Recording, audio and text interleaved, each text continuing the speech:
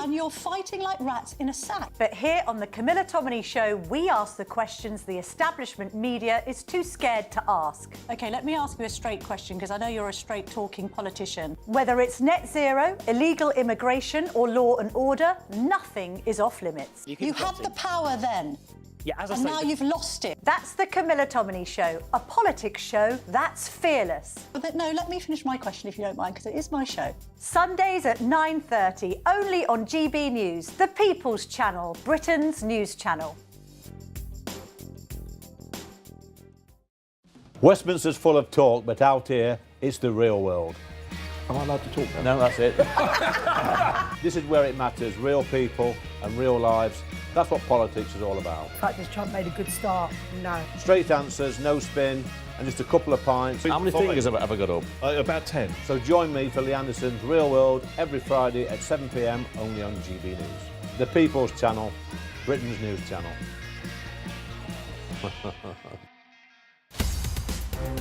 In the GB newsroom, we bring you the news as it happens. With our team of dedicated journalists across the UK, we're ready to keep you up to date with what's happening every half an hour, every single day. Bulletins here on GB News. The People's Channel, Britain's news channel. I'm Bev Turner. Thank you for joining us on GB News, the People's Channel, Britain's news channel.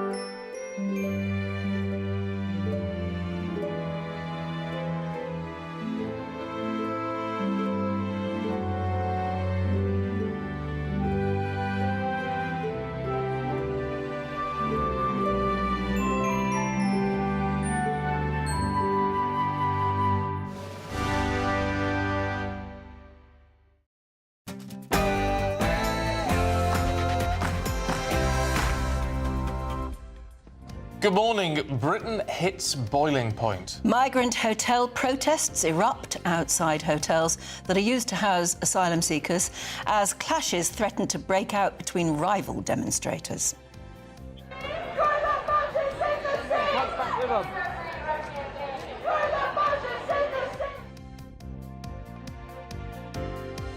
Are now bracing themselves for further disorder throughout the weekend following multiple arrests yesterday evening, and our reporters were on the scene. The police have... Your side. Excuse me. What do you mean? What do you mean our side, sir? Whoa! Oh! Ow! I've just... President Trump is going to meet with Vladimir Putin in Alaska next Friday, as the US president claims a ceasefire deal between Ukraine and Russia would involve swapping territories. US Vice President J.D. Vance confirms Washington has no plans to recognise a Palestinian state, as Britain condemns Israel, highlighting a growing diplomatic divide in Western foreign policy. We have no plans to recognize a Palestinian state. I don't know what it would mean to really recognize a Palestinian state, given the lack of a functional government there. Feeling the heat, the country braces for a spell of warm summer weather. Gosh, it's August. As temperatures are expected to reach in excess of 30 degrees. A 15-year-old boy is found guilty of murdering fellow pupil Harvey Wilgoose at a school in Sheffield, sparking calls for security checks in classrooms. We'll debate that later in the programme. And a free speech row. A shopkeeper is left in shock after police ordered him to take down a sign which called shoplifters scumbags because they deemed it would be offensive to some. We'll be hearing from the local businessman himself. Excuse me, do you think it's all right not to pay? Seriously, why do you go back through the barrier and pay? Do you want to go back and pay like everybody else? Do you think it's all right not to pay? Why don't you go back and pay?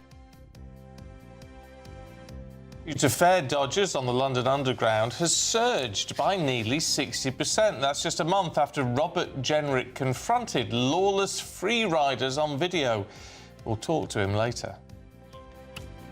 Good morning. The Championship is underway and Tom Brady's Birmingham City were denied victory by a controversial penalty on opening night. The rest of the league starts today. And Manchester United open their doors to their upgraded £50 million training complex, and it has its own barbers. More this hour.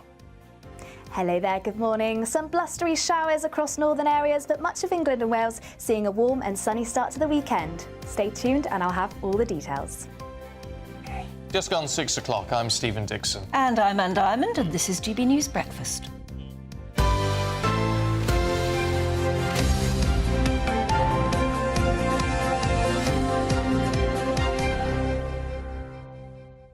Good morning to you. I don't know what Anna Riley, our great Anna Riley, or Tony Maguire would make of this, but apparently TikTok is killing off our accents.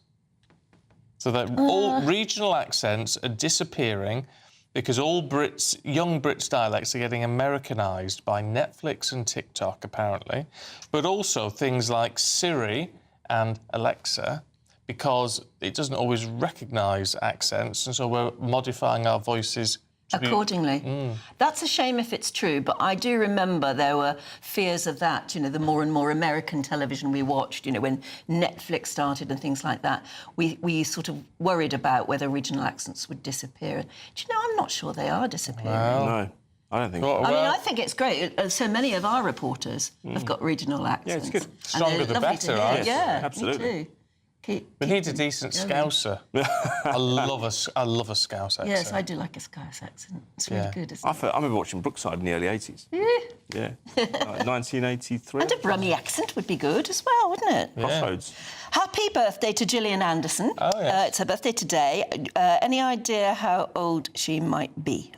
I'm going to say 58. I'm going to go 56. Oh, it's in between. It's 57. Oh, right. Anyway, happy birthday to Gillian Anderson. I never can work Gillian Anderson out. No, I can't. Is she American or is she English? Well, that's accents again, isn't it? Yeah, but she's... Isn't she Canadian?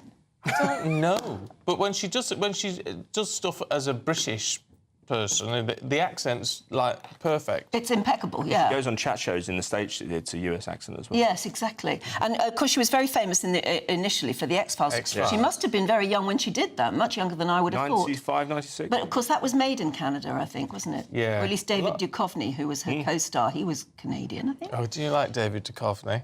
Yeah, David Duchovny. He was sweet, wasn't he? He's brilliant. Roy Hodgson, it's his birthday today. Any idea how old? Well, I was there when he got a cake in a press conference a few years ago. Oh, yeah, go on then.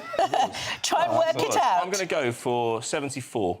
No. 72. No, 78. Oh, wow. There you are. Actually, it might have been his 74th birthday when we got him cake. Lisa Nandy, Culture Secretary. It's her birthday today. There are lots of birthdays today. 38. Well, she'll be very pleased with that. Oh, good. 41. 46. She's 46? Yeah. Wouldn't have put her Fair, she doesn't look 46. No, she doesn't, does she? She's quite baby-faced. Yeah. Oh, lucky her. Well, absolutely. So there you are. Lots of good birthdays today. And Cliff Richard has brought out his Christmas calendar again. Already? Yeah. Well, I think he's shooting pictures for it. Shooting now. Yeah. His Christmas calendar always is a massive sellout. It's probably the best-selling Christmas calendar But do you know anyone who buys it? Well, very few people admit to buying it, but I think they really do. I mean, he has a massive fan base. Oh, yeah. Absolutely massive. We need a GB News one. I don't think he's showing off the pecs this year. No. Because he is... What's he, 85? Yeah, something like that, yeah. He is... Oh, good Lord, it doesn't tell us how old he is here. But he still looks so incredibly good. Well, 84. You've got to love Cliff Richard. Yeah. I've seen him in concert 3 times. Have you indeed? Yeah, I mean, not as I was a security guard at one of them, and all. You were a security guard at a Cliff Richard concert. At a Cliff Richard concert, I was right at the front, you know, holding the fans back. That's quite something. I remember you interviewing him, Anne. Oh, I've interviewed him. Yeah. You know plenty. Yeah, he was lovely. But he was lovely. No, I really like Cliff. He's one of the good ones. Well, he's a pro, isn't he? He's just kept on going, you know, still delivers. Keeps his head down. Yeah. Great voice. Yeah, still is. Anyway, yeah. Enough of that. Yes. Enough of that. Right. Britain is bracing for a fresh wave of anti-migrant protests across the country following clashes yesterday in 12 cities. Yeah, police aren't taking any chances, though, with 3,000 riot officers, which are going to be deployed. They're ready to be deployed across England and Wales, with hotspots, they say, including Norwich, Nuneaton, Canary Wharf and Islington. Well, the unrest comes amid growing anger over the government's use of hotels for migrants. Nothing new there, sadly. No, and yesterday in Altrincham, GB News' reporter Sophie Reaper was covering a stand-up to racism counter-protest when she was struck on the head by a metal placard. Take a look at this. I think she handled herself brilliantly throughout. I'm just being harangued here. Oh dear, it's become... I'm just going to get on the other side of the police line, Michelle. The police have... Your side. Excuse me, what do you mean? What do you mean our side, sir? Whoa, ow! I've just... Michelle, I've just been hit by a placard on the head by one of these counter-protesters. We are just trying to give them the opportunity... Excuse me, ma'am. We are, of course, just trying to give them the opportunity to have their side. I mean, it's remarkable watching that. If you watch the whole clip, she was very, very polite throughout. A lot of people saying, where's your NUJ card? Where are your press credentials before this? She's walking about with a microphone and a camera. Yeah. I mean, it was very, very odd. And as she said, if you want, we're asking for your point of view on this. We're asking why are you doing this? Why are you counter-protesting here? It's an opportunity to have your say, and they, I have to say, treated her very badly. Maybe that's the way things are going. But it's not good. It wasn't good. It's not the way to treat anyone. No, it's not. Actually. It's disrespectful and it's, I don't know, it's mean-spirited, isn't it? Anyway, political commentator Theo Usherwood is here. Good morning. Very good morning to you both. Look, we were told, weren't we, that there could be a summer of unrest. I mean, they're now looking at 12 cities across the UK. This is not good. I mean, let's hope it all stays peaceful, but even so, it's not good. The anger is bubbling over now. The anger is bubbling over, and I'm sure people will be wondering whether they want to turn up to any of these protests today. It's really important, I think, that if you do want to, it is a democratic right to protest, but it stays peaceful, whichever side you represent. The police are stretched. I know in London they've got multiple protests that they're facing, and they're having to draft in officers from right across the country, and of course that's going to leave police forces potentially short-staffed elsewhere. It's the summer holidays, police officers have families too, and of course a lot of leave were being cancelled. But it's not good, and we don't want to see a return to what we saw last summer. But of course the government is under significant political pressure, and this cannot be sort of swept under the carpet when it comes to dealing with the small boats crossings. But the best way for people to make their point of view is to do so peacefully. Yes, and the trouble is it won't always be peaceful. Especially when you have counter-protests. It's important, I think, that the police have... We saw what happened up in Erping, where they monitored a group of counter-protesters coming in, which, of course, the Chief Constable of Essex Police was widely criticised for. It's important that the police are able just to, be able to manage the situation and keep the protest peaceful. Counter-protests and multiple protests just make it more of a We've had this situation where one Labour constituency party, so that's very much on the local level, was put out something on Twitter saying, sort of advertising a counter-protest in another constituency. Yeah, and we've heard of... I've heard of leaflets being put out in places like Walthamstow in north east London for counter-protesters to turn up in Epping, and that makes the job of the police much more difficult. If you are of the persuasion where you're saying we're standing up to racism, we don't like the protests from the quote-unquote the far right, the easiest way to make your point is to stay away, allow the protest to happen outside the hotel, and if it all blows up, then the people who have stood outside the hotel protesting only have themselves to blame. If you turn up and have a counter-protest, then of course the situation is going to become much more difficult. Counter-protesting is almost a rather too safe way of describing it. It reminds me of the days of flying pickets, when you knew, you had a local dispute.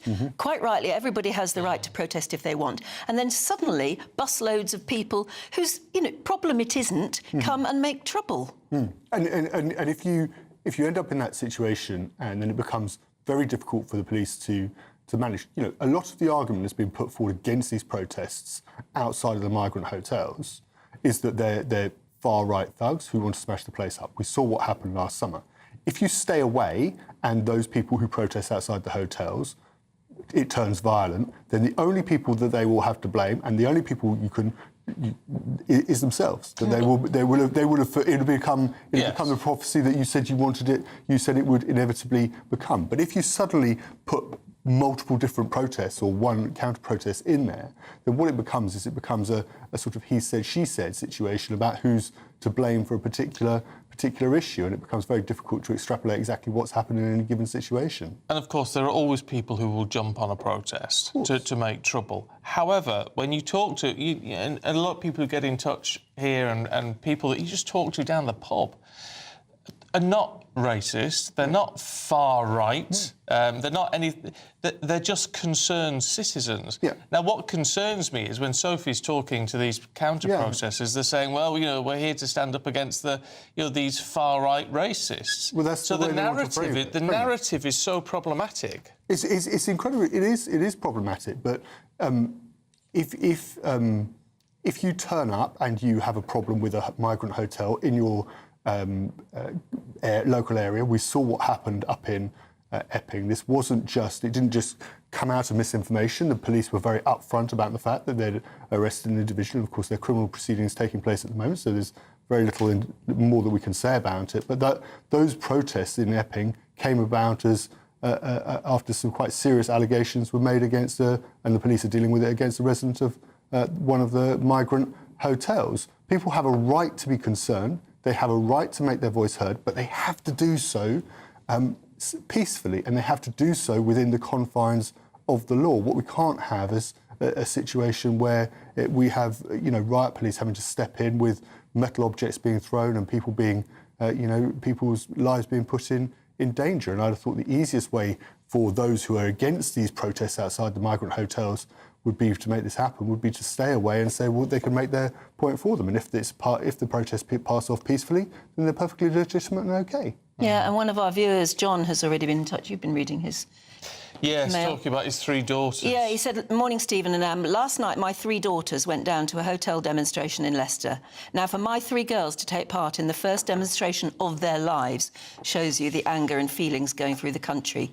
The British people want all migration stopped into this country. We are suffering ourselves with the cost of living, and women are scared to even take their dogs for a walk because of what might happen to them. Girls are being approached outside schools, being asked their phone numbers, etc. This is not right. I mean, what I thought it was interesting, Martin, was Theo was Martin for the day. No, it was on Martin's show yesterday, Yeah. Martin Daubney's show yesterday, when he was out and about, but talking to someone who is a lifelong Labour voter, saying we're fed up with this now. Yeah, we are just fed up. People are sick to the back teeth of what's happening, and the government has decided that it wants to operate within the confines of the European Convention on Human Rights. It hasn't got, it's done away with the Rwanda plan. That is Keir Starmer's, that's Keir Starmer's prerogative as Prime Minister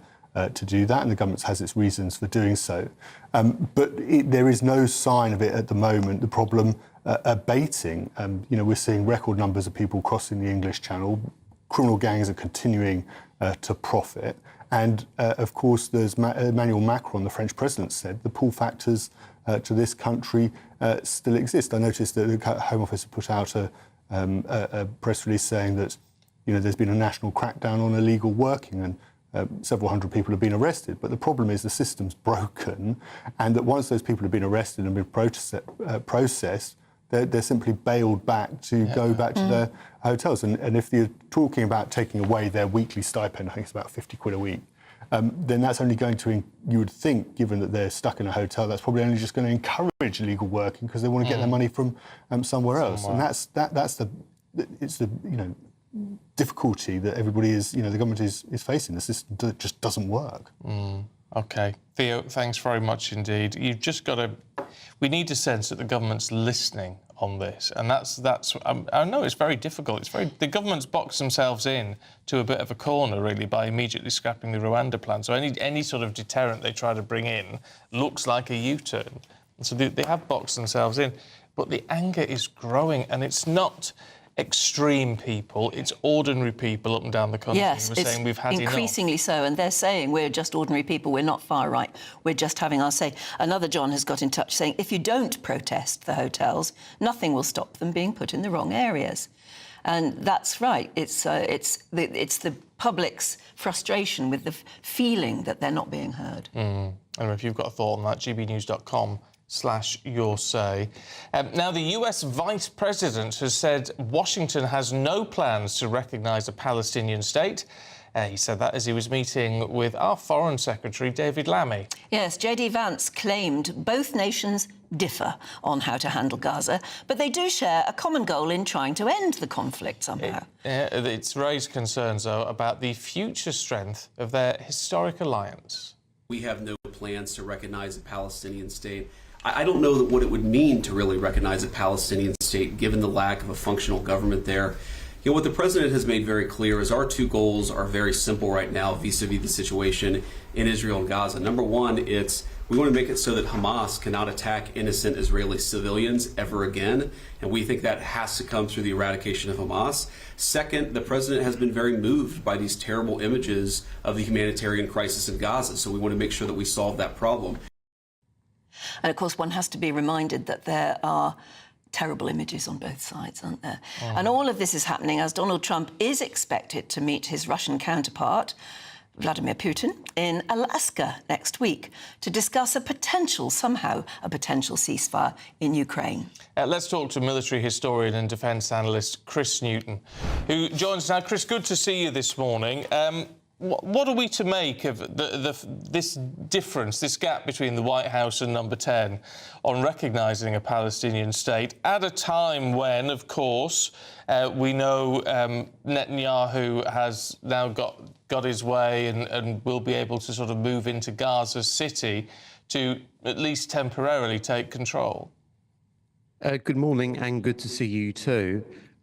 Yes, this does represent a fundamental different approach to the issue. I would agree with Vance's approach, actually. I don't think recognition of a Palestinian state at this stage helps the situation. Indeed, it hardens the position of Hamas. It doesn't give Hamas any kind of incentive at all in terms of negotiating seriously.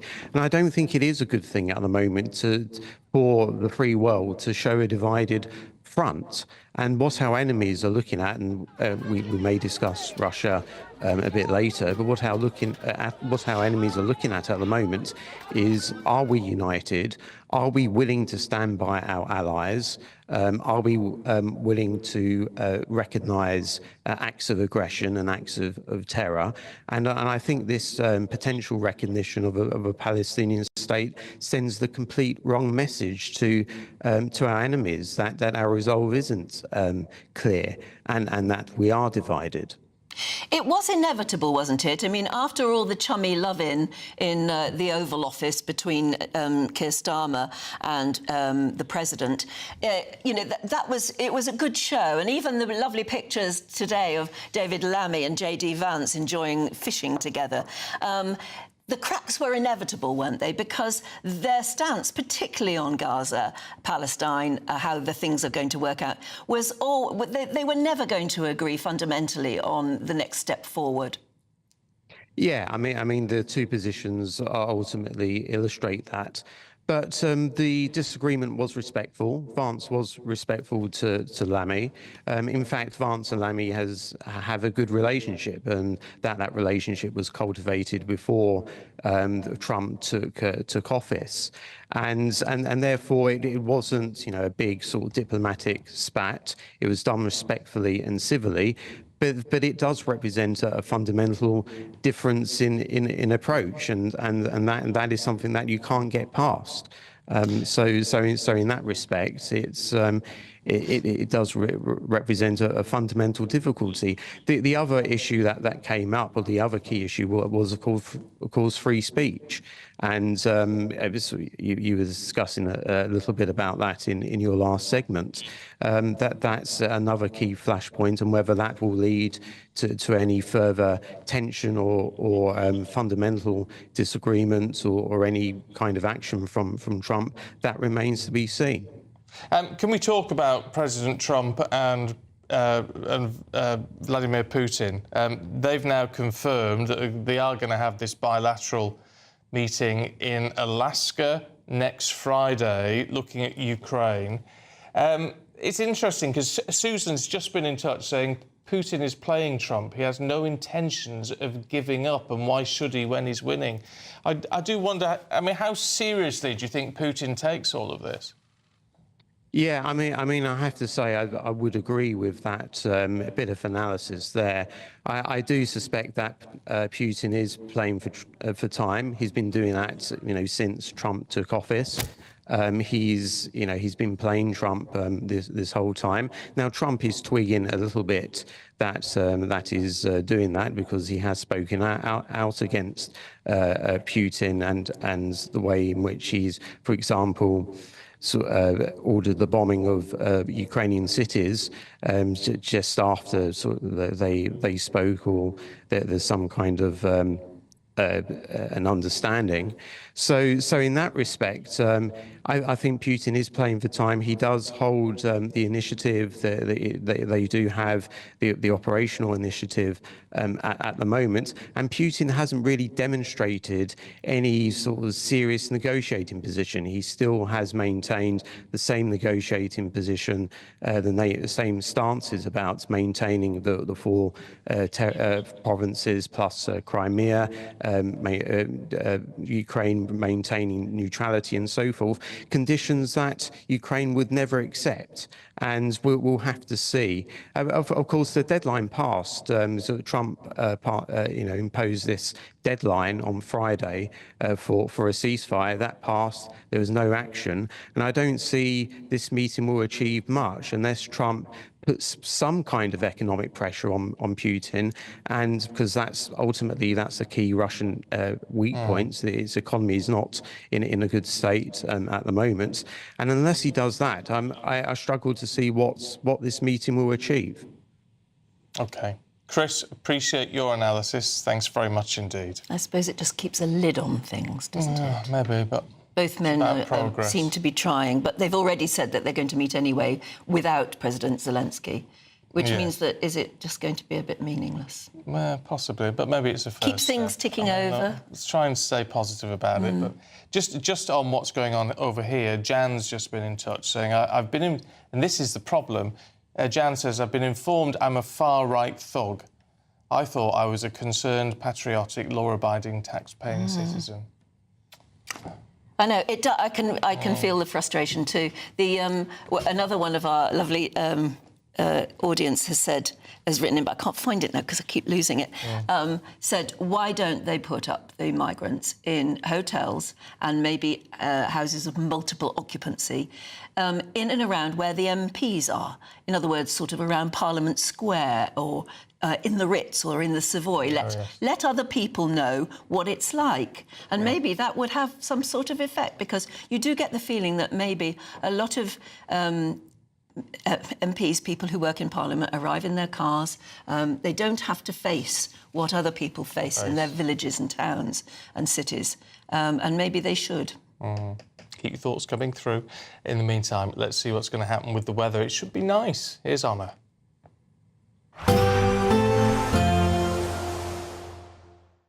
Expect warm spells with the odd rude interruption.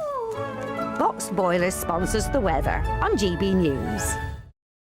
Hello there, good morning. Welcome to your GB News weather update from the Met Office. This weekend is set to be fine and dry for many of us. It's going to be feeling warm in the sunshine as temperatures are on the up. That's away from northern areas though, a bit cooler here, more clouds, some quite squally showers starting to move their way into northern parts of England as we head through the morning. They should fizzle out, but still plenty of showers drifting their way eastwards across Scotland. These could be heavy and quite blustery at times, still fairly windy around exposed coasts. But for much of England and Wales, it is set to be a very pleasant afternoon. Plenty of sunshine and it is going to be feeling warm. Highs reaching around 26, possibly even 27 degrees Celsius across parts of the southeast. As I say though, always feeling that bit cooler across Scotland. More cloud here, some showery outbreaks of rain. These could be heavy and quite blustery, particularly as they start to move into western areas and particularly around exposed coasts too. Any showers should be largely easing away across Northern Ireland. There may just be a bit more cloud across northern parts of Wales, central parts of England by the afternoon. The risk of the odd light shower, but they should be mostly isolated, many seeing a dry end to the day. Now, through the course of the evening and overnight, we'll see a fairly similar pattern, mostly dry for many areas, but once again continuing to see those showers move into western parts of Scotland, possibly the odd shower moving into coasts of Northern Ireland. And under those clear skies across England and Wales, we may see some patchy low cloud to start, but once again it's set to be fairly mild. Some towns and cities across the south not really dropping much past 14 to 15 degrees Celsius. For many on Sunday, though, it's going to be a much brighter day, particularly across the north. Less showers, but there's a chance later on we could start to see a few more start to creep into the northwest. But we'll really start to see those winds ease away too, so it's going to feel more pleasant where we see the blue skies. But once again, quite warm, particularly across the southeast. Highs reaching 27, possibly 28 degrees Celsius. Bye-bye. Expect warm spells with the odd rude interruption. Box Boiler sponsors the weather on GB News.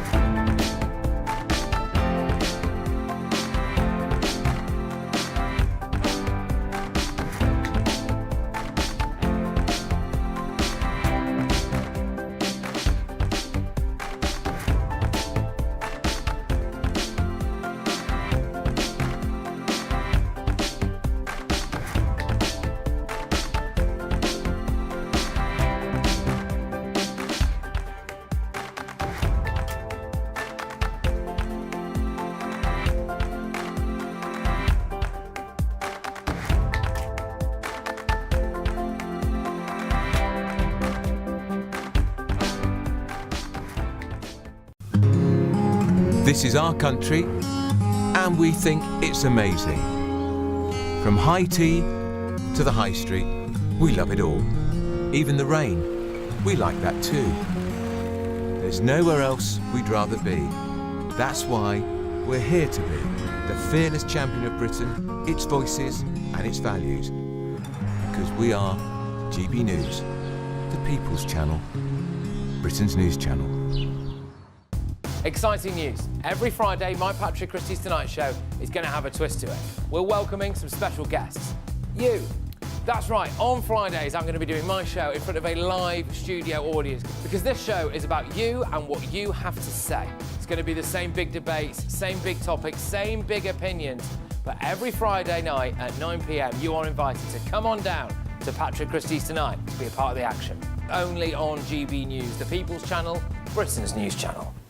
Hi, I'm Michelle Dewberry, and my show is your opportunity to cut through all the noise and dive in headfirst to some robust debates. Ideas clash. Situation, isn't it? No, Because the failure is... You're deliberately avoiding my point. Nothing's held back, And if you think this is the end of it, wait for more. and we do not shy away from the difficult stuff. Sometimes I want to shake people and say, if only you understood. So join me on Dubes & Co. weeknights at 6 p.m, only on GB News, Britain's news channel.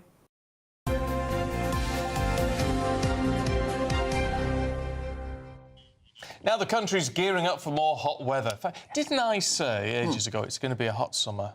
Do you remember me saying? Well, you did, but I mean, it is August. I mean, we are all acting as though we're terribly shocked that the sun comes out. Well, the last couple of years have been terrible. So this year, I knew it was going to be a nice summer. You could just feel it in the air. What, just because they're predicting 3 days of heatwave? That's going to be a nice summer. I hope it's better than just that. No, but it has been generally nice, even over the last few days. It's just felt really nice. I mean, they're talking about this sort of heat wave. Depends where you live as well, I suppose. What I don't understand with all of this sort of thing is why we're getting heat warnings issued for this weekend across England, while the north will remain a little bit cooler for now. Why do we need all these warnings? Well, exactly. It's August. Temperatures could reach as high as 34 degrees next week. That is high. But experts are warning that health and social care services could face serious strain if we don't all behave ourselves. I just sort of find it a bit odd. It's just nice weather. If you go abroad, you'd expect that, wouldn't you? Anyway, should we talk to meteorologist Nathan Rao? Morning to you, Nathan. Are we right? Are these heat health warnings a little bit of a step too far? No, I don't think so. I'm asked this very often. In fact, every time we have a heat wave or a storm or anything like that, there's always some sort of concern over the warnings. What this is a UK Health Security Agency heat health alert across the south, the Midlands and North East England on Monday through to Wednesday, just warning the elderly and the vulnerable that we are going to get temperatures possibly above threshold conditions for 3 or more days. That is 28 degrees in the south and slightly lower in the north, but we are expecting temperatures higher than that, possibly in the mid-30s, and as you said, and that for the elderly and vulnerable who are susceptible to these sorts of conditions, just to be aware of that. That's really it. It does sound, I know, because it gets picked up, and I've worked in newspapers before, it's a nice headline for newspapers to write, a warning is out, but really I think of them more as advisories. But as you said, Stephen, earlier, this is a chance for us to enjoy, what could be the last fling of summer as temperatures go skywards. We don't often through the year get to see temperatures in the high 20s and 30s, so it's a chance to enjoy ourselves. Through the weekend, tomorrow temperatures are going to start rising, and then from Monday, Tuesday, even higher, possibly peaking on Tuesday at that mid-30s point before dropping potentially around the country, but possibly staying warmer in the south. So in a nutshell, overall, if you fall into a category that, you've got health conditions or you're elderly, then have a look at the warnings, but don't let it spoil your fun, for goodness sake. Now, I suppose the problem is our behaviour, isn't it? That we don't... If you were going away somewhere, planning 2 weeks, you would expect very hot weather. You're probably dressed accordingly. You know to put on the sun cream and wear a hat and and take water with you wherever you go, because that's the way you behave on holiday. We don't behave the same at home, and maybe that's the difference, is it, do you think? Yeah, I think there's something in that, and I mean, we're just not really used to it, and when it does come, we sort of make the most of it. We run out, and people that are susceptible to sunburn. I've got a friend actually who spends 5 minutes out in the sky in winter, and she gets a sunburn. And it's those sorts of things that you might not be possibly expecting in the UK. Of course, as you said, if you go away to somewhere where it's blisteringly hot and you slap on the sun cream and everything's geared for it, and they're more used to it in that part of the world, you're going to be ready and prepared for it. But this sort of thing creeps up very quickly on us in the UK. As you'll probably notice today, it's getting a bit warmer, and then before we know it, slap bang wallop, on Monday we're going to be in the mid-30s again. So we're very up and down in this country. 1 minute it's grey skies and stormy, average conditions. The next minute we're back into heat wave again. So I think what the authorities do is they just cover all bases and put out these advisories that just, it's people with existing lung conditions, people who are maybe susceptible to stroke and heart conditions, that's the elderly, people who are susceptible to sunburn. Just make sure you're ready for it, and otherwise, by all means, go out and enjoy the few days of lovely weather that we're going to get. If you're listening on the radio, you won't know that Nathan is already dressed for summer. He's got a very summery shirt on. Looking the part already, Nathan. Good for you. Thank you very much indeed. Thank you. Looks great. The one thing is, if you get overheated in this country, there's always a cloud coming. This is true. There, and you think... This is true. Well, I know it does get a bit hot, but, you know, You've got to behave accordingly, haven't you? I just think the warnings are a bit Big Brother, really. We know what's going on. Yeah. Come on. I think it's lovely. Oh, Paul says, can we have it in Fahrenheit? 28 means nothing to me. Tusk. Yeah, see, I don't know Fahrenheit. No, I don't. Doesn't mean anything to me now. Yeah. I learned centigrade right from TVAM days, when Wincy Willis, our lovely weather lady... Oh, yeah. Oh, Wincy. It got to 30 in that first summer of 1983. Yeah. And then it started to go over 30 degrees, which is hot. But she had to make, then, the stickers to stick on the board because they didn't make stickers over 30. Didn't they? No, and it's been in there ever since. I know 30 is very hot. Yes. When it gets to 32, 33, 34, you know that you are in a heat wave. Yes, so for Paul, 28 is 82.4. Yeah, you see, that's hot, isn't it? And it's on about getting to 34 at some point, which would be 93.2.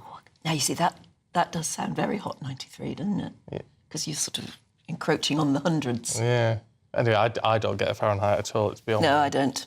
But anyway, there you go. Right, time for the Great British Giveaway. It's your chance to live mortgage or rent-free for a year, plus you could have £5 in the bank to play with. Yeah, and if you don't have a monthly mortgage or rent payment, then you could win 15 grand in cash instead. Here's all the details you need.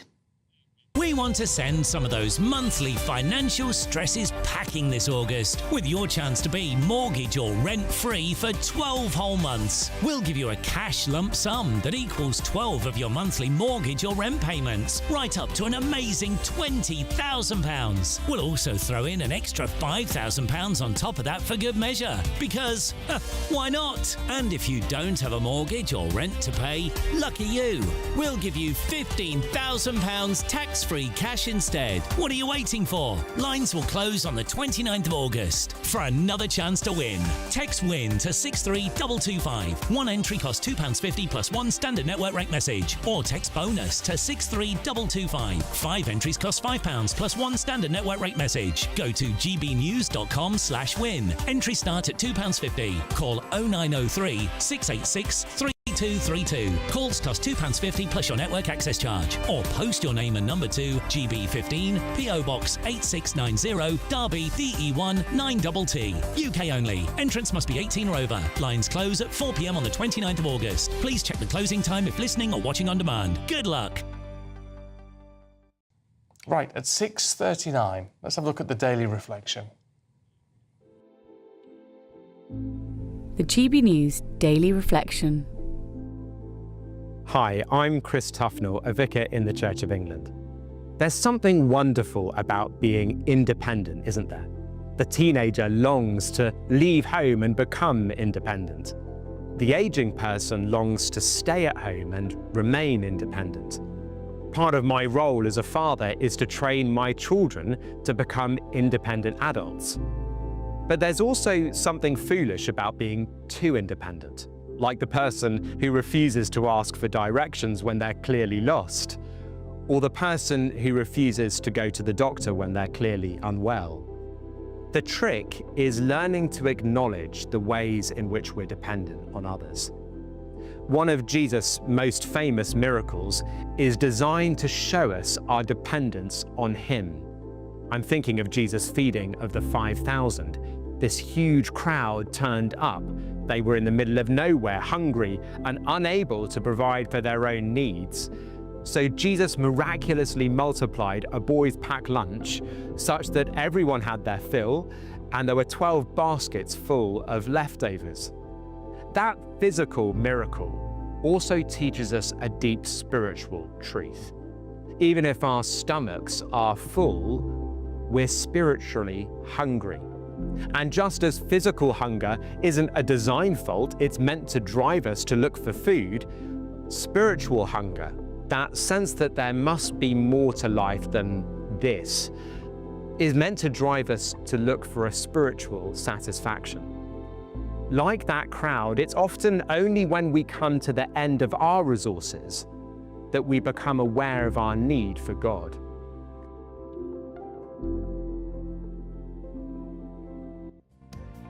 Still to come, do stay with us, because Aidan will be here with all the sport. That's next.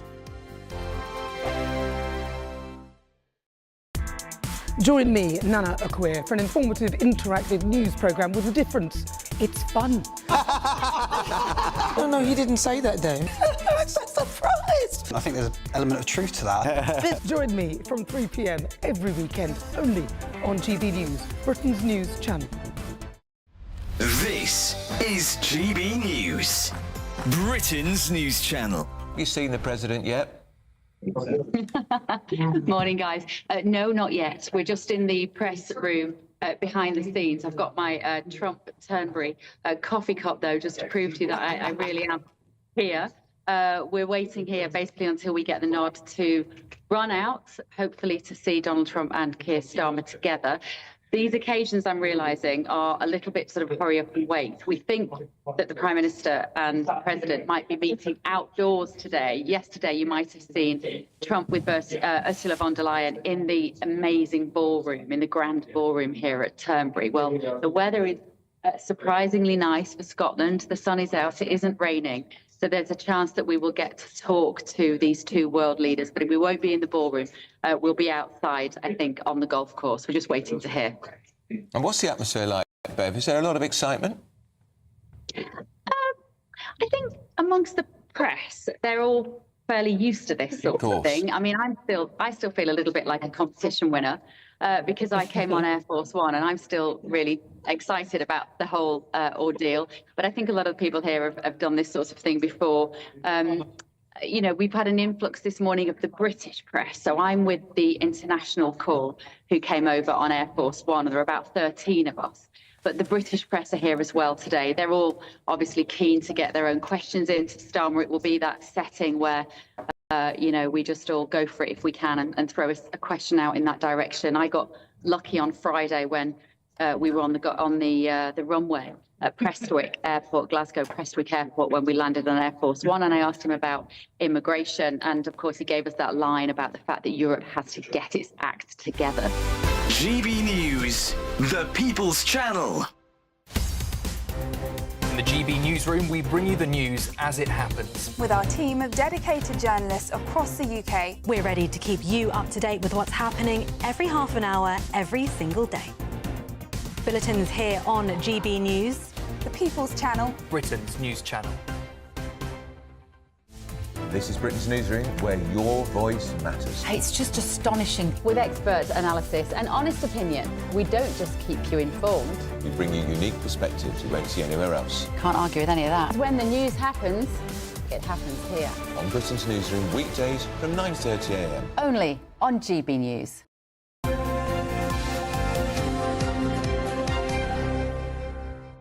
Let's have a look at the sports headlines. Aidan's here. Morning. Good morning to you both. Yeah, I'm going to rattle through this because we don't have a great deal of time, but Birmingham City, I've been watching their documentary on Amazon and the story's been played out live. They got a 1-1 draw last night against Ipswich, who came down from the Premier League just last season. We'll expand on that later on, Wayne Rooney and everything else, although that was a good year or so ago now. The Championship season gets underway today. We've got some really exciting matches. I'm off to Leighton Orient in League One because my friend's son's playing for Wigan Athletics, so we're going to go along and cheer him along. Brilliant. And I want to shed a light as well, or shed some light on Man United's new training ground, because it has its own barbers, it has a smart toilet and an F1 simulator, so its own hairdressers. I mean, it's been a mere snip.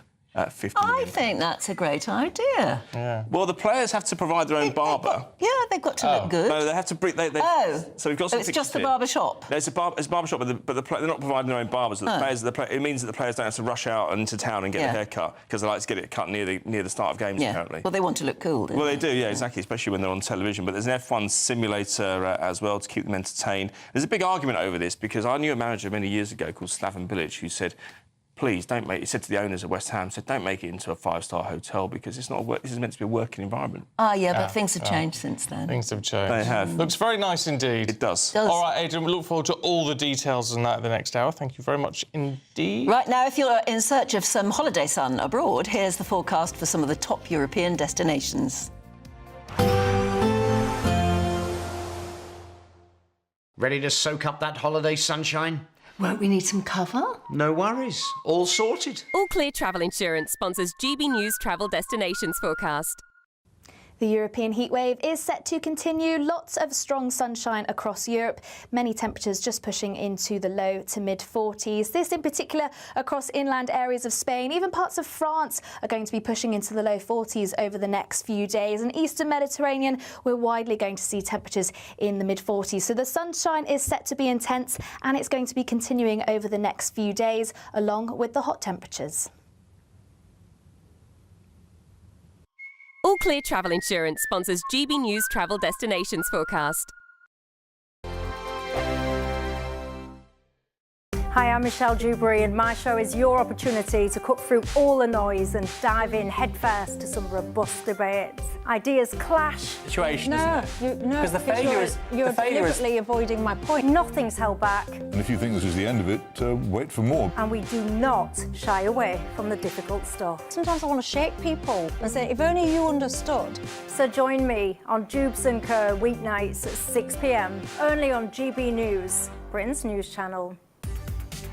From the school run to the home run, watch a new show for all of Britain. So he can say whatever he wants. A straight-talking show where all voices are heard.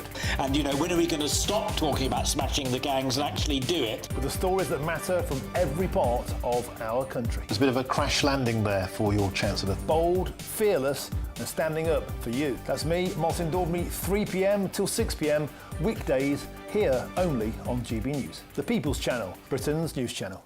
Britain was once the envy of the world, but look around. A nation that no longer knows what it is or where it's going. A country that's broken. How do we fix Britain? How do we bring it back? Friday night with Matt Goodwin at 8 p.m, only on GB News. You've read the headlines, you've heard what those in power have to say. How about now we actually get to the truth? They would pay attention. We go beyond the political theatre and tell you what's really going on behind the scenes. For a massive council tax hike, one of the biggest in the UK. Others follow their lines, but we go off script.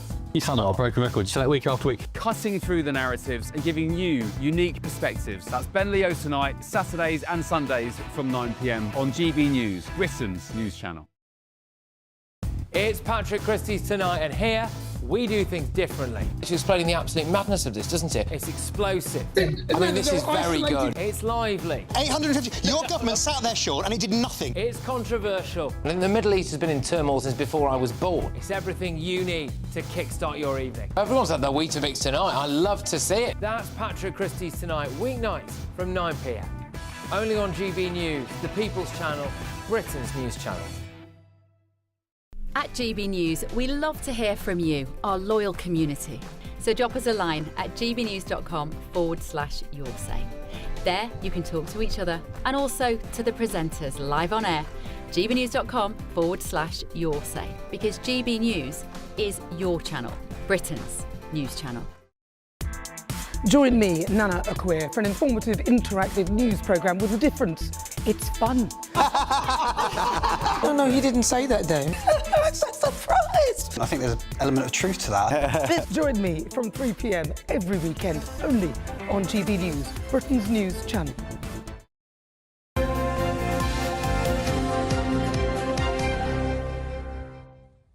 Hello again. Right, we're looking through the newspapers very quickly with former government advisor Charlie Rowley and Labour councillor Martin Abrams.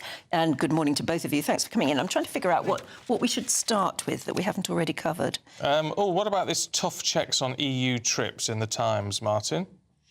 Yeah, so Britain's travelling to Europe will have to prove that they have medical insurance and a return ticket under strict new border rules that come into force within weeks. And, you know, I think this just goes to show that the EU is still kind of out to make an example of the UK after Brexit and essentially show other EU nations that if you do decide to leave the EU, then there's going to be consequences. But you know, I'm no fan of the EU, but this is going to cause a few difficulties for people going on holiday, I believe. They've got to prove they have medical insurance. But we're covered under GHIC, aren't we? Well, that's what I thought. If you register for that health insurance card...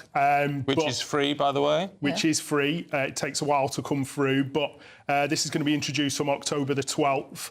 And you've got to provide a certain amount of biometric data, which will go into the EU system. Which is ridiculous. I mean, you've got to prove you've got a return ticket, so they make sure that you're not staying, or even saying you're welcome. And you've just got to think to yourself, with all the problems that are going on with migration that's taking place right across Europe, it's not just a UK problem, but, you know, illegal migration taking place right across Europe, with terrorism that's taking place, with all the action, you know, the idea that the EU, as Martin says, is a way to punish, I think, UK for Brexit. They're now standing up all of these additional checks, which will cost a lot of money, which will take up a lot of time for their own border and security services, just because of Brexit and poor old Brits. They should be focusing on the real people that they need to be keeping an eye out for. But we always knew this was going to be one of the prices we had to pay, didn't we? We knew they weren't happy.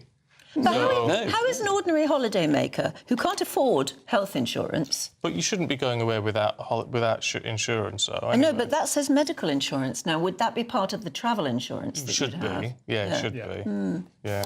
I mean, I think this goes to show that actually, you know, Brexit has been really quite difficult for the UK. The economy has shrunk by up to 140 billion, and there's these punitive checks. Well, I think the Labour government's got a lot to answer for that, not just Brexit. I mean, we've had COVID. There's questions that need to be asked as to how successful Brexit has been, and it's the Brexit we've got, maybe not the Brexit we set out to have. Charlie, can we have a look at the Telegraph? This is about a shopkeeper who actually we're going to be talking to later on in the 9 o'clock hour. So don't go anywhere, because that'll be fascinating. He's suffered from shoplifting. So he put a sign on saying, shoplifting scums mean I've had to put security gates above the clothes or whatever. And he's been told off by the police. Yes. You're putting a sign in... cause offence. Oh, yes.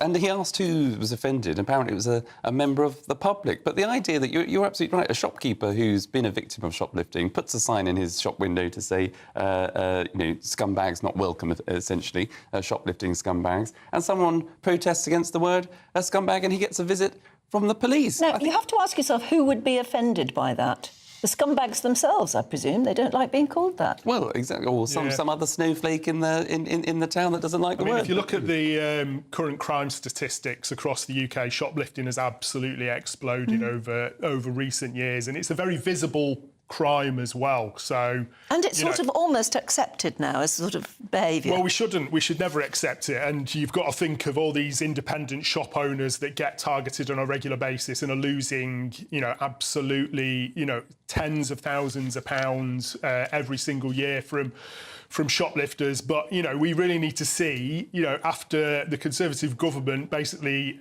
got rid of about 20,000 police, we need to see more investment in preventative measures. We need to think about investing in our communities and our high streets because... Would you disagree with people being shoplifting scumbags on the side? I mean, no, I'm a strong believer in freedom of speech. If a shop has been, repeatedly targeted... Well, he lost at least £200 by the same thieves. He knew who they were, and they just came in brazenly and took stuff worth £200, and that's a lot to him. Totally. And he'd called the police before, and they came down the first time and just sort of handed the clothes back, I think. But since then, they've come back and time again, and so he's put up this sign. But yet he's got a visit from the police. The police should be getting on. We've had 24,000 more police since when Boris was in charge. He put more police on the streets. But police should be getting on. It should be chief constables and police commissioners should be telling the police real crime that's taking place in this country, not going after... not someone who's been offended. Exactly, yes. Well, perhaps... Been offended. It's not a criminal offence. No, exactly. What a waste of police time. What a complete waste of police time. Yeah.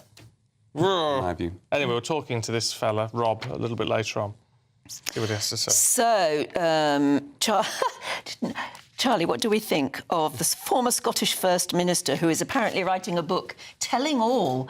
And you wonder, do we need to know? Well, if you're in need of an early night and you can't get off to sleep, I'd probably go and read that book, I should imagine. There's not going to be much, I don't think... a woman that has spent her whole political career trying to break up the United Kingdom. That's their modus operandi, is the Scottish National Party, who went out of her way during COVID, during those conversations between the UK government and the devolved assemblies, where she sort of used it politically against the UK to her advantage by announcing things before the UK government was ready to do so, or going at a slower pace. So she was out of kilter to sort of get political point scoring against Boris. I think that's my personal view. But this is, of course, Nicola Sturgeon, in case you didn't catch the name of the person we're talking about. But she's even writing about she addresses her sexuality. Yes, for 30 years she's been in a relationship with men, but she's always defined herself as a non-binary relationship, which has obviously addressed certain rumours that has been about her sexuality. Rumours about an affair with a French. I actually think this is going to be a very interesting book. I mean, let's remember she was First Minister over some of the most important moments over the We want to send some of those monthly financial stresses packing this August with your chance to be mortgage or rent-free for 12 whole months. We'll give you a cash lump sum that equals 12 of your monthly mortgage or rent payments, right up to an amazing £20,000. We'll also throw in an extra £5,000 on top of that for good measure. For another chance to win, text WIN to 63225. One entry costs £2.50 plus one standard network rate message, or text BONUS to 63225. 5 entries cost £5 plus one standard network rate message. Go to gbnews.com/win. Entry start at £2.50. Call 0903 686 3232. Calls cost £2.50 plus your network access charge. Or post your name and number to GB15 PO Box 8690 Derby DE1 9TT. UK only. Entrance must be 18 or over. Lines close at 4 p.m. on the 29th of August. Please check the closing time if listening or watching on demand. Good luck. This is GB News, Britain's news channel. It's been an exceptional event, Dawn, Armed Forces Day, raising money for veterans and their families. Johnny, well done. Thank you so much. Very kind of you. It's been exceptional, really. I've got a lovely medal, which is another big win for the team. I just want to bring in Nick and Amanda. Amanda here is a veteran of the Australian Navy. She's married to Nick, who's a serving Royal Navy officer. How are you feeling, Amanda? Great success. Well done. My legs are hurting, but I'm so happy that we've been here today. It's just been so much fun, it really has, and for such a great cause. And this is a charity you both support very closely, Nick. Yes, absolutely. I mean, the armed forces protect the nation. SAPA protects the armed forces.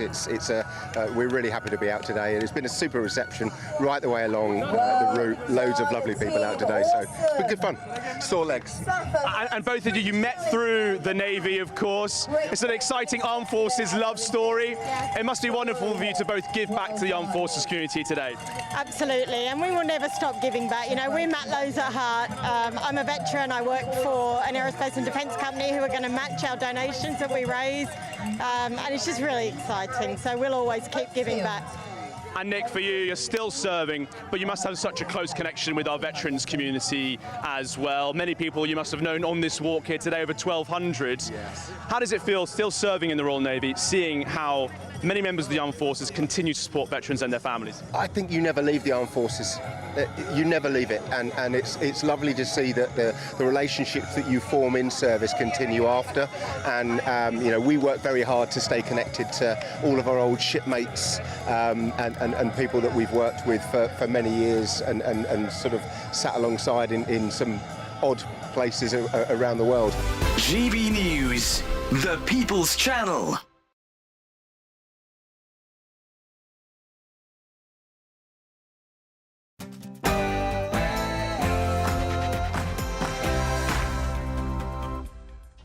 Good morning. Britain hits boiling point. Migrant hotel protests erupt outside hotels that are used to house asylum seekers as clashes threaten to break out between rival demonstrators.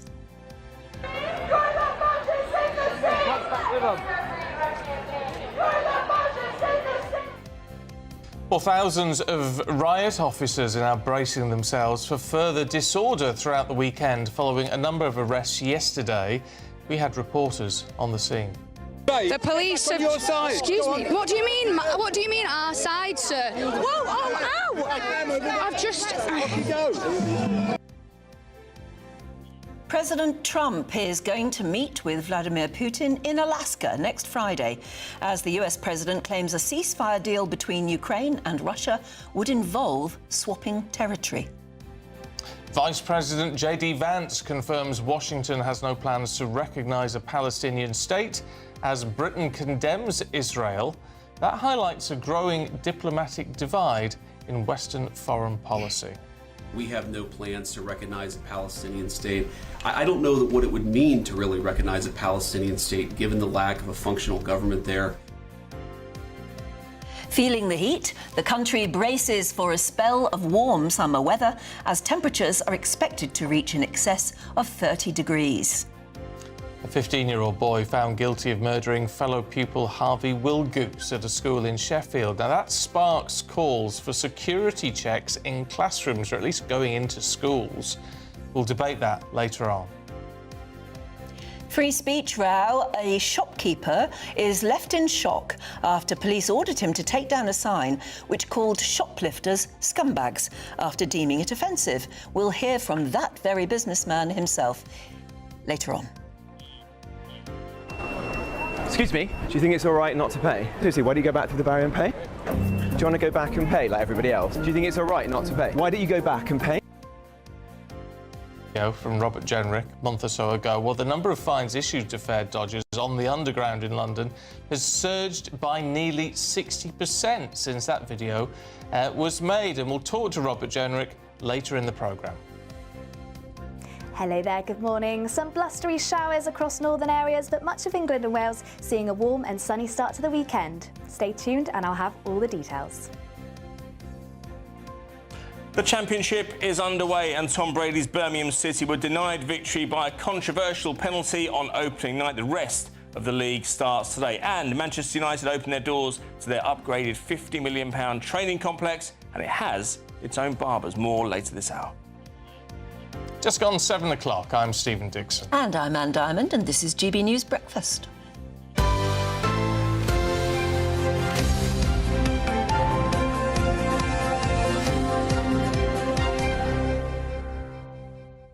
You know, we talk about housing a lot. Yes. For various reasons. It can be a very, very big political issue. What we don't talk about is how mad house prices can be, I mean, particularly in the capital. But there's one of the smallest houses, narrowest homes. Oh, yes, there's ones that are squashed between others. Yeah, this one is in London, but of course it's in Notting Hill. Ah, well, you'd do anything to have a Notting Hill address. It is 7 feet wide. I think I passed it this morning, you know. 7 feet wide. Yeah. Got 3 floors. You'd only just sort of fit a bed across that, wouldn't you? Yeah. It's narrower than a tube train. OK, but how many bedrooms and bathrooms? Two. It's got 2 beds. 2 beds. It's a lot narrower. But anyway, it is on sale now for £1,195,000. Literally, you couldn't swing a cat. No, but it'd be cute, though, wouldn't million. It? Cute? Oh, I bet it's cute. 1.2 million. And a nice road. That's a lot slimmer than that's less than half. But wouldn't it be cool to have that little house? Who's the little mouse? Oh, don't know. What? Finger mouse? No, the American mouse that lives in a house. Danger mouse. No, that's English. Is it? Oh, yeah, of course it is. Yeah, Penfold is English. Yeah, cool. What's his name, Mouse? No, I can't. I'll look him up in a minute. He lived in a very, very narrow little house that was in between other big ones. Well, he must have been minted then if you could afford something like that. Oh, absolutely. 1.2 million quid for that. Stuart Little, that's who I'm thinking of. Oh, I see. Yeah. Oh, on the ground floor, there's a shower room and a WC in one of the bedrooms. Shower room. The first floor has a private decked terrace and a lounge. I like it already. Do you? Yeah, couldn't afford it, but I like it. You wouldn't live in that. It's described as a TARDIS. Yeah, of course it is. I know some So people whose it heads wouldn't feels get much through the door. bigger once you go inside. Yeah, but 1.2 million quid. I think it's absolutely crackers. Well, that's London prices for you. Crazy. Especially Notting Hill prices. Honestly, I know, it's madness. Anyway, Britain is bracing for a fresh wave of anti-migrant protests across the country. There were clashes yesterday evening across 12 cities. Yes, police now, they say, they're not taking any chances. 3,000 riot officers are set to be deployed across England and Wales.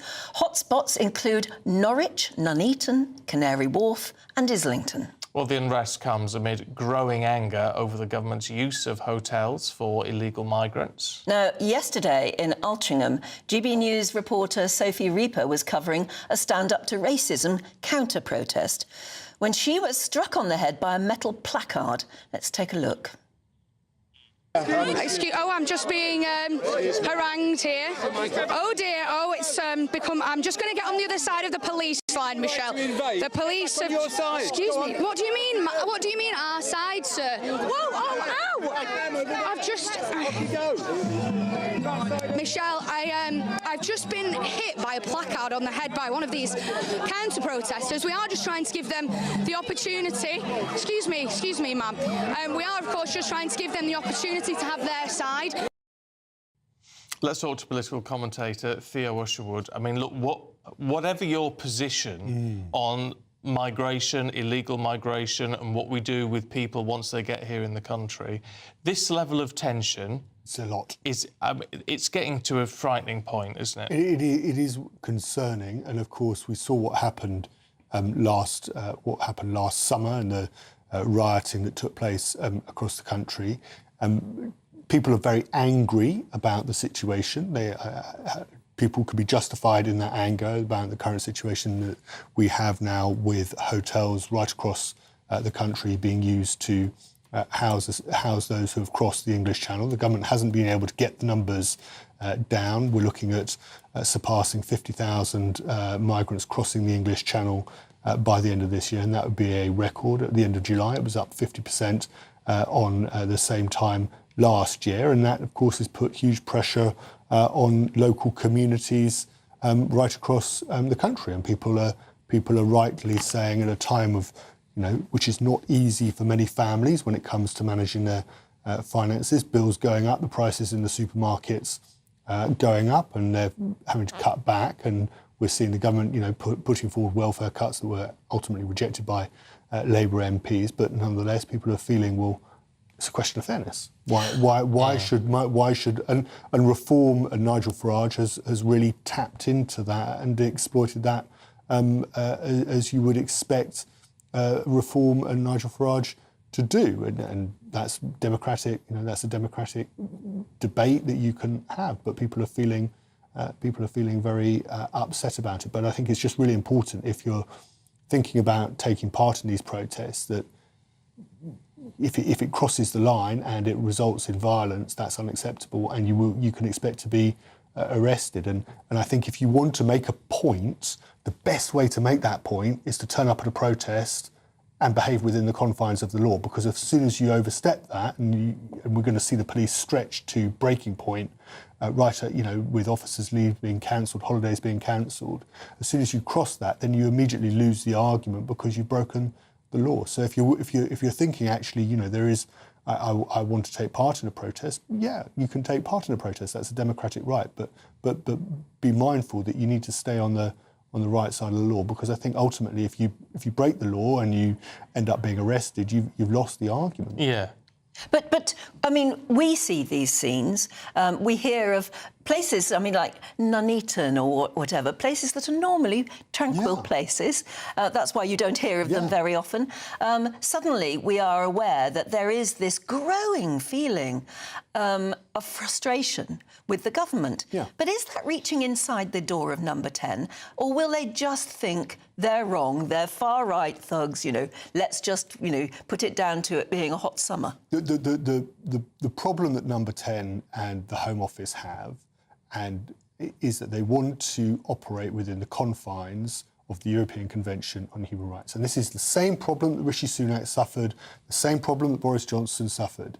And you can't, the Rwanda scheme, the planes didn't take off because we're within the confines of this convention, and that means that those who come to this country can claim a right to a family life, a right to being freed from torture or persecution in the country from which they have travelled to this one. And that means that ultimately, until we, and Keir Starmer has been adamant he's not prepared to cross the Rubicon on this because he's saying it would affect our treaties and agreements with other countries who are signatories to the ECHR. But until we're prepared to do that, it is impossible to run a scheme like the Rwanda scheme, because ultimately we spent close to £1 billion on it, and nobody ended up. But we've got to change the narrative on this now, don't we? I mean, Keir Starmer made it worse this time last year. But the fact that it's one thing to counter-protest. Yeah. It's legitimate. But the fact that counter-protest is run by stand up to racism. Yeah. I mean, the implication is completely wrong, that anyone who is concerned about this is racist. That narrative is so wrong. It's got to change. But it's stuck, hasn't it? It's a culture war, and of course we saw what happened last summer, and we live in a divided and polarised society where if you have concerns about immigration from your opponent, from the other side, you are seen as being racist or far right, and many people, the people who caused the damage, who smashed up the hotels, we saw what happened in Tamworth. That was activated by far-right thugs, but there are many people who have legitimate concerns about immigration, and it's okay to have legitimate concerns about immigration. What it's not okay to do is to cause criminal damage or to incite violence against, or indeed conduct violence against the police who are doing their best in a very difficult situation. And I think you can best make that argument if you want to exercise your democratic right to protest by doing so peacefully. And I do take your point, Stephen. I think it's a very fair one. And this is where Essex Police got into so much difficulty at the end of last month, whereby they were bringing in the counter-protests in the hope, and you would only think that these counter-protests, what are they there to do? They're not helping the situation. They're not making the job of the police easier. But if there's an eruption of violence, then it is those counter-protests, those stand-up-to-racism protesters who win, because then they can turn around and say, look, it was far-right thugs that who've caused this damage and all these problems. OK. Theo, for now, thanks very much. Now, the US Vice President has said that Washington has no plans to recognise a Palestinian state. He said that during a meeting with the Foreign Secretary, David Lammy. Yes, J.D. Vance claimed both nations differ on how to handle Gaza, but they do share a common goal in ending the conflict. This, however, has raised concerns about the future strength of their historic alliance. We have no plans to recognize a Palestinian state. I don't know what it would mean to really recognize a Palestinian state, given the lack of a functional government there. What the president has made very clear is our two goals are very simple right now vis-a-vis the situation in Israel and Gaza. Number one, we want to make it so that Hamas cannot attack innocent Israeli civilians ever again, and we think that has to come through the eradication of Hamas. Second, the president has been very moved by these terrible images of the humanitarian crisis in Gaza, so we want to make sure that we solve that problem.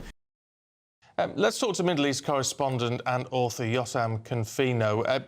I mean, what strikes me as being interesting from what J.D. Vance was saying there, Yotam, is that, the White House agrees that Hamas has to be wiped out. So I wonder if that is, in effect, giving the thumbs up to Netanyahu's plans to, in effect, take over Gaza City.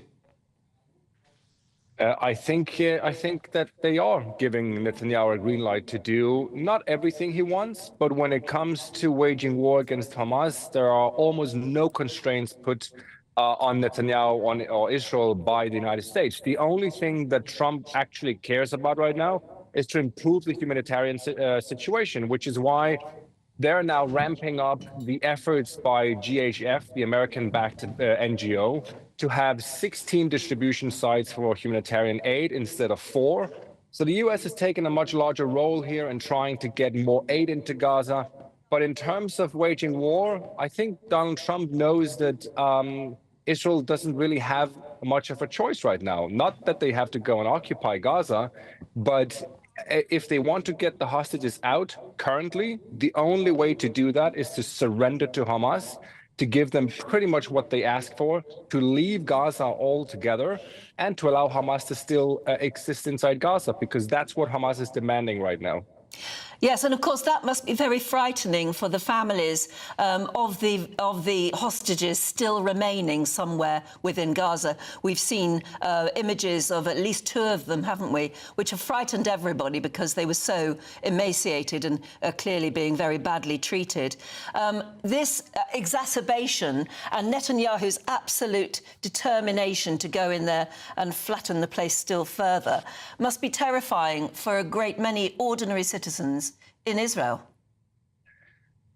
Yes, you're right, especially for those who've actually been held hostage inside Gaza. Many of them said how scared they were when they heard either Israeli soldiers getting close to where they were, or especially of the bombings, because Israel does not know exactly where all of them are. So there is a great likelihood that they could be killed by friendly fire, so to say, by Israeli bombings. But also, we know that last year, for example, when Israeli soldiers got very, very close by chance to one of the places where Hamas held hostages, Hamas executed 6 hostages and left before the Israeli soldiers could get there. So the hostages, the former hostages, the families of the hostages are scared to death now that what's happening is essentially a death sentence to the hostages, because the further Israeli soldiers go into, let's say, Gaza City or other areas where hostages are held, the greater the likelihood of them being killed. But what is the alternative? I mean, that's a legitimate question, isn't it? Yeah, currently there aren't that many alternatives. Of course, there are certain levels in between surrendering to Hamas and then fully occupying Gaza. There are other things you could do. The army chief, Eyal Samir, who greatly opposed the military occupation of Gaza, has said he preferred to encircle some of those areas where hostages are still held, to do targeted raids, such as Gaza City. He's not in favor of sending tens of thousands of soldiers in to fully occupy Gaza for a number of reasons. First of all, it's going to endanger the hostages. Soldiers will be killed. Civilians will be caught in crossfire between Israel and Hamas. But also, the military is going to effectively have responsibility for 2 million civilians in Gaza running their daily lives, everything from food, electricity, water, infrastructure. It is a major undertaking, and the army is exhausted. Many of the soldiers have been in war for, some of them 670 days, while people in their 40s who have normal lives and jobs have been called up for reserves 4, 5, 6 times. It's an unimaginable situation to have a full-on occupation of Gaza right now. Can I just ask you for your analysis on the sort of declaration of a recognition of a Palestinian state, as to what this, because this is where I struggle with it, because our Prime Minister has effectively said we would recognise a Palestinian state if Israel doesn't stop its offensive, which implies if Israel did, we wouldn't recognise a Palestinian state. And certainly Canada, Mark Carney, has said we will recognise a Palestinian state if Hamas disarms and sort of clears out the area, which also we know is basically not going to happen. So what actually are they promising to do? Look, they're out of touch with reality. I hate to say it. Keir Starmer has no idea what's happening inside the Palestinian society, clearly, because if he knew, he would not give Hamas such a gift. He essentially told Hamas, if you keep waging war against Israel until September, you'll get a state. That's exactly what they said. They said, great, we're on our path to victory.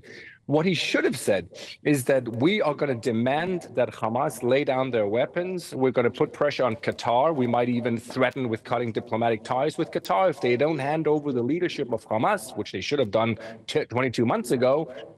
And only then, when Hamas is disarmed, when their leadership has been handed over so they can be prosecuted for war crimes, when only all of that can happen, we can start talking about a recognition of Palestine. But as long as Hamas is still existing inside Gaza, as long as you still have hostages in torture dungeons, you're sending a very, very wrong signal to Hamas and to anyone else who thinks that violence is the way forward to get what they want.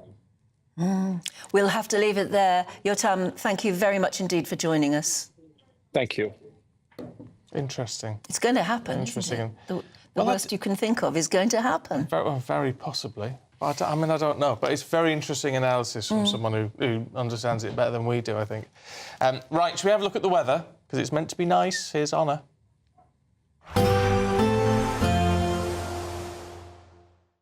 Expect warm spells with the odd rude interruption.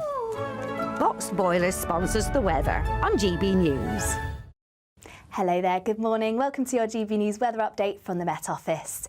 This weekend is set to be fine and dry for many of us. It's going to be feeling warm in the sunshine as temperatures are on the up. That's away from northern areas though, a bit cooler here, more clouds, some quite squally showers starting to move their way into northern parts of England as we head through the morning. They should fizzle out, but still plenty of showers drifting their way eastwards across Scotland. These could be heavy and quite blustery at times, still fairly windy around exposed coasts. But for much of England and Wales, it is set to be a very pleasant afternoon. Plenty of sunshine and it is going to be feeling warm. Highs reaching around 26, possibly even 27 degrees Celsius across parts of the southeast.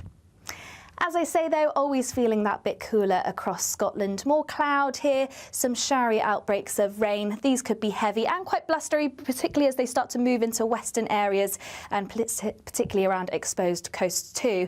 Any showers should be largely easing away across Northern Ireland. There may just be a bit more cloud across northern parts of Wales, central parts of England by the afternoon. The risk of the odd light shower, but they should be mostly isolated, many seeing a dry end to the day. Now, through the course of the evening and overnight, we'll see a fairly similar pattern, mostly dry for many areas, but once again continuing to see those showers move into western parts of Scotland, possibly the odd shower moving into coasts of Northern Ireland. And under those clear skies across England and Wales, we may see some patchy low cloud to start, but once again it's set to be fairly mild. Some towns and cities across the south not really dropping much past 14 to 15 degrees Celsius. For many on Sunday, though, it's going to be a much brighter day, particularly across the north. Less showers, but there's a chance later on we could start to see a few more start to creep into the northwest. But we'll really start to see those winds ease away too, so it's going to feel more pleasant where we see the blue skies. But once again, quite warm, particularly across the southeast. Highs reaching 27, possibly 28 degrees Celsius. Bye-bye. Expect warm spells with the odd rude interruption. Box Boilers sponsors the weather on GB News. Time for the Great British Giveaway now. Your chance to live mortgage or rent-free for a year, plus an extra £5,000 in your bank to play with. And if you don't have a monthly mortgage or rent to pay, you can still take part and win, hopefully, £15,000 in cash instead. Here's all the details you need. It's just 3 weeks to see how you can win your mortgage or rent paid for a whole year. That's a cash lump sum equivalent to 12 of your monthly mortgage or rent payments, right up to a whopping £20,000. Plus, we'll add an extra £5,000 on top for good measure. And if you don't have a mortgage or rent to pay, lucky you, we'll give you £15,000 tax-free cash instead. Make sure you don't miss out as lines close on the 29th of August. For another chance to win, text WIN to 63225. One entry costs £2.50 plus one standard network rate message. Or text BONUS to 63225. 5 entries cost £5 plus one standard network rate message. Go to gbnews.com/win. Entries start at £2.50. Call 0903 686 3232. Calls cost £2.50 plus your network access charge. Or post your name and number to GB15 PO Box 8690 Derby DE1 9TT. UK only. Entrance must be 18 or over. Lines close at 4 p.m. on the 29th of August. Please check the closing time if listening or watching on demand. Good luck. Yes, best of luck to you. Still to come, we've got all the sport with Aidan, so don't go anywhere. Welcome back to Britain's Newsroom with Andrew and Beth. Hello everyone, Patrick Christie is here. I'm Michelle Duke, Britain's News Channel. Access the stories that matter to you. Take the GB News family with you on any device.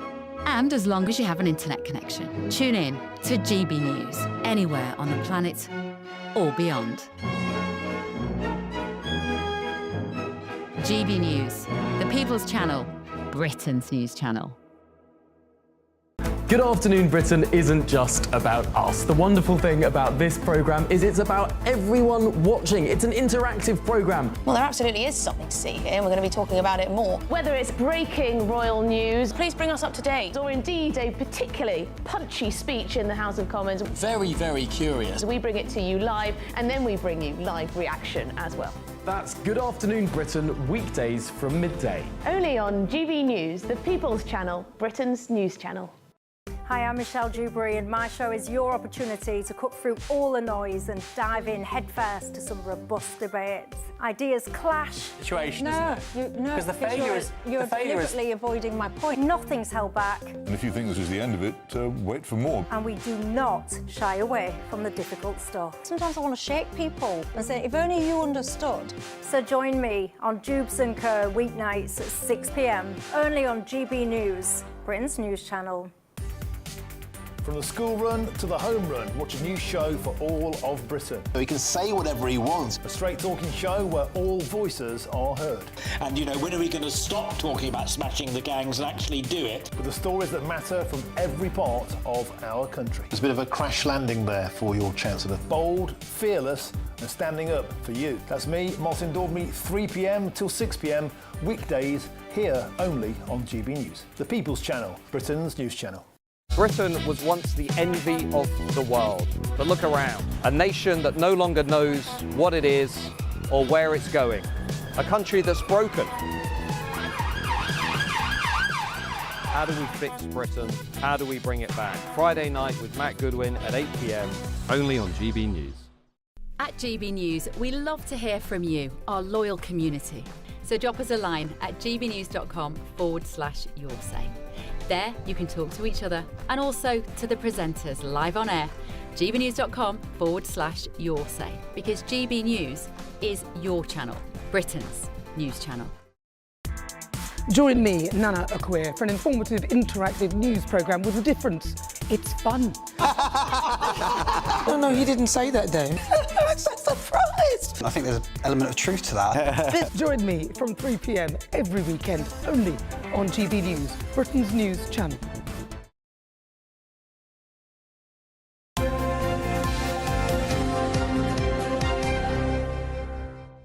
I just want to start with a little bit of breaking news at 7:27, with some reaction from President Zelenskyy about this bilateral meeting between Trump and Putin in Alaska next week, because President Trump made it clear that he thought there would have to be some sort of land swaps. But basically, the implication is that if there was a deal, Kiev would have to give up some land. Yeah, well, President Zelenskyy has put the kibosh on that. He said Kiev would not violate its constitution on territorial issues, and he added that Ukrainians will not give up any land to occupiers. He did go on to say Ukraine was ready for real solutions that could bring peace. Yes, he must be really frightened they'll come to some sort of agreement that affects him. Without him being there. But can that happen without him being there? Well, surely not. You wouldn't think so. Anyway, we cross all of that, of course. In the meantime, Aidan's here with the sport, because Aidan's been busy watching this Birmingham City doco, haven't you? I have, on Amazon. We had the revelations last week. This is about the NFL legend Tom Brady and a consortium of American investors buying into Birmingham City, which they believe is a sleeping giant. They appointed Wayne Rooney straight away, quickly realised that was a mistake. We had as I said, the revelations just last week that Tom Brady was concerned about Wayne Rooney's work ethic. He was dispensed with, and it hasn't been plain sailing since then, but they did go down to League One. They got promoted with a record number of points, record points total last season. They got promoted with Wrexham, the other Hollywood influence side in that division, and they're both in the Championship this year. Birmingham got underway last night, a draw against Ipswich Town. Now, it's been painted as this kind of fairy tale, but when you drill down into the numbers, I mean, as a League One club, they spent £15 million on one player. I mean, the average transfer outlay in terms of the expenditure in that division's probably 50 grand on average. I mean, most of them are just free. And then they spent another £15 million on other players. So it's no fairy tale. But nonetheless, they got off to a decent draw last night. Ipswich had come down from the Premier League, so they're loaded with parachute money as well. So let's see how it goes. And then today we've got the rest of the Championship kicking off. It promises to be exciting. We've got Snoop Dogg investing in Swansea. And I remember speaking to the Millwall manager a few years ago, and he said they're one of the poorer clubs in the division, historically anyway. And they said it's not the Championship anymore, it's Premier League 2. In fact, these parachute payments have almost been renamed or redubbed or relabelled by WAGs as WAGs, not wives and girlfriends. WAGs as in people who look at life from a bit of a sideways I see what you mean. Yeah. They've said that this, instead of parachute money or parachute payments, they're almost trampoline payments because they just allow you to go down from the Premier League with bloated coffers, spend whatever you like, and then go straight back up. In the last 2 years now, we've seen, and it's not good for competition, is when 3 teams go up from the Championship into the Premier League and come straight, they can't compete in the Premier League, but then they come back down with all that prize money, and it makes them stronger to go back up. We could easily see the 3 teams that came down from the Premier League last season going back up. And this league, Stephen, was founded on competitiveness. That's why people like it. Anybody can beat anyone. And now money is just taking over, really. And I think it's skewing the competition. Parachute not just at the top money. end, I think it's tough at the bottom end as well. Anyone expecting Wrexham to do a 4th consecutive promotion, I think that's fanciful this season because this division is where you really have to put your hand in your pocket and pay for players. What a lovely concept, parachute money. It'd be nice, wouldn't it? Up into the sky. It would be lovely, wouldn't it? Manchester United, they've spent a lot of money, 50 million quid, on upgrading their training ground. Yeah, the training grounds are important because if you want players to spend all their time there, Stephen, then you've got to make it somewhere worth spending time at. And Vincent Kompany, when Man City opened theirs about 7 or 8 years ago, said it's better than my house. Well, you would think so. Looking at this, I mean, they've got. You can see the pictures there for the benefit of our radio listeners. They've got trophies going up the stairs. Now, if you remember, like a very, very posh hotel. Yeah, without doubt. And so Cristiano Ronaldo said in his famous interview a few years ago, he said, when I went back to United in 2021, the place was no different to how it was in 2009. Everything was the same, except things were older and things were broken and not working properly. Well, this is Sir Jim Ratcliffe's response. Given that he said that the club had no money, this is what they've been spending. But I think, look at that dressing room. I mean, everybody's got their own corner almost, with their haven't names they? on top of it. With their names and everything. It's quite common across clubs now. But it should be. If you expect professionalism from your players, then you have to give them a professional sort of workplace, don't you? You do, but then there's a flip side to that. I've had managers say to me in the past that this isn't a working environment. I've had my club, QPR, 10 years ago, they were saying they were struggling to get players onto the grass to train because they were too busy having spa treatments. Roy Keane made that famous quote earlier in the year, saying that he's fed up of players having massages before games. He said, you can't possibly... You look across the dressing room, so you can't possibly be ready for battle now against Arsenal, against Patrick Vieira, when you've just had a massage and you're all floppy. I would have thought the time for a massage is afterwards. Well, yeah, exactly. Well, this is the thing. I'm not sure it's been managed properly, but... Having said that, I mean, there's hotels at these grounds. I mean, they're incredible places. And you know what? United are only catching up with what all the other clubs are doing around the country, and they're spending big money on them. And compared to what they spend on players now, £50 million for a top club is quite an average payout. Yeah. We mustn't be British and just let the idea of, it's got to be tatty at the edges and old-fashioned. I think we should, plunge ourselves into the 21st century. Yes. What would a membership and then we can expect more of our players. If you've got a decent environment, you can actually you've got an F1 simulator video game. Yeah. You've got a barber. Are you obsessed with this barber? Yeah, I love it. But it's only the barber's shop. There's no barber in it. No, but look, you've got to bring your own barber. You've got to appoint your own barber. Yeah, I think that'd be a bit much. They asked the players what they wanted, and of course they come up with a list. And Jim Ratcliffe apparently said, "Look, the list is too long. We've got to trim it back a little bit." And they've said that the players are welcome to bring their own barbers. They'll have their own barbers anyway. But they would anyway, yeah. Beckham used to fly his own barber across from overseas. I do, absolutely. It's an expensive haircut. It is. And then they've got a makeup room. They've got smart urinals. They've got smart urinals. Oh, Aidan's obsessed with this. It's disgusting. Right. It's not disgusting. It's not disgusting. Let's just keep it clean. I'll keep it clean. Yeah. But when a player spends a penny, there are dials in front of above the urinal which tell them immediately in live data what their hydration levels are. Hydration is crucial to elite performance, and it tells players, go and have a drink just before you go and train, or maybe you're lacking, you've expended water. So it immediately analyses. I thought They've got a hospital. They've got a CT have a look scan. at the colour of it like normal people. Because they can tell more, can't they, from that? We don't want to go into... You said not too much detail. Well, no, but that's what the rest of us have to do. That's amazing that it can analyse things that quickly. Elite performance. £100,000 urinals, whatever they cost. I mean, it's ridiculous, that. I think it's crackers, that. Is that how much they cost? I have no idea, but they can't. They won't be much cheaper. No, I guess not. But look, it's, as I say, in the context of £50 million, you may as well spend big on these things. Yeah. All right, Aidan, thank you very much indeed. I shall see you a little bit later on.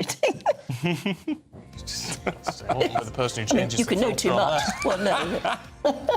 That'd be a job and a half. Wouldn't it? Right, we've got the papers coming up for you in a moment, in 2 parts, actually, lots of papers. It's Charlie Rowley and Martin Abrams. First, though. Oh, no, not first. We'll do that later. But have a look at the European forecast a little bit later. Right now, we'll take a quick break.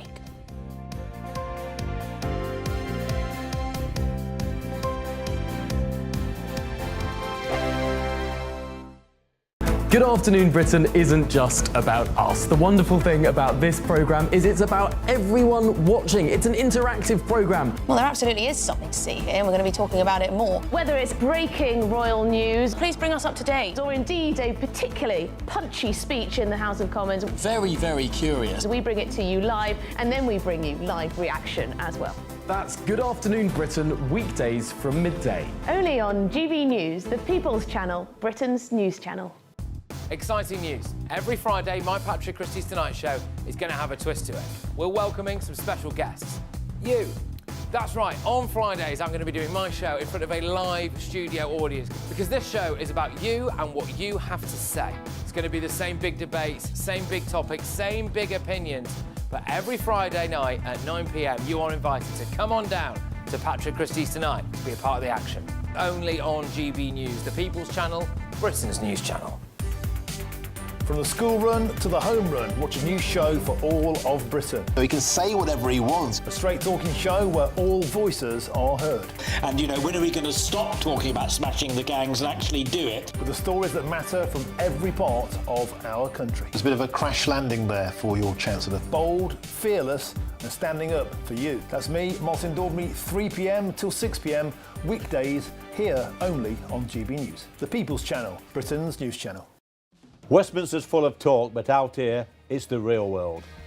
Am I allowed to talk now? No, that's it. This is where it matters, real people and real lives. That's what politics is all about. In fact, has Trump made a good start? No. Straight answers, no spin, and just a couple of pints. How many fingers have I got up? About 10. So join me for Lee Anderson's Real World every Friday at 7 p.m, only on GB News. The People's Channel, Britain's news channel. You want to know what's really going on in the corridors of power? Labour don't know what to do with you half the time, and that makes you quite lethal in the chamber. Get behind the headlines with Chopper's Political Podcast. Join me, Christopher Hope, as I sit down with the great and the good of British politics. We'll see where this ruling takes us. These are the stories shaping our nation.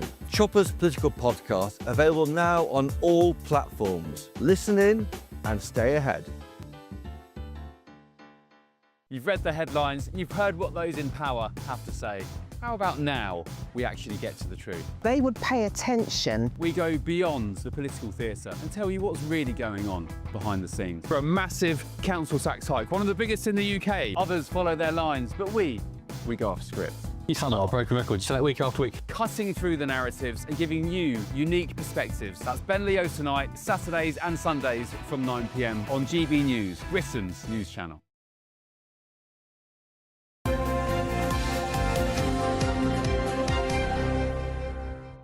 Oh, I wonder what the weather is like where you are, because it's freezing in here. We've got no windows, so you can't tell what it's going to be like, but we've been talking about good weather coming, and it'd be nice to see it. It would be nice. And feel it. One day we'll move to a ground floor studio. It'd be nice, wouldn't it? And we can peer outside and see everybody. But in the meantime, we're sat here in the basement with former government advisor Charlie Rowley and Labour councillor Martin Abrams. I mean, the best place for both of you, frankly. What, in the basement? In the basement. Charlie, let's start with the Telegraph, looking at this meeting in Alaska next week between Trump and Putin. Yes, supposedly on Friday, the President of the United States hailed this on his Truth Trump social site, saying that the President of the United States was meeting the President of Russia, and it was all going to be quite a momentous occasion to agree, hopefully, a peace deal, bearing in mind, not that anyone will forget that President Trump said that he would end the war in his first days of becoming President of the United States. He's really trying. He's trying his best. And, of course, you know, we've seen the twists and turns of Zelenskyy meeting the President in the Oval Office, and that didn't end particularly well. That was sort of that wasn't awful. nice. What's happened is Trump has had a collision with reality. You know, he's obviously got a very hyperinflated sense of his own capabilities. He did say that he would end the war in a matter of days when becoming president. How long has it been now? It's getting on for a year since he was put back into the White House, and the war in Ukraine is as bad as it's ever been. I think what Trump needs to recognise is there needs to be concessions, and that's what Zelenskyy doesn't want to do. I mean, frankly, who can blame him? We wouldn't do it in this country, would we? Say, well, all right, we'll hand over the southern half of the country to France or whatever it would be. Yeah, but I mean, and I'm not sure how Trump will approach that response, to be honest, because I know he thinks he's had a good relationship with Putin over the years, and sees him as a tough guy and a strong leader. So yeah, these are going to be very interesting peace talks. I mean, the issue is, to your point, Stephen, you're absolutely right, because in a war, there's winners and losers. And, if you are Zelenskyy, of course you're not going to say, I'll be happy to give up my territory. No, but then if you don't do that, the fighting continues. Now, that's a choice, and that's not a wrong choice, but with those kinds of tough choices, lives are at stake. So do you say, look, actually, we can't continue to fight. We're going to have to cede territory, but make sure we get something in return from Russia? Or do we carry on and help that Europe, gets behind to sort of end in a different way? But that does mean ongoing fighting. But this Alaska meeting, is it just a sort of nod at diplomacy? It's sort of keeping the two world leaders talking to each other, even if they don't agree on pretty much anything. At least it keeps a lid on things, does it? Well, these talks have got to move quickly, because people are dying every day in Ukraine and Russia, and it's the civilians on both sides of this conflict that are suffering the most. So Donald Trump needs to essentially. But Putin doesn't really care about that, does he? Well, I mean that's what it looks like. I mean, Putin is a tyrant, and I'm not sure Donald Trump's going to treat him as such, because he holds him in such high regard. But you can't, if you're going to negotiate with someone, you can't treat them as a tyrant in that sense, can you? Well, you're never going to get anywhere. No, I mean, it is an impossible situation. There's going to have to be concessions on both sides if this conflict is ever going to reach an end, and it needs to end quickly, because let's not forget, billions and billions of pounds, billions of UK taxpayers' money is being pumped into this war every single year. I think the UK has committed to £3 billion at least every single year for the next 100 years into Ukraine, which is a shocking amount of money. The one thing very quickly is that I think President Trump will be furious with Zelenskyy, having hailed this great meeting that should be taking place next Friday between Trump and Putin to get some sort of deal, to bring this war to an end. The idea that Zelenskyy has now just announced today, we're not giving up any land, nothing to see here. I think Trump would be furious with that. Well, yeah, but has he got any right to be, in the sense that he wasn't invited? If you're going to have talks about ending a war between Russia and Ukraine, both Russia and Ukraine should be there. Totally. No, I absolutely agree. But you know what Donald Trump's like. I think, for him, this would have been as much about PR and getting a win. He's a man who likes to make a deal, and he would have thought that this meeting would bring it all to a close. Yeah. He obviously thought that he'd spoken to Zelenskyy, and, they were both on the same page of both wanting peace, both wanting those concessions, perhaps, as Martin was saying. But obviously, that's not quite the case. Communication is obviously broken down again, and I think Donald Trump, when he appears later on, as he often does, and speaks to the cameras, I don't think he'll be in the best mood. Well, we shall see. We shall see. I've got to keep some element of hope alive with that one. Don't move, you two. Not a muscle, because we're back with them in just a moment. But first, let's have a look at the European forecast. Can't wait to get in that sea. Lovely and warm. Just like the feeling of having great travel insurance. All Clear Travel Insurance sponsors GB News Travel Destinations forecast. The European heatwave is set to continue. Lots of strong sunshine across Europe. Many temperatures just pushing into the low to mid-40s. This in particular across inland areas of Spain. Even parts of France are going to be pushing into the low 40s over the next few days. And eastern Mediterranean, we're widely going to see temperatures in the mid-40s. So the sunshine is set to be intense, and it's going to be continuing over the next few days, along with the hot temperatures. All Clear Travel Insurance sponsors GB News Travel Destinations forecast.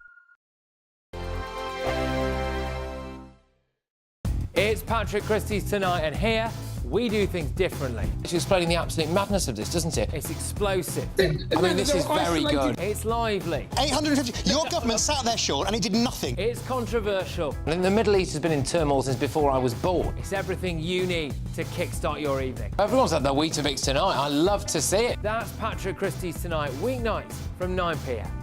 Only on GB News, the People's Channel, Britain's news channel.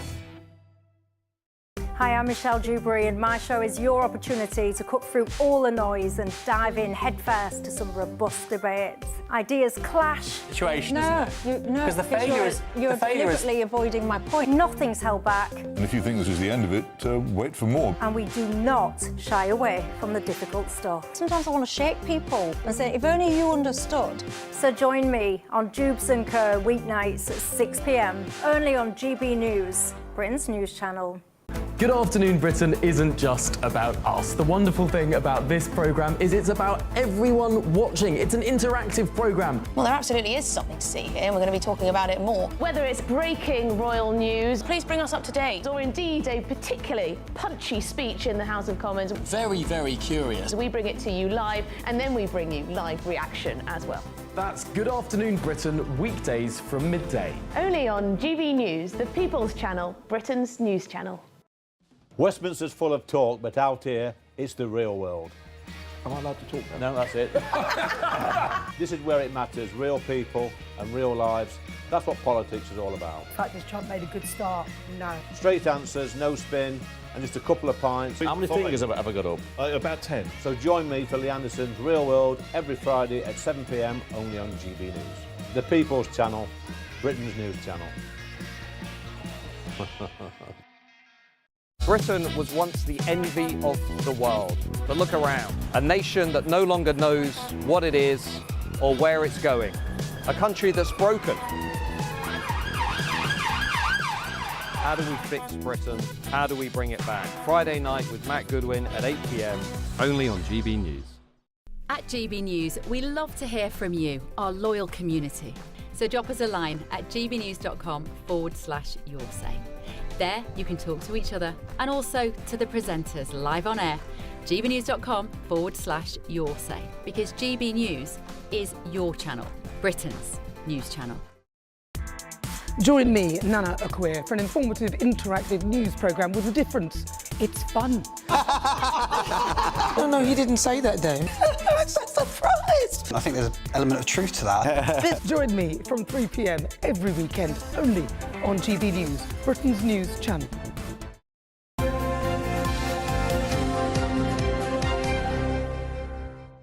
How do you have your coffee in the morning? That's what we want to know. Yes, we do. There's a good reason for asking, isn't there, Anne? Yes, because, well, we're looking through the newspapers with Charlie Rowley and Martin Abrams. And Charlie, you've got this story about shrinkflation and Nescafe. Yes, yes. Anyone who's a coffee drinker out there that buys Nescafe, they will have noticed that the pots, the jars that you can buy them in, have shrunk from 200 grams down to 190. Well, the actual jars have. The jars I have haven't got noticed that. Maybe it's, unless what they put into the jars might have got smaller, that might be it. But the contents within the jar, whether it's the jar itself or not, is smaller. But the price remains the same. And so you only get now 105 cups, supposedly, from this jar, as opposed to your usual 111. And for £7 a pop, that has caused... £7 for a jar of coffee? Yeah, coffee's expensive. Yes, yes. But if you compare that to going, anywhere else and buying a coffee day after day, I mean, coffees can be about, £3 or £4, even more so. This isn't just coffee, though. No. I mean, I love coffee, but I also love chocolate. And over the years, chocolate has shrunk massively. Yes, it really so has. I You can see that, can't you? The average weight of a Mars bar has gone down by about 35% in the last 10 years. Which, I thought, am I getting bigger or is the chocolate getting smaller? And I think probably both. I think there is a serious element to this, though, because this is a result of essentially the cost of living crisis and the price of commodities like coffee and cocoa and chocolate, really going up in price. And obviously with, big companies like Nescafe and Mars, that are really trying to protect their bottom line, the people that have to pay are the consumers. And, as our wages aren't going up, but maybe it's people good for us if we're not eating so much chocolate. Yeah, yes, technically. But even so... No, I know. You feel like you're being conned. Mind you, from shrinkflation to inflation, Martin, this is in the Times, when it comes to the inflating of A-levels and the grading system. This is an interesting story, and obviously, as we've emerged from COVID and the chaos that we had with exam results, and the stress and the anxiety. I think we must remember the young people that have to go through these exams, and out of the pandemic, when they were basically having their exam results essentially predicted. We are still kind of emerging from that crisis, and it looks like there's still a little bit of an issue with how students are getting graded. What's clear though is that we've got some of the most hardworking students in the world in this country. They're put through the absolute ringer, and they Can I just say something which may sound controversial, but as someone who has done my GCSEs and A-levels and degrees and all the rest of it, I don't understand why we go on about how terrible and hard it is and tough for young people. And yes, doing exams is not nice. It is a bit stressful. It's a necessary evil. We've all had to sit there and do it. Why now is it suddenly our poor students, they work so hard? Yeah. No, they're just doing what they have to do, like the rest of us always did. I mean, I've got 2 kids. They're in primary school at the moment, but my eldest is getting towards doing his SATs, 10, 11 years old, and it does create quite a lot of anxiety in kids. I don't want to wrap my kids up in cotton wool, but it's always been the way. We are testing kids way more than we ever used to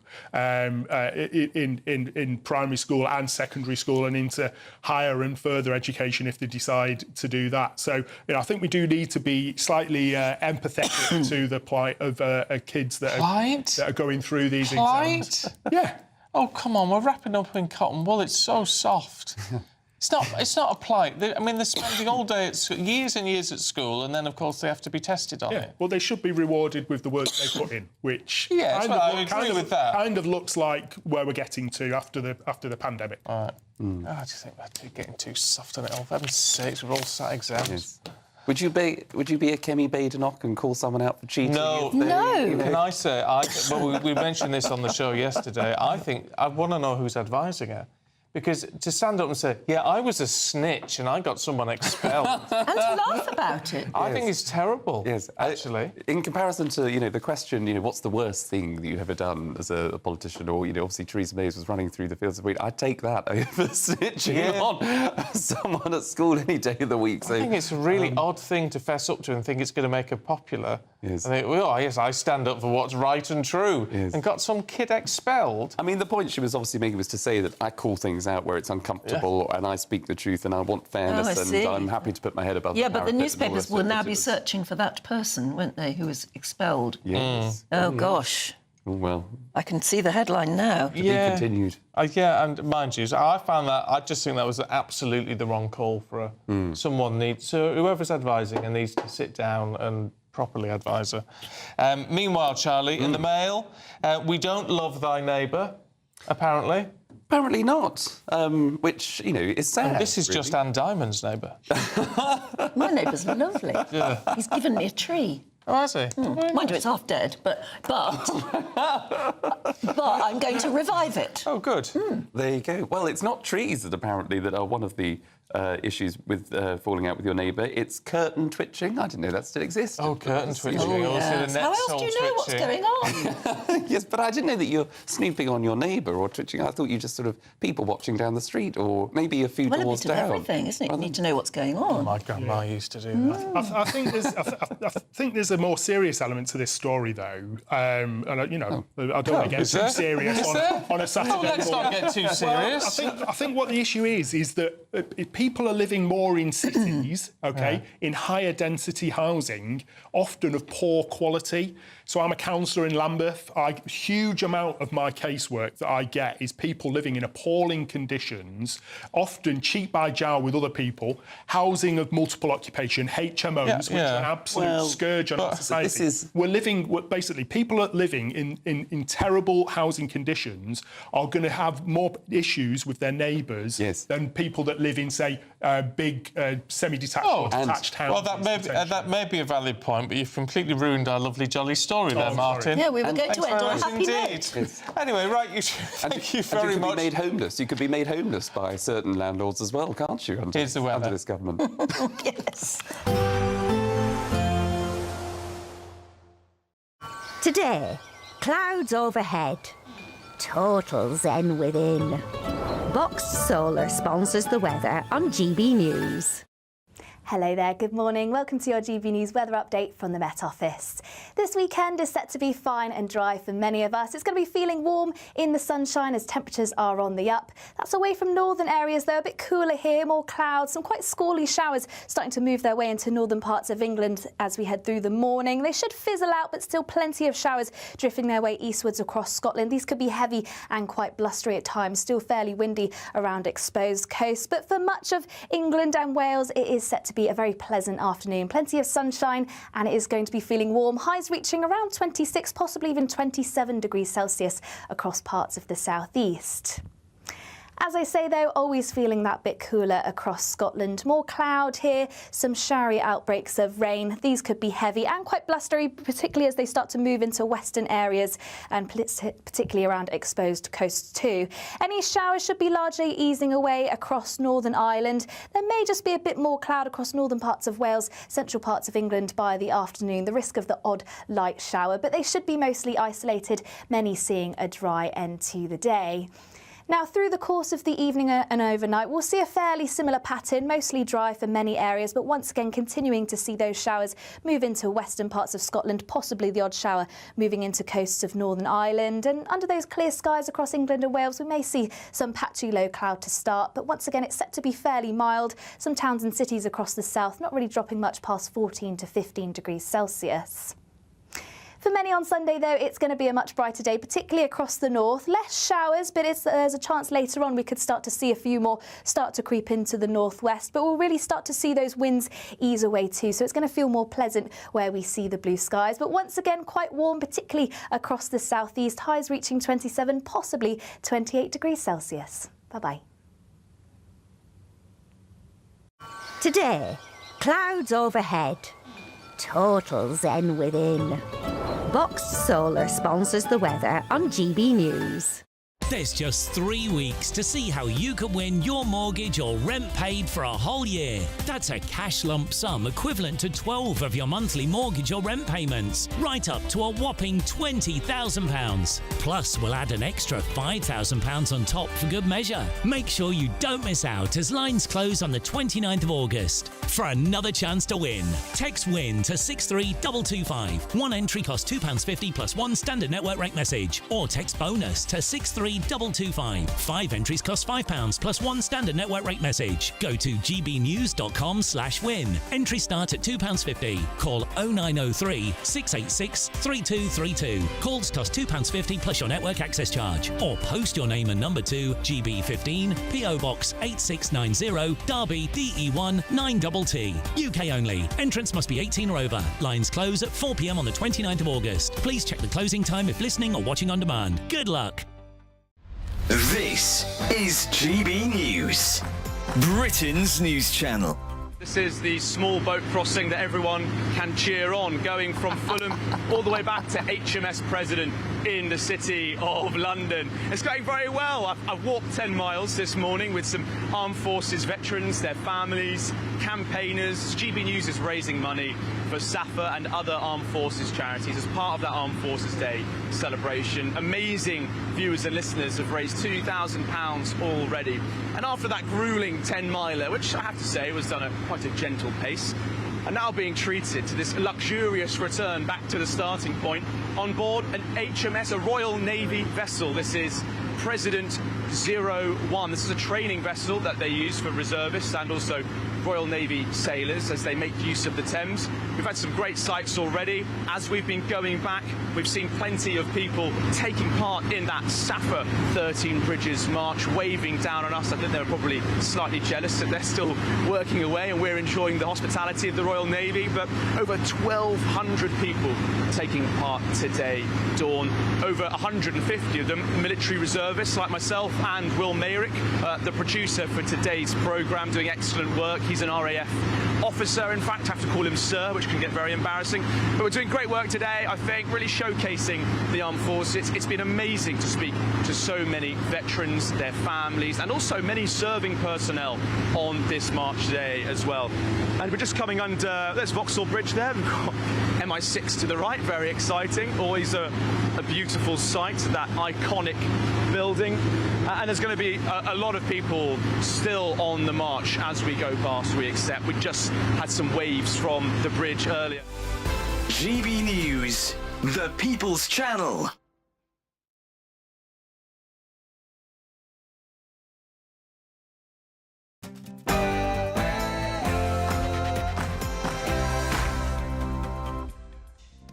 Good morning. Britain hits boiling point. Yes, migrant hotel protests erupt outside hotels that are used to house asylum seekers, and their clashes have threatened to break out between rival demonstrators.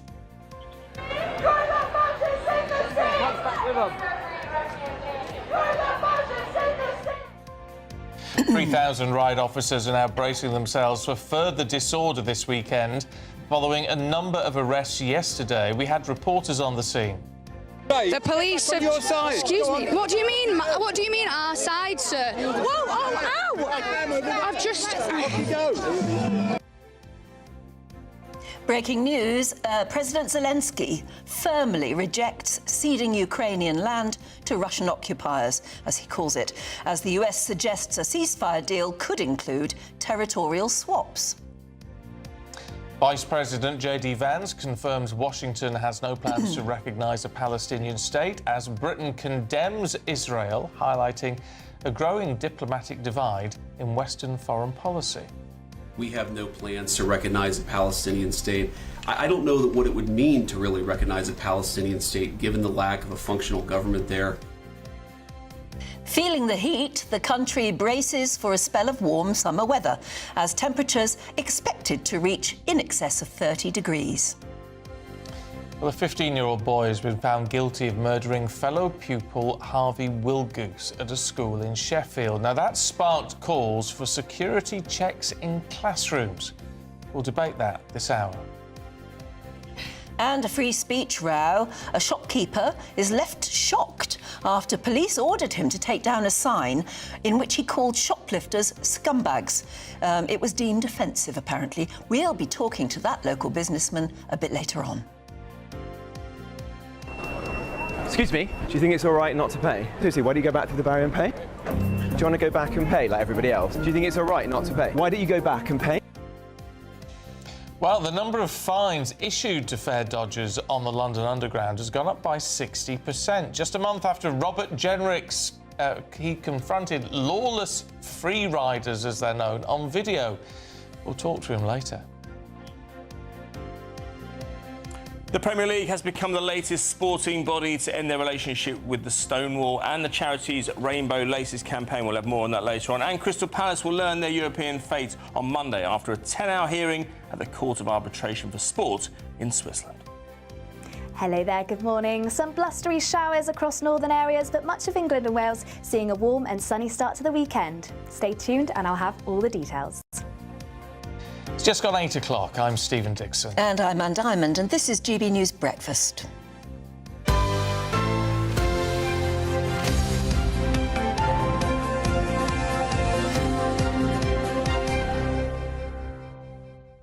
Yes, and I do apologise. We did notice that we spelt neighbour in the American way. Just really naughty. We will promise to put a U in it next time. Honestly, I have to say, it drives me mad, this American spelling. Yeah. An American was elasticized instead of elasticated. Yeah, elasticized. It's been elasticized. Aluminum. Oh, aluminum, yeah. Aluminum. Oh, that's really annoying, isn't it? Yeah. For heaven's sake. But it does drive me mad. It drives me mad a little bit when you then see, you know, shops and they try and get a trendy sort of name or whatever, and they sometimes, you know, they use Zs instead of S's and cuts. And they will spell colour without a U and all that stuff. It's no wonder our kids don't know how to spell. Absolutely, yeah. Sorry about that one. Another interesting one, the Kemi Badenoch thing's got people going. Oh, has it? Yeah. Richard says Badenoch didn't get the other child expelled. Their cheating did. All this faux indignation, making it sound as though she, as an adult, got a child expelled. She was a child too. So where does it stop? Yeah, well, look, I mean, it's a fair point.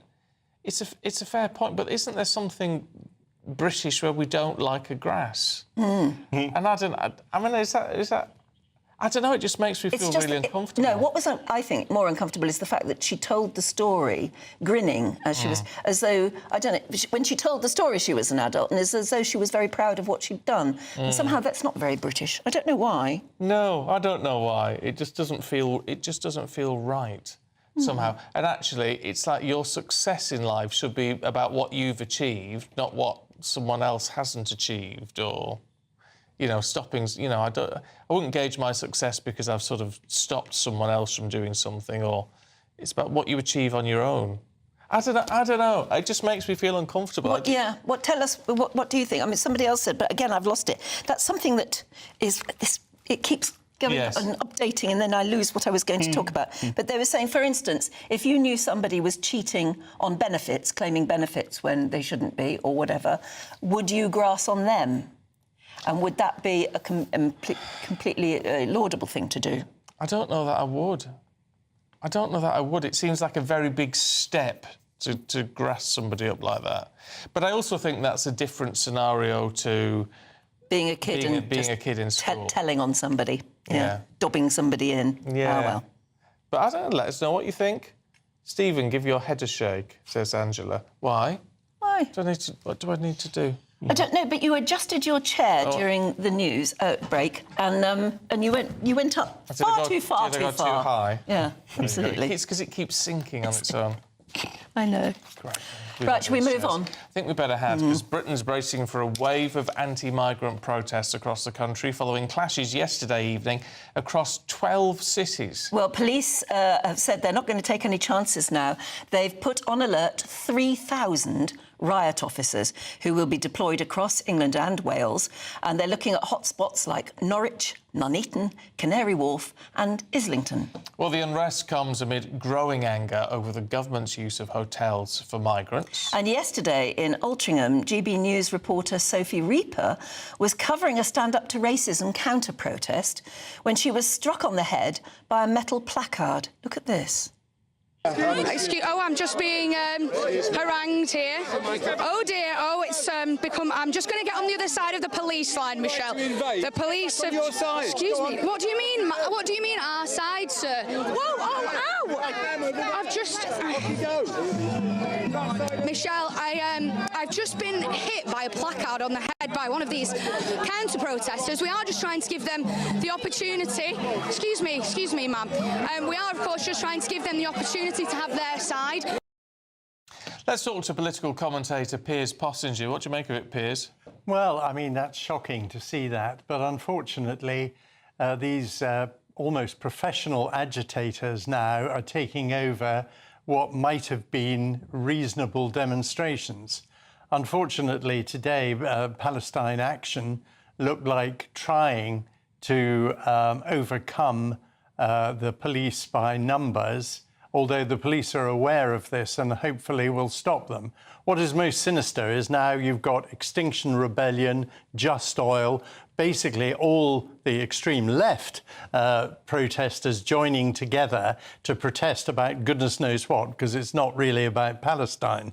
Don't forget the government have said, in my view mistakenly, that they're going to recognise Palestine state. So quite what Palestine Action in the first place would be protesting about, I don't know what on earth they think we could do about anything in Palestine, sadly. But the Palestine Action is a proscribed terror group, and by actually holding a demonstration, they're breaking the law.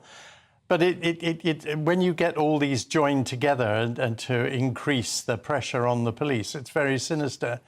I mean, but Extinction Rebellion, for example, the former lawyer of Extinction Rebellion, believe it or not, now works for the government and is a senior executive at Great British Energy. Which says a lot about Mr. Miliband's bizarre company. But the protests are not going to go away, and I fear there'll be some very unpleasant scenes over the weekend. I just hope the police and they are hopefully prepared properly for this and don't hold back. These people know they're breaking the law. They're setting about deliberately to break the law, and they should be rounded up and face the full force of the law. And you wonder if that will happen. It's interesting that riots get nasty the hotter it gets in Britain historically. Yeah, it does tend and to we be are like facing a heat wave again for at least several days. And you just wonder whether tempers will become even more frayed. Because there's no doubt at the moment the British public is very frustrated and angry. Well, I think they are, and also they're becoming very distant from the police, and the lack of respect for the police increases all the time. It's very sad, but the police seem to be spending more time on matters that simply are not in their remit, in my view, rather than capturing criminals and doing something about crime. See, what worries me, though, about this is, I mean, it's an expectation that the protests will turn violent. Yes. And managing that, well, actually, there are a lot of people out there who will not want these protests to be violent. They just want to go and have their voices heard. Well, I think most people who are genuinely protesting about something that people can do something about, i.e. a real cause, that's fine. But we're looking here, and they have said this publicly, Palestine Action. They are determined to overwhelm the police. This is their objective. That's not protesting about it. Well, no. To be fair, though, but that whole Palestine Action thing is separate to the migrant hotel issue. Oh yes, it is. But again, the migrant hotel issue is inflamed by the far left, sending counter-protesters to inflame the situation, and they want violence, so they can blame, as they always do, the far right. Hold on, we've got to be fair on this, because we get very annoyed when we say that the protesters against migrant hotels are all far-right agitators and they're for violence, and people quite rightly get very angry about that. Yeah. So people who don't believe that we should be removing people from migrant hotels, or there should be more, we should welcome these people who are crossing the channel, we can't suddenly accuse them of all being far-left and violent agitators. No, not all, but neither. On both sides, there are genuine protesters. On both sides, sadly, there are very strong elements that will create, and their objective is to have, quite frankly, a punch-up. And that is what the police need to stop. And actually, by escorting one side to join another side, where they know that's a recipe for disaster, seems rather bizarre. Seems wrong. And the police's role is not to be managing, controlling protesters and telling them what they should be doing, what they should be saying and doing.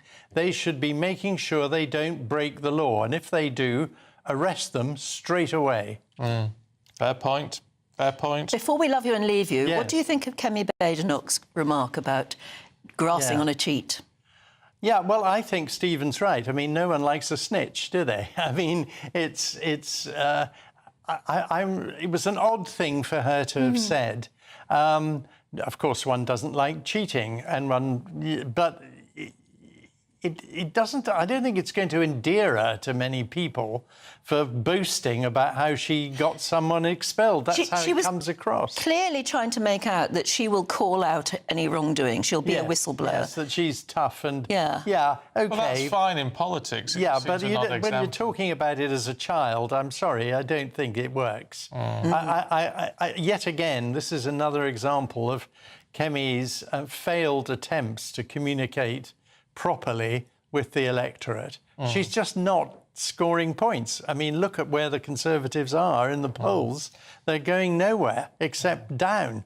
It's interesting, though, Piers, thank you. It's interesting that actually a lot of people have been in touch and saying, no, they think she did the right thing. So not everyone, it's a split thing on that, but thank you for your views, But they're particularly outraged by the way Sophie Reaper was treated in the demonstration. I thought Sophie handled herself she was brilliantly. She was always courteous. She called one man sir and another lady ma'am, and she was calm, cool and collected, and that's the right thing to do. But there's not an implication she was deliberately hit by the way. No, she was knocked off. But she was knocked by that metal pole. And it's not right. But I mean, they were all sort of gathering around her, and it did seem quite aggressive, doesn't it? It's not right, but she was the consummate professional. Yeah, she really was. Under and she was pressure. doing her job. And she's doing her job, so good on her for that.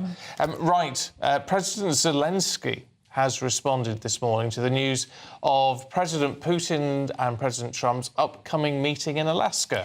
Yes, he stressed that Kyiv will not violate its constitution on territorial integrity, and he reaffirmed that Ukrainians will never give up their land to occupiers. At the same time, he expressed Ukraine's readiness to pursue real solutions, as he called them, that could bring lasting peace. So we're joined now by Rear Admiral Christopher Parry. A very good morning to you. This seems an almost impossible problem to solve. We've got two presidents meeting, deciding the fate of another, and it's hardly surprising he seems to be very annoyed by this. Yes, but we've seen situations like this before at the end of the Korean War, the end of the Winter War between Finland and the Soviet Union in 1939-40. And this is normal great power diplomacy. I don't think we should have any great expectations about this meeting, though. And we should be under no illusions that President Putin is coming along to this because he's feeling the squeeze from President Trump at the moment. He's seeing the threat of secondary sanctions being applied to his economy and the possibility that President Trump will arm Ukraine even more. So I would suggest that this is probably a stalling tactic by President Putin, and we shouldn't expect too much. I mean, in a sense, could we have expected President Zelenskyy to have to say anything other than he has done, in that Trump has mentioned about swapping territory, ceding some territory? Well, obviously, Zelenskyy is not going to, in his first response, agree to that. Stephen, that's absolutely right. But the Ukrainians in the past have said, even if we do have to give up land temporarily, we'll never, ever give up the idea of sovereignty over those lands. So you could see a situation where they say, yeah, we accept the situation as it is on the ground. We can't retake that territory, but we'll never, ever give it up, if you like, constitutionally or legally. They're going to accept what's going on the ground. They've said that in the past, so I suspect that's what their position is. You know, I think everybody wants to see an end to the fighting, but we can't allow Russia the chance to regroup and come back again and take more territory, because my view is they want to, the Russians that is, want to take the whole of the bottom third of Ukraine, and that means capturing Odessa and possibly Moldova as well. That means you cut Ukraine off from the Black Sea and you leave a rump state up in the north and northwest. Yes, and possibly in a few years' time you come back wanting more. Exactly. Well, maybe even next year. It won't take long for the Russians to recover. The key point is, and I think everybody's saying this, you've got to have some sort of lasting peace settlement that gives security to Ukraine and also restrains Russia. And what we have to be aware of is that Russia is spending massive amounts of its GDP, up to 16% on armaments right now, and many of my former colleagues are saying, look, Russia's going to be in a position to take on NATO within 5 years, and we have to accept that quite a lot of Russian propaganda and rhetoric right now is saying, look, you know, there's this tiny collection of states on the end of our continent, and by that they mean us in Western Europe, and they are showing decided tendencies towards aggression towards us. Mm-hmm. Is it? I mean, is this the ultimate issue of dealing with the bear, Chris? I mean, I know they are often not as prepared as us. Russia, their equipment tends not to be brilliant. Their command and control structure has been criticised since day one of this offensive, and yet, as you say, it's the sheer scale of what they've got which is ultimately making the difference.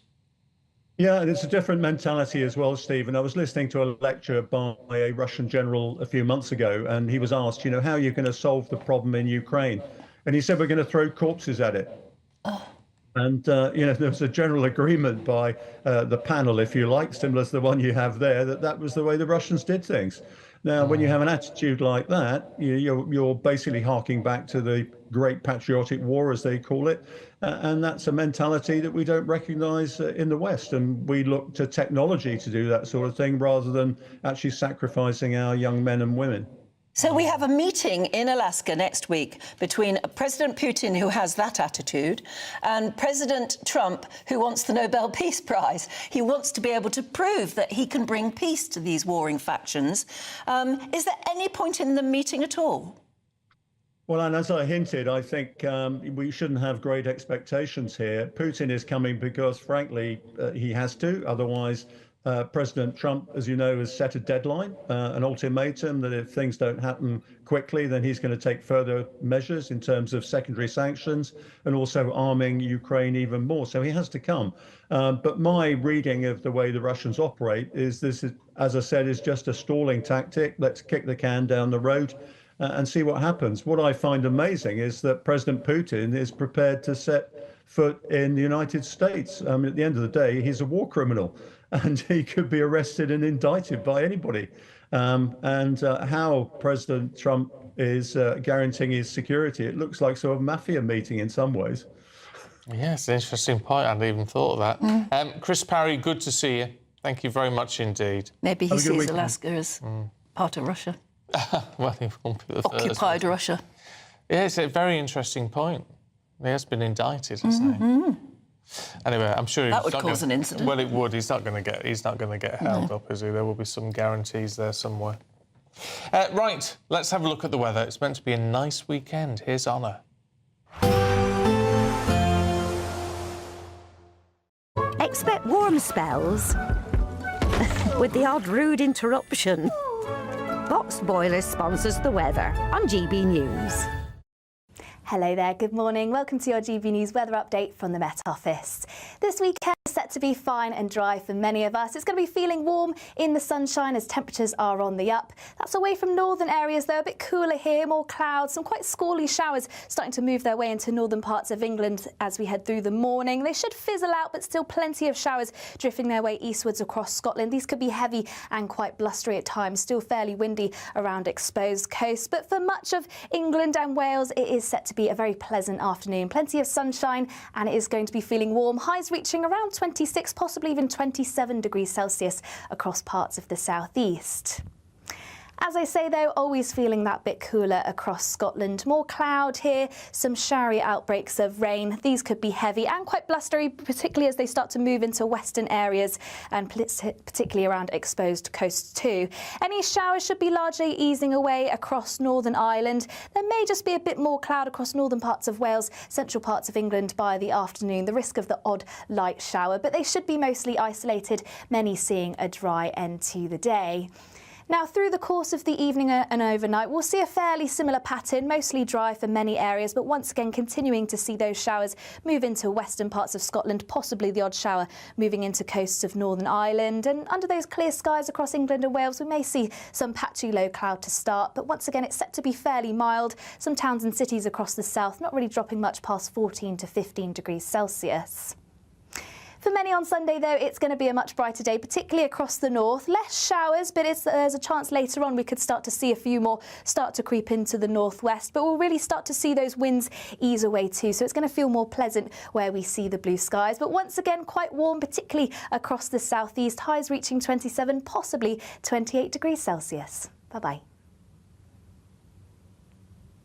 Expect warm spells with the odd rude interruption. Box Boiler sponsors the weather on GB News. Time for the Great British Giveaway now. Your chance to live mortgage or rent-free for a year. Plus also an extra tax-free £5,000 in your bank to play with. And if you don't have mortgage or rent to pay, you can still take part and win £15,000 in tax-free cash instead. Here's all the details you need. We want to send some of those monthly financial stresses packing this August with your chance to be mortgage or rent-free for 12 whole months. We'll give you a cash lump sum that equals 12 of your monthly mortgage or rent payments, right up to an amazing £20,000. We'll also throw in an extra £5,000 on top of that for good measure, because why not? And if you don't have a mortgage or rent to pay, lucky you.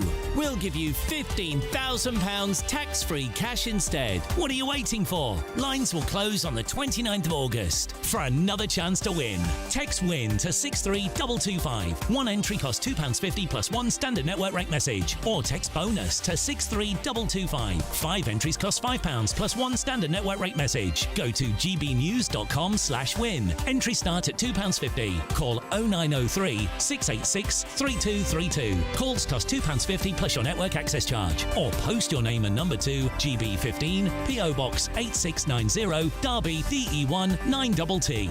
UK only. Entrance must be 18 or over. Lines close at 4 p.m. on the 29th of August. Please check the closing time if listening or watching on demand. Good luck. Yeah, best of luck to you on that. Now, coming up, after a tragic school murder, there are calls increasing for security checks in classrooms. Is it a good idea? We'll debate that next. Good Afternoon Britain isn't just about us. The wonderful thing about this programme is it's about everyone watching. It's an interactive programme. Well, there absolutely is something to see here, and we're going to be talking about it more. Whether it's breaking royal news, please bring us up to date, or indeed a particularly punchy speech in the House of Commons. Very, very curious. We bring it to you live, and then we bring you live reaction as well. That's Good Afternoon Britain, weekdays from midday. Only on GB News, the People's Channel, Britain's news channel. Hi, I'm Michelle Dewberry, and my show is your opportunity to cut through all the noise and dive in headfirst to some robust debates. Ideas clash. Situation, isn't it? Because the failure is... You're deliberately avoiding my point. Nothing's held back. And if you think this is the end of it, wait for more. And we do not shy away from the difficult stuff. Sometimes I want to shake people and say, if only you understood. So join me on Jubes & Co. weeknights at 6 p.m. only on GB News, Britain's news channel. From the school run to the home run, watch a new show for all of Britain. He can say whatever he wants. A straight-talking show where all voices are heard. And, you know, when are we going to stop talking about smashing the gangs and actually do it? With the stories that matter from every part of our country. There's a bit of a crash landing there for your Chancellor. Bold, fearless and standing up for you. That's me, Martin Daubney, 3 p.m. till 6 p.m, weekdays, here only on GB News. The People's Channel, Britain's news channel. Westminster's full of talk, but out here, it's the real world. Am I allowed to talk No, now? that's it. This is where it matters, real people and real lives. That's what politics is all about. In fact, has Trump made a good start? No. Straight answers, no spin, and just a couple of pints. How many fingers have I ever got up? About 10. So join me for Lee Anderson's Real World every Friday at 7 p.m, only on GB News. The People's Channel, Britain's news channel. Britain was once the envy of the world. But look around. A nation that no longer knows what it is or where it's going. A country that's broken. How do we fix Britain? How do we bring it back? Friday night with Matt Goodwin at 8 p.m. Only on GB News. At GB News, we love to hear from you, our loyal community. So drop us a line at gbnews.com/yoursay. There, you can talk to each other and also to the presenters live on air. gbnews.com/yoursay, because GB News is your channel, Britain's news channel. Join me, Nana Akweer, for an informative, interactive news programme with a difference. It's fun. No, he didn't say that, though. I'm so surprised. I think there's an element of truth to that. Join me from 3 p.m. every weekend, only on GB News, Britain's news channel.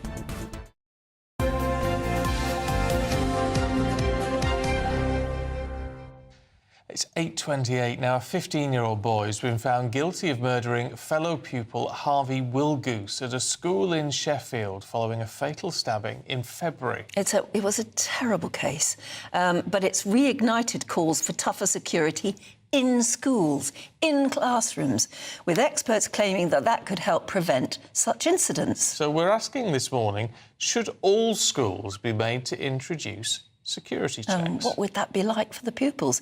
Well, to debate this, we're joined by retired police officer Norman Brennan and anti-knife crime campaigner Alison Cope. And a very good morning to both of you. Can we start with you, Norman? Because I think you really think that we've got to take action and bring some sort of security measures into the classroom. How would that work? Well, outside illegal migration, knife crime in Britain is the biggest concern for society, parents, schools, and the general public.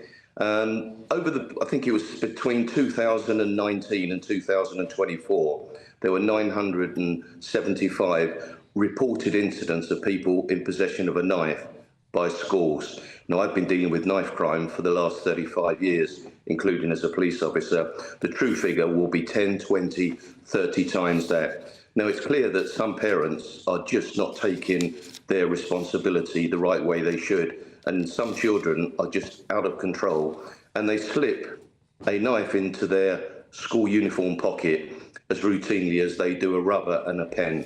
And they only have to get involved in incidents or an argument, and it could cost somebody their life. Only in last year in Carmarthenshire, 2 teachers were nearly murdered and another pupil, and the convicted individual was a 14-year-old girl. So we have to take it seriously, but I don't think it should be just down to school teachers. I don't think they're the ones that should put themselves at risk of being stabbed or murdered, because that's how serious it is.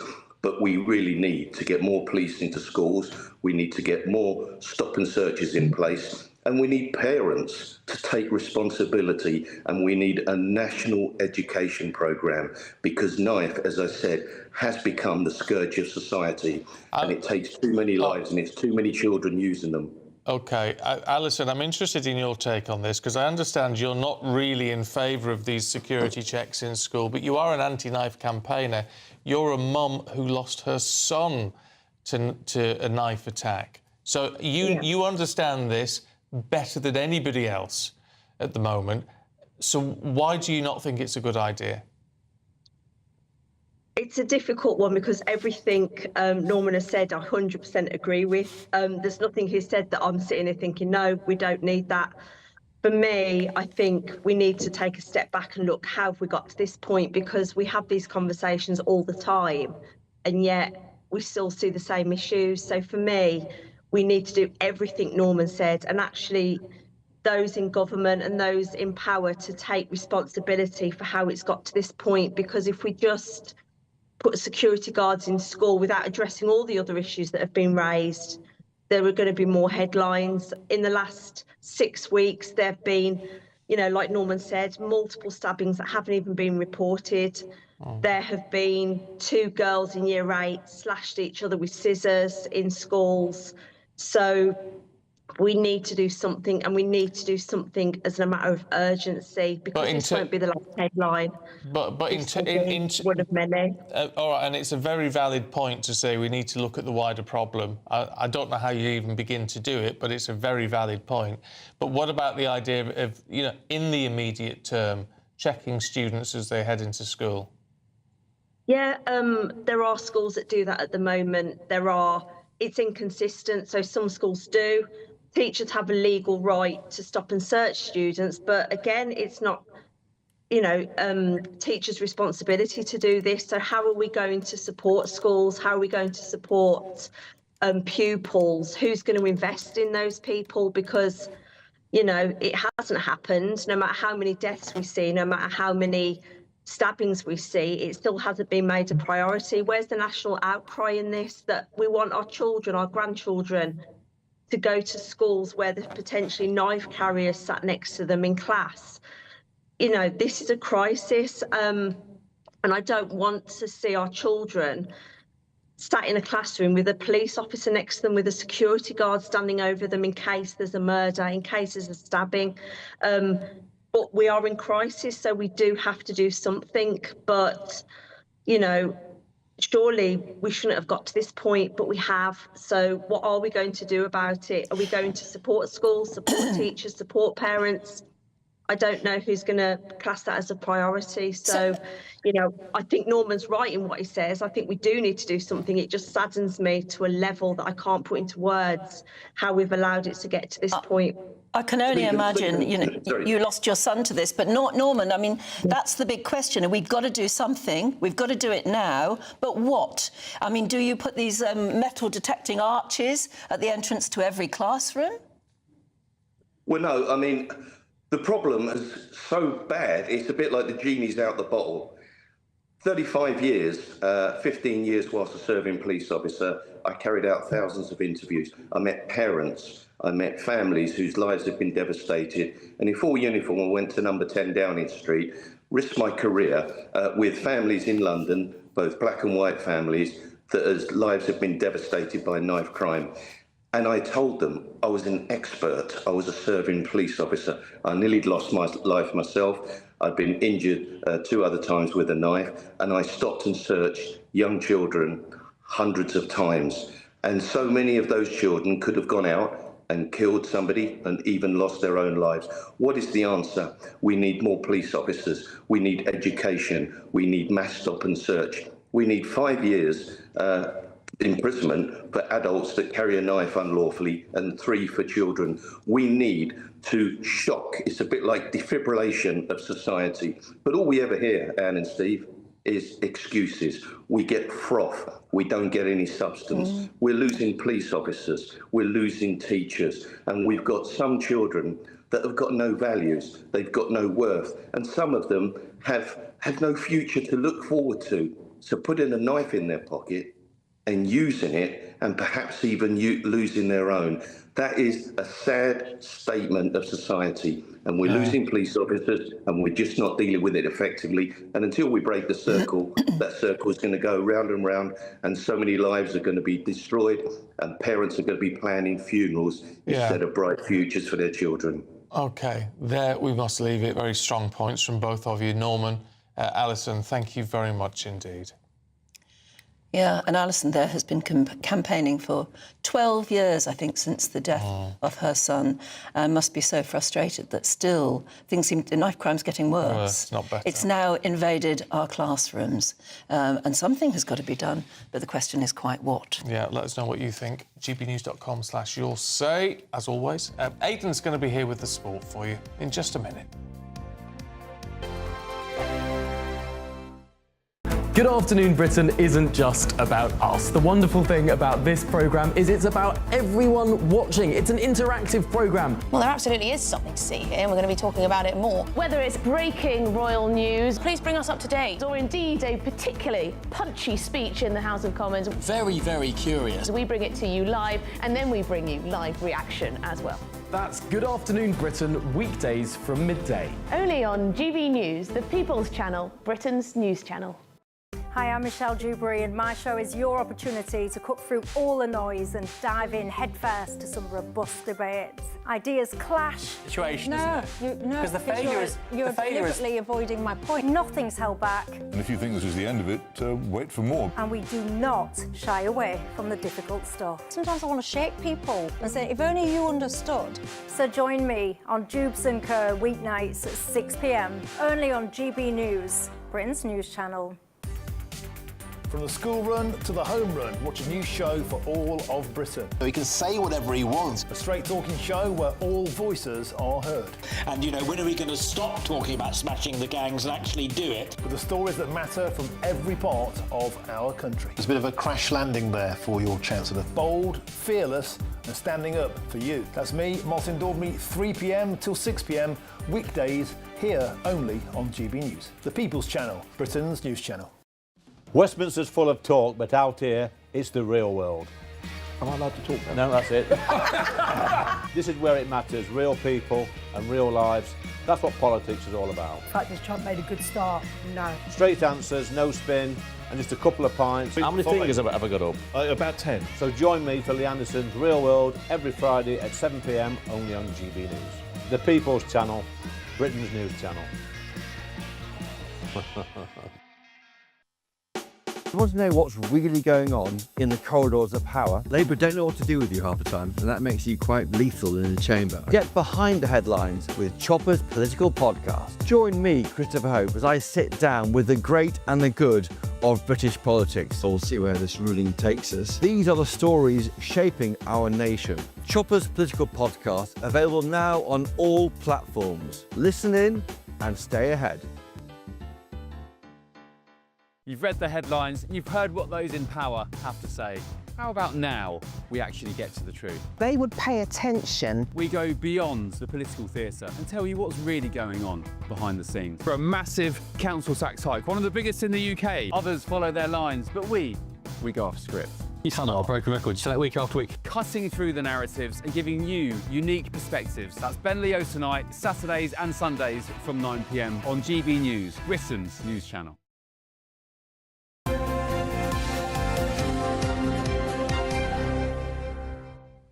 Right, sports time. Aidan is here.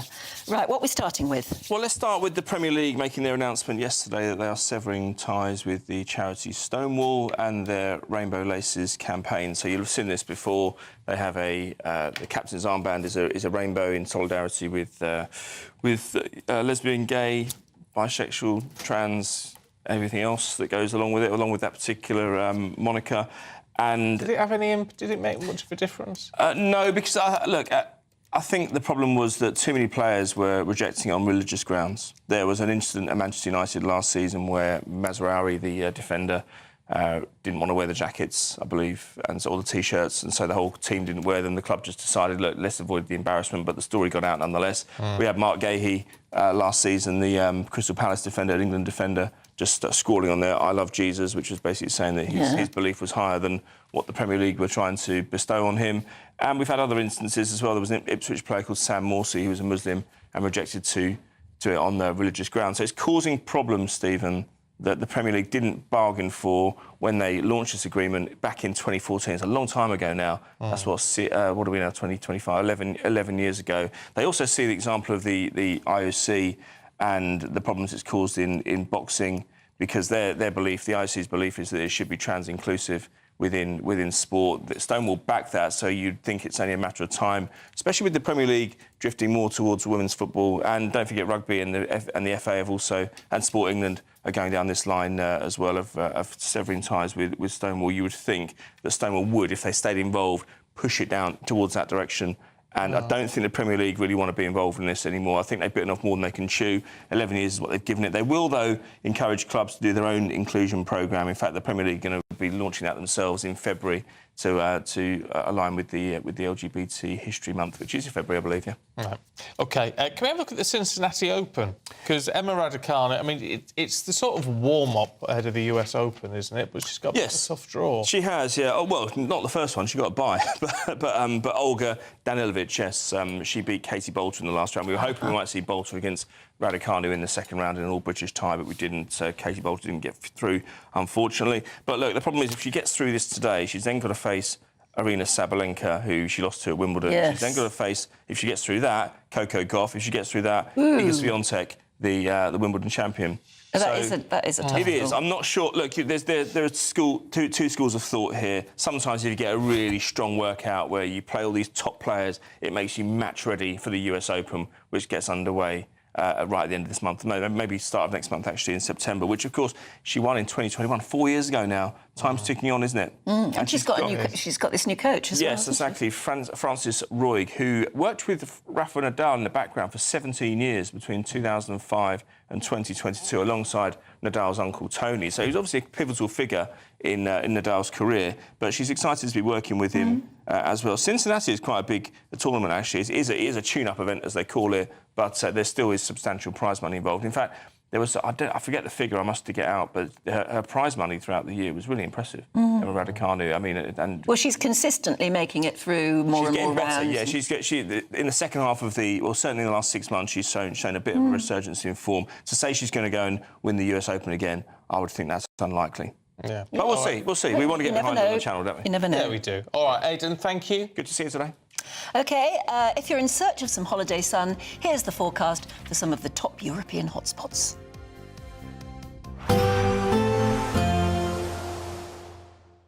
Dinner under the stars tonight? That reminds me of our travel insurance. You mean all clear skies? All Clear Travel Insurance sponsors GB News Travel Destinations Forecast.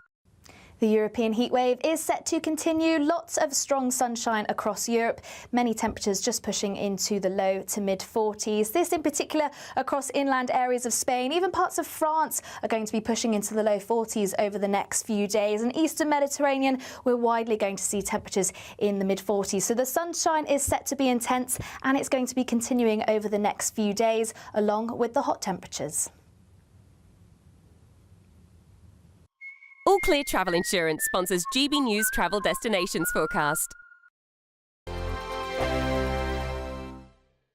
Exciting news. Every Friday, my Patrick Christie's Tonight Show is going to have a twist to it. We're welcoming some special guests. You. That's right, on Fridays I'm going to be doing my show in front of a live studio audience because this show is about you and what you have to say. It's going to be the same big debates, same big topics, same big opinions. But every Friday night at 9 p.m, you are invited to come on down to Patrick Christie's Tonight to be a part of the action. Only on GB News, the People's Channel, Britain's news channel. Hi, I'm Michelle Dewberry, and my show is your opportunity to cut through all the noise and dive in headfirst to some robust debates. Ideas clash. Situation, isn't it? Because the failure is... You're deliberately avoiding my point. Nothing's held back. And if you think this is the end of it, wait for more. And we do not shy away from the difficult stuff. Sometimes I want to shake people and say, if only you understood. So join me on Jubes and Co weeknights at 6 p.m, only on GB News, Britain's news channel.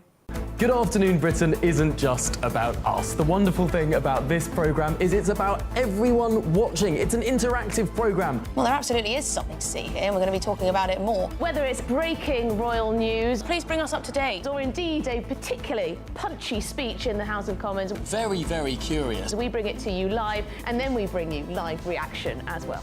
That's Good Afternoon Britain, weekdays from midday. Only on GB News, the People's Channel, Britain's news channel. You've read the headlines, you've heard what those in power have to say. How about now we actually get to the truth? They would pay attention. We go beyond the political theatre and tell you what's really going on behind the scenes. For a massive council tax hike, one of the biggest in the UK. Others follow their lines, but we go off script.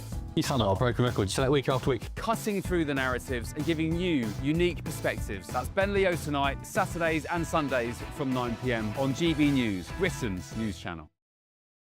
Britain was once the envy of the world, but look around. A nation that no longer knows what it is or where it's going. A country that's broken. How do we fix Britain? How do we bring it back? Friday night with Matt Goodwin at 8 p.m. only on GB News. At GB News, we love to hear from you, our loyal community. So drop us a line at gbnews.com/yoursay. There, you can talk to each other and also to the presenters live on air. gbnews.com/yoursay, because GB News is your channel, Britain's news channel. Join me, Nana Akwe, for an informative, interactive news programme with a difference. It's fun. No, he didn't say that, Dave. I'm so surprised. I think there's an element of truth to that. Join me from 3 p.m. every weekend, only on GB News, Britain's news channel.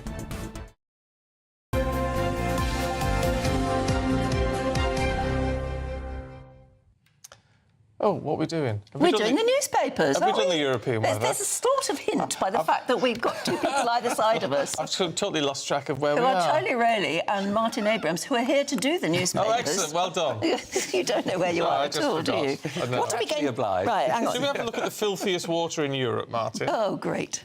Yeah, this is, you know, it's an unsurprising but shocking story that Britain's swimming waters are set to become the filthiest in terrible. Europe. And the experts have found that English waterways are 5 times more likely to be polluted than those in Europe. And I think this goes to show that water privatisation has been a 35-year catastrophic failure. £85 billion paid out in shareholder dividends, millions of tonnes of sewage poured into our waterways. And the Labour government really needs to get a grip of this. Steve Reid, the Secretary of State for the Environment, inexplicably has ruled out bringing water into public ownership. It's the cost, isn't it? Well, no, this is a myth because Steve Reed constantly quotes this £100 billion cost to bring water into public ownership. That figure was published in a report that was paid for by the privatised water industry. Right. So there's experts across the land that have actually found that bringing the majority of our water back into public ownership so that it's run for people, not shareholder profit, would cost zero. Zero? Zero. We've got to pay for the infrastructure, wouldn't we? Well, there's going to have to be... Because this is part of the problem. We didn't privatise just the industry, we privatised the infrastructure as well. There's going to have to be investment, but the joy of public ownership is that rather than profit being extracted, that 85 billion that's gone out to shareholders can be invested into our infrastructure. I hate to break... It's a no-brainer and very popular. 85% of the British population want water into public ownership. Well, I hate to break with convention, but I tend to agree, actually. I think when it comes to water, because our water is so filthy, and, you know, poor people, particularly in the southwest, you can't even go into the rivers or seas, you know, a beautiful part of the country, I think it's an absolute disgrace. I wouldn't have any of this GB energy nonsense that's not creating any energy at all. I wouldn't have nationalised the railways, frankly. I know there's always issues with the trains and certain things, but, you know, I think they still continue. They still continue to run. But when there's a finite of public resources, getting to grip of the waters, I think, is paramount. Water is the building block of life. Yes. Okay? Yeah, it is an entitlement. It's quite important. Yes. Is absolutely outrageous. And the Labour Party need to get a grip. Well, it could have worked. It could have worked. It could have worked. It's just the fact it clearly hasn't worked, and they're taking the mick. And they're still paying themselves big dividends. Huge bonus. Even though the government announced, only a few months ago, that they were to stop those big dividends, they're still happening, presumably because they're written in legalese in somebody's contract. Well, Steve Reed, again, he promised to ban bonuses for the CEOs. And rather than pay themselves bonuses, the CEOs are basically laughing at each and every one of us and have just whacked up their salaries to cover the shortfall. How can they do that morally? How can they do that when they know? Larceny. And, you know, we need to put a stop to this. Because the very basic that we need is clean drinking water and clean bathing water, so that we could go on holiday and be confident that when we go in the sea, we're not going to be swimming around in raw sewage. Yes, well, I think that's absolutely right. Charlie, let's change tack significantly. Something jolly. And I know something you're very much across, which is clubbing in Ibiza. Oh, yes, very much so. I did, funny enough, I was in Ibiza last year, which might surprise me as much as anybody else, and I found myself there. But there is a particular individual who has taken the internet by storm. Really? Why? What's he done? He's had a particular look about him, and in the world of social media, he was spotted on TikTok. Oh, here we go. Here he is. He's now dubbed the Ibiza final boss, I think is... Does he live in Ibiza? No, he's a holiday maker. He's from Newcastle. He's a Geordie. Oh, he's got a terrible haircut. It looks like his mother's had to go with a bowl. Well, this is... about final boss, more like... Oh, good heavens. I've been exposed. I've just come back from... It was me on holiday. Reviewing glasses. Sunglasses, very nice with Isn't that beautiful? I've actually got my sunglasses with me today. It could be It's uncanny. I've been exposed. I just don't get it. I'll be speaking to the lawyers. Why has he gone viral on TikTok? What does he do? Why have you gone that's viral? So extraordinary. Why did you get so many tattoos? Well, but is this... See? It's not a look. No, Charlie, don't do No, it. not a fan? No. Not a fan of my bob? Are you... I've had a bob before. I'm more interested, Martin, in a story in The Star about regional English accents dying out because of things like TikTok and American television. And you've got quite a distinct accent. Well, I mean, it comes out occasionally, you know, sometimes... Well, it comes out when you open your mouth. Still, I don't think we've quite moved on from this story, I'm afraid to say. Moving on from the Ibiza Friar Tuck to regional accents, I think, you know, I'm from Manchester originally, but I've lived in London for 20 years, so my accent has mellowed somewhat. Yeah. I don't think this is a new story, though, because... you know, people across Europe, when they've been learning English, they always learn it with a kind of an American accent because they're watching American films and American TV. But, you know, we should be really proud of our accents in this country because they define us, you know, they are unique. And you know, I've got 2 kids, and I live in South London, and it is a little bit concerning that they're developing quite strong South London accents. They will. But you know, I'm going to cherish that and you know, and encourage them. Oh, I'd move back to Yorkshire immediately or something. So what do they speak like then? Well, they kind of occasionally they come out with things like I can't lie. I can't lie. Oh, no. Proper South London, and you know, you need to cherish this because this is our regional accent, and you know, we need to be really careful that our kids are not just going to talk like AI chatbots. Oh, quite right. Yes. Well, yes, I love an accent. I like a northern accent. I didn't understand a word you've just said. But I'm sure it's lovely. Yes, well, I was properly educated. It's not that long ago. I mean, you tried to drill my accent out of me when I started in this business 30-odd years ago. Oh, gosh. Received pronunciation. Yes, the Queen's English. Yes. It wasn't it? But I do like regional accents. I'm a big fan of regional accents. Yeah. I think they're they have very a bit important. of colour, don't they? Exactly. Environment. Exactly. Yeah. Very good. I say keep it all going. Be proud of your accent. Love it. All right, you two. We are going to see you a little bit later on. So until then, thank you very much indeed. And right now we'll catch up with thoughts of a heatwave.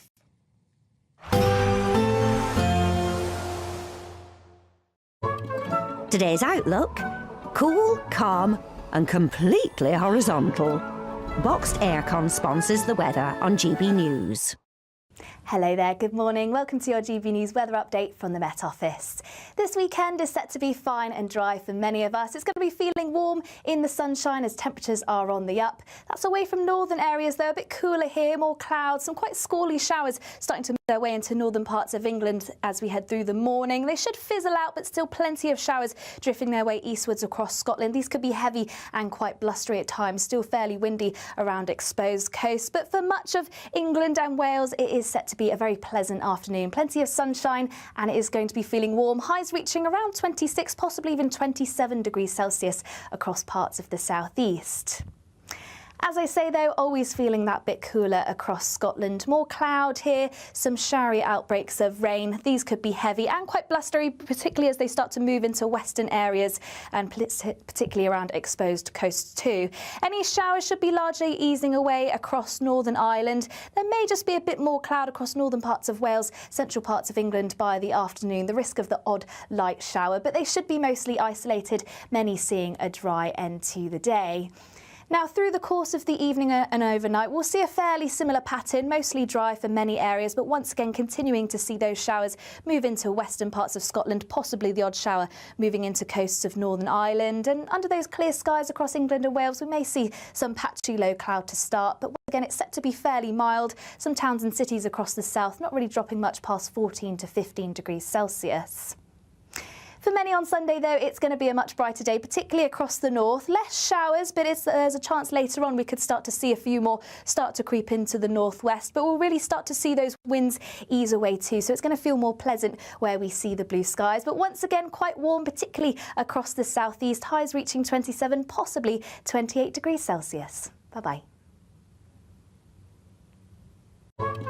Today's outlook: cool, calm and completely horizontal. Boxed Aircon sponsors the weather on GB News. We want to send some of those monthly financial stresses packing this August with your chance to be mortgage or rent-free for 12 whole months. We'll give you a cash lump sum that equals 12 of your monthly mortgage or rent payments, right up to an amazing £20,000. We'll also throw in an extra £5,000 on top of that for good measure. For another chance to win, text WIN to 63225. One entry costs £2.50 plus one standard network rate message, or text BONUS to 63225. 5 entries cost £5 plus one standard network rate message. Go to gbnews.com/win. Entry start at £2.50. Call 0903 686 3232. Calls cost £2.50 plus your network access charge. Or post your name and number to GB15 PO Box 8690 Derby DE1 9TT. UK only. Entrance must be 18 or over. Lines close at 4 p.m. on the 29th of August. Please check the closing time if listening or watching on demand. Good luck. Martin Daubney, weekdays from 3 p.m. Rafe, I'm assuming the notion of dropping Winnie to replace him with a tranny fills you full of repulsion. Yes, I personally, as a Churchill historian, would love Churchill to be on the notes permanently. But yes, this is just part of this continuing war on our history that we often discuss on this channel. It's a long war, and it's just basically another attempt to gradually, or not so gradually actually, erase or rewrite our history. And the imagery on banknotes, on our passports, and the coins and stamps and all those sorts of things, they've traditionally always served to inspire pride in the nation. And those are really powerful symbols of our sovereignty and our identity. And it speaks a lot to, of course, to the changing fads and this desire we now see by our institutions, including the Bank of England, to create a new British identity, which is completely severed from the past. I wonder, Rafe, we've had this conversation before. I wonder if a lot of this now is starting to feel a bit deliberate. Like, they know that Winston Churchill is worshipped and adored as one of the greatest ever Brits. They know we cherish the Union flag. They know we cherish our national anthems. Is that specifically why you think they're targeted? That's precisely why it's being targeted. It's just that's what this is all about. The Bank of England is just part of this long march through the institution. The Bank of England, remember, in its new Bank of England Museum, well, it has a permanent exhibition on slavery. And we need to understand that the elites who control our institutions bear no comparison to the generations that occupied those institutions. They're cuckoos in the nest. They're embarrassed by Britain's history and its historical figures. And what these people used to understand love of nation, and they've replaced that with national self-loathing. GB News, the People's Channel.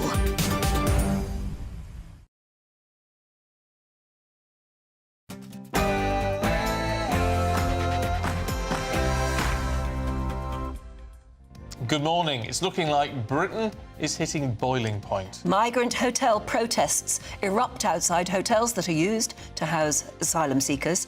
And there have been clashes, and they've been threatening to break out between rival demonstrators.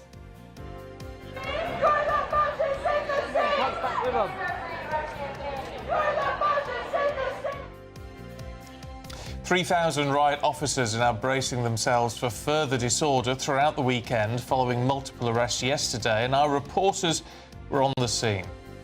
The police have... Your side. Excuse me, what do you mean? What do you mean our side, sir? Whoa, ow! I've just... Breaking news, President Zelenskyy firmly rejects ceding Ukrainian land to what he calls Russian occupiers, as the United States suggests a ceasefire deal could include territorial swaps ahead of talks with President Putin. Vice President J.D. Vance confirms Washington has no plans to recognise a Palestinian state as Britain condemns Israel, all this highlighting a growing diplomatic divide in Western foreign policy. We have no plans to recognize a Palestinian state. I don't know what it would mean to really recognize a Palestinian state, given the lack of a functional government there. And are you feeling the heat yet? The country is bracing itself for a spell of warm summer weather as temperatures are expected to reach in excess of 30 degrees. We've been talking about security checks in schools this morning following a 15-year-old boy being found guilty of murdering fellow pupil Harvey Wilgoose. And what about a free speech row? Well, a shopkeeper is left in shock after police ordered him to take down a sign that he'd put up calling shoplifters scumbags after deeming it offensive. To whom was it offensive? We'll be asking the local businessman in just a few minutes. Excuse me, do you think it's all right not to pay? Seriously, why do you go back through the barrier and pay? Do you want to go back and pay like everybody else? Do you think it's all right not to pay? Why don't you go back and pay? This is a great video, isn't it? It's about a month since that came out, slightly longer maybe.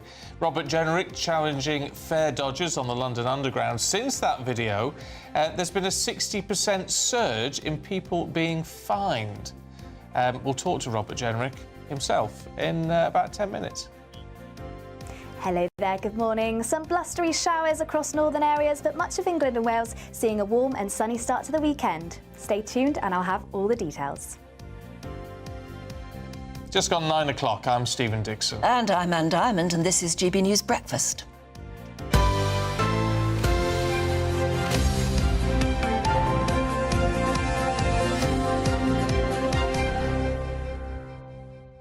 No, we mentioned it in our paper review earlier on, but I love this story about next-door neighbours. More than a third of us rowing with our neighbours. Curtain twitching, noise levels, I get that, leaving bins overflowing and nicking our parking spots. Yeah. Are the biggest things. And apparently nicking other people's Wi-Fi.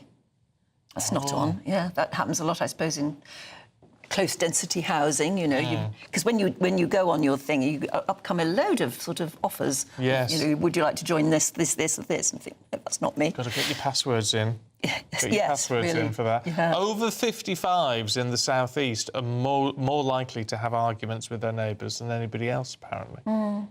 So there you go. It's lovely if you can get on with your neighbours. It's a really lovely thing. You get a nice sense of community, don't you? But it's when they do something that's irritating. Have you noticed the other thing is that since the election of this Labour government, a lot of previous MPs, or they're still MPs now, but they're no longer in government, have become reporters. Yes. I mean, Robert Jenrick, who we'll be talking to about this in a few minutes' time, but also others. Now, the names have completely gone out of my head now. Did Chris Philp do something? Chris Philp did, yes. He was in the Channel, wasn't he, looking at migrants coming in. And then the former Reform MP... Rupert Lowe. Thank you. He was in Great Yarmouth looking out the window or something, or surveying the horizon, and saw, talk about curtain twitching, and saw what he was absolutely convinced must be a boat of migrants coming in. And when he alerted the Coast Guard, they went out and found that it was some charity rowers who were doing a Land's End to John O'Groats charity row. But these MPs have become reporters. And Robert Jenrick was particularly good, wasn't he? Well, he was good. What's interesting is he doing it just to highlight the problem? Or is he just trying to be more proactive? Because we know he wanted to be leader. Oh, well, so ask that's still him. an ambition. He's going to be in about 10 minutes, so we'll ask him. But it's had an impact. Certainly the Robert Jenrick thing has had an impact, which is interesting. It's getting out and about. It's actually doing stuff rather than just sat there talking about it, which is quite nice. It's also doing stuff you could never really do in government. Why not? Well, that's the question too, isn't it? Why not get out there and actually discover what it's really like in the real world? As Justice Secretary, could he have gone out there and actually done that job? Actually, he'd have had to clear it with Number 10, had to get the Cabinet to agree to it or something. Maybe those sort of things are impossible to do when you're actually in government. If it's true, that's a shame. Just get on with it, though, because you'd have a job to sack him for doing that, wouldn't you? Yeah. Anyway, it's interesting. So we'll talk to him in a couple of minutes about that. In the meantime, Britain is bracing for a wave of anti-migrant protests across the country following clashes yesterday across 12 cities. Police say they're not going to take any chances. They've put 3,000 riot officers ready to be deployed across England and Wales. Hotspots, including places you'd never really normally otherwise think of, like Norwich and Nuneaton, and in London, Canary Wharf and Islington. Well, the unrest comes amid growing anger over this continued use of hotels for migrants. And yesterday in Altrincham, GB News' reporter Sophie Reaper was covering a stand-up to racism counter-protest when she was struck on the head by a metal placard. Let's take a look at her. I'm just being harangued here. Oh dear, it's become... I'm just going to get on the other side of the police line, Michelle. The police have... Your side. Excuse me, what do you mean? What do you mean our side, sir? Whoa, ow! I've just... Michelle, I've just been hit by a placard on the head by one of these counter-protesters. We are just trying to give them the opportunity... Excuse me, ma'am. We are, of course, just trying to give them the opportunity to have their side. True pro, actually, carrying on under that sort of situation. Let's talk to political commentator Piers Pottinger. Piers, we've got to change the narrative around this, haven't we? I understand counter-protesters, all right, and it's their right to do it. I totally get that. What bothers me is the counter-protest is run by Stand Up to Racism, which would seem to indicate that anyone who isn't happy with what is going on at the moment is racist. Yeah. I mean, the whole thing has become a kind of focal point for demonstrators of any kind at the moment. And I think there's a big question coming for this government to face head-on instead of avoiding it, which is the question of social unrest. And we're looking at a summer. We're going to get another heat wave next week. Now, that might sound irrelevant, but we do get riots when it gets hot. People get hot-tempered in hot weather. And I can see this boiling over very rapidly. Now, I hope this weekend the police, who've been well warned about the series of protests coming, are going to be able to control this peacefully, and those people who are protesting fairly will be able to do so. But unfortunately, these issues have been basically kidnapped by extremists on all sides, using it as a way to deliberately create social unrest. And that is really worrying indeed. And for example, you talked earlier about Mr. Jenrick looking at fare dodgers. But also, I mean, here's an example. Would Yvette Cooper be out on the streets today looking at how the police were dealing with these potential riots?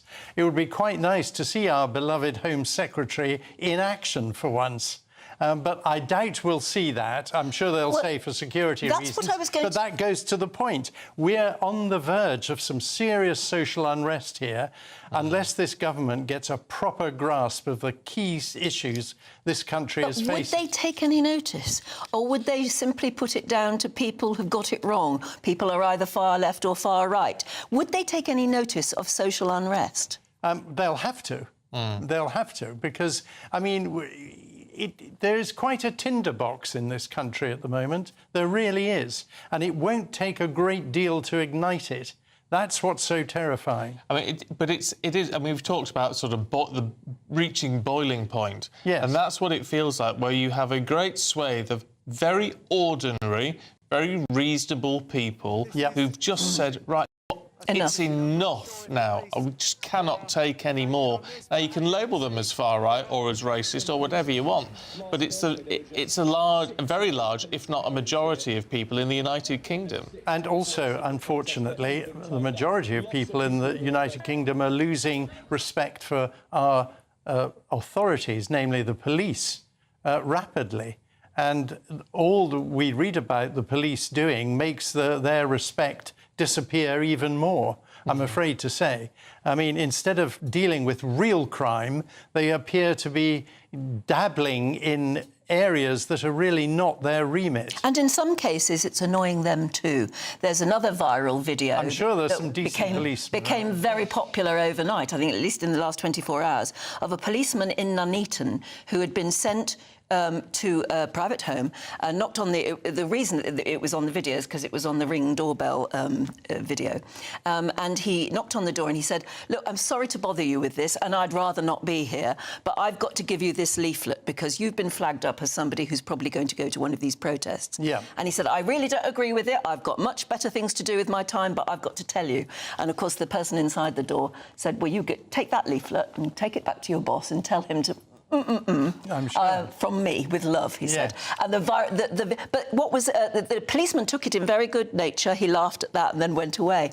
But it showed the annoyance that he showed as having to do that sort of job. Yes. Well, again. Who is telling them to do this? Well, who's flagged that individual? As well, is that social media? Is going through social media? I mean, this is not what the police should be spending their time on in any way at all. Every sensible person in this country knows that, except it would appear for the people in charge of the police, namely Yvette Cooper and her gang. All right, Piers, thank you very much indeed. Sticking to things about crime and what we're actually doing about it all, you will remember this viral video of the Shadow Justice Secretary, Robert Jenrick, confronting what they call free riders, fare dodgers, on the London Underground. Have a look. Excuse me, do you think it's all right not to pay? Seriously, why do you go back through the barrier and pay? Do you want to go back and pay like everybody else? Do you think it's all right not to pay? Why don't you go back and pay? Well, since then, the number of fines issued to fare dodgers has actually gone up by 60%. 60%. Which shows it was possible in the first place. Yeah, oh, doesn't it just? Should we talk to the man himself, Robert Jenrick, who's here? Good to see you. Good morning. Nice to be here. You've had an impact, then, with this? Yeah, look, Are you surprised that they have decided to clamp down? Well, I'm very pleasantly surprised, yeah, absolutely. It looks like if you actually shame the authorities into action, they can do something. And in this case, it looks like Sadiq Khan can actually do something if he puts his mind to it. So, big increase in the amount of law enforcement. And I think for all of the law-abiding, rule-abiding, fair-paying people out there, not just in London, because this is a problem across the whole of the country, it's good news. Do you know whether Do you know whether it was directly affected by what you did? Because obviously, I mean, that reached just about everybody. It was watched by how many millions? Well, on X, it was about 15 million, and then on the other platforms, I think it goes up to about 25 million people. So about a third or half the population of the country saw it. So the logical conclusion, sorry. I'm just fascinated. The logical conclusion is that somebody somewhere said, hang on a minute, this isn't good enough. We'll tell everybody down the line that they must take action. Because I can only presume it's that, which means that it was possible in the first place. Exactly. Look, it shows that with a bit of political will, you can actually get things done. And so if it's possible to take action against fare dodging, why don't we take action against shoplifting or burglary or some of the violent crimes that we're seeing on our streets, or tradesmen who are having their vans broken into and their tools nicked? The public just want to see the police and the authorities step up, do their jobs, because I think at the moment people feel like mugs. They're paying their fares on the tram or the bus or the tube if they're down in London. They're playing by the rules in their daily lives. They're not nicking things from shops, but they see people doing these things, and there's a sense that it's happening with impunity, that they're almost being decriminalised at the moment. And the public realm, the parts of the world, the country that we all live in, the town square, the high streets, it feels like it's going downhill a bit, doesn't it? It feels like things are going to the dogs a bit in some places, and we've got to change that. All right. But I mean, part of the issue with this and why that became a viral video is because it's a politician actually doing something rather than just sitting in the chamber talking or doing a video on TikTok or whatever, in your office talking. You're out there actually doing something. Why don't we see more of this? Because clearly people are fed up of politicians doing all the talking but never actually getting off their backsides and doing anything about it. Well, I think you're absolutely right. I mean, I know I'm in London wearing a suit this morning, but generally I think people are sick of politicians who are just doing speeches, talking about things, pontificating. They want to see people getting stuck in, don't they? Preferably getting out and about, taking up everyday issues that affect all of us across the country and trying to have an impact. And I think it does show that you can do that. What made you actually do it? Well, we had a little team outing to the football, and we were sat in the pub afterwards, and we were talking about just the things that annoy us all.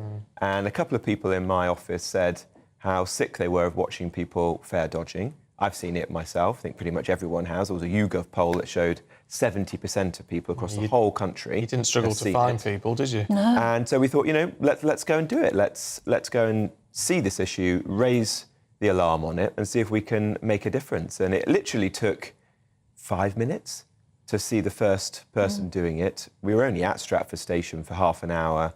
Dozens of people were breaking the rules there. And what annoyed us most of all was that there were actually people paid to enforce the law who were stood there watching us. At one point, someone was actually filming me doing this because they thought it was amusing that someone was doing something. And I don't completely blame those people. They were being advised by TfL not to intervene. I think at one point people thought that they weren't insured if they did it because they were worried about, you know, being stabbed, all these things. But it contributes to a sort of lack of confidence, doesn't it? We want the police, just as you were saying in the last piece, to be out there tackling these issues, not getting distracted with nonsense like releasing tweets or knocking on people's doors, giving them notices about a legitimate protest. So what do you make of that guy getting his notice and the fact that someone's clearly decided he was a threat or something, and the shopkeeper, who we're going to talk to in a few minutes as well, Rob Davis, who said, you know, shoplifting scumbags have meant I've got to have to lock up my cupboards, ask for help if you want to get any of these items out, who was then approached by police.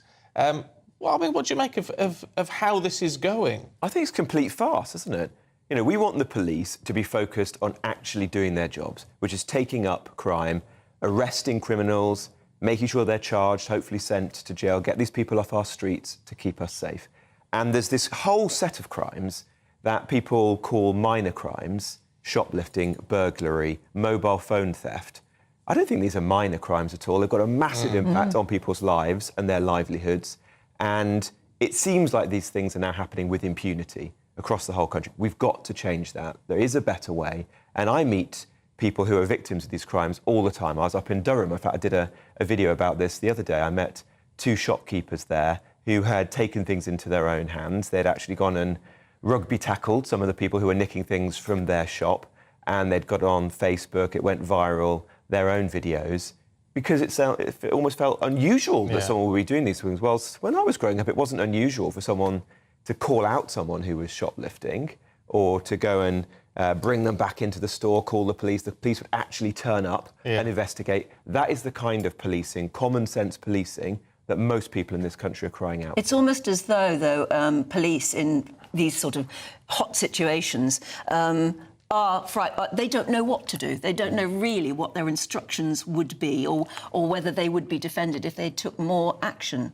I think that's an important point, that we have to have the backs of the police. They don't get everything right, do they? And I call out the police when they make mistakes, don't get me wrong. But when they're tackling people who are committing crime, particularly violent criminals, we should support them. You saw that with the incident at Manchester Airport, where there were police officers who were subjected to really violent abuse, physical abuse, kicked, beaten, headbutted. And then there were some politicians who were very quick to judge them and to say, essentially, maybe they were racist, maybe they went over the top. We don't know all of the, some of those cases are still subject to retrials. But I think we can see from the fact that at least one individual has been found guilty of assault, that some of those politicians and people on the media were far too quick to judge the police. I think we should have the back of police officers so they've got the confidence to go and take action to make us safe. Yeah, I mean, this sort of thing cuts through, right? Whether people would vote Tory or not, it cuts through because they can see something happening. Would the Conservative Party be cutting through more? Would you have been doing this sort of thing if you'd been party leader? Well, I think it's very tough, isn't it? A year after a big election defeat, it's not an easy situation for the Tory party. I think there is a mountain to climb. We didn't win the election because we didn't deliver for people on issues that people care about, like crime, like immigration. So it's going to take a long time. But I think it's very important that we take up just ordinary issues that all of us are affecting in our everyday lives. And yes, as well as coming on GB News, get out on social media, make the case and prove that although we're in opposition, you can actually get things done by shaming the authorities, even shaming somebody as useless as Sadiq Khan into taking action.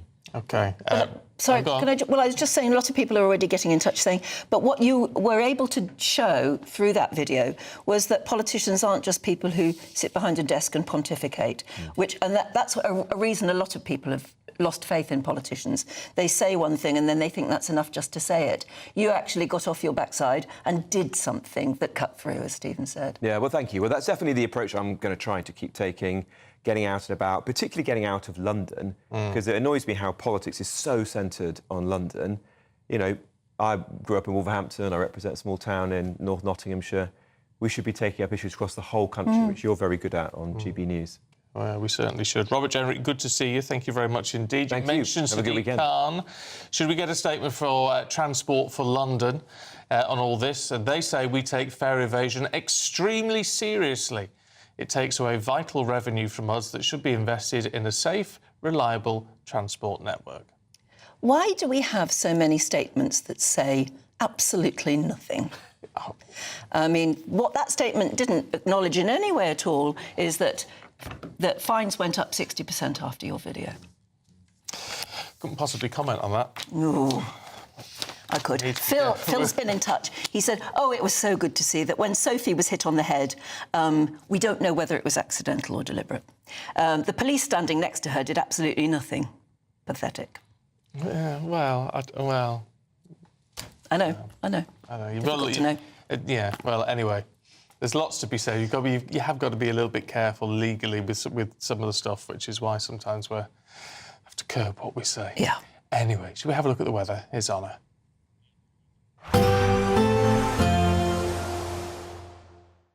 Expect warm spells with the odd rude interruption. Boxed Boilers sponsors the weather on GB News. Hello there, good morning. Welcome to your GB News weather update from the Met Office. This weekend is set to be fine and dry for many of us. It's going to be feeling warm in the sunshine as temperatures are on the up. That's away from northern areas though, a bit cooler here, more clouds, some quite squally showers starting to move their way into northern parts of England as we head through the morning. They should fizzle out, but still plenty of showers drifting their way eastwards across Scotland. These could be heavy and quite blustery at times, still fairly windy around exposed coasts. But for much of England and Wales, it is set to be a very pleasant afternoon. Plenty of sunshine and it is going to be feeling warm. Highs reaching around 26, possibly even 27 degrees Celsius across parts of the southeast. As I say though, always feeling that bit cooler across Scotland. More cloud here, some showery outbreaks of rain. These could be heavy and quite blustery, particularly as they start to move into western areas and particularly around exposed coasts too. Any showers should be largely easing away across Northern Ireland. There may just be a bit more cloud across northern parts of Wales, central parts of England by the afternoon. The risk of the odd light shower, but they should be mostly isolated, many seeing a dry end to the day. Now, through the course of the evening and overnight, we'll see a fairly similar pattern, mostly dry for many areas, but once again continuing to see those showers move into western parts of Scotland, possibly the odd shower moving into coasts of Northern Ireland. And under those clear skies across England and Wales, we may see some patchy low cloud to start, but once again, it's set to be fairly mild. Some towns and cities across the south not really dropping much past 14 to 15 degrees Celsius. For many on Sunday, though, it's going to be a much brighter day, particularly across the north. Less showers, but there's a chance later on we could start to see a few more start to creep into the northwest. But we'll really start to see those winds ease away too, so it's going to feel more pleasant where we see the blue skies. But once again, quite warm, particularly across the southeast. Highs reaching 27, possibly 28 degrees Celsius. Bye-bye. Expect warm spells with the odd rude interruption. Boxed Boilers sponsors the weather on GB News. Now it's time for our Great British Giveaway, and this month we're offering you the chance to live mortgage or rent-free for a year, plus an extra £5 in the bank on top of that. And if you haven't got a mortgage or rent to pay, I hear you say, what do we get? You'll get £15,000 in cold, hard, tax-free cash. Here's how you enter.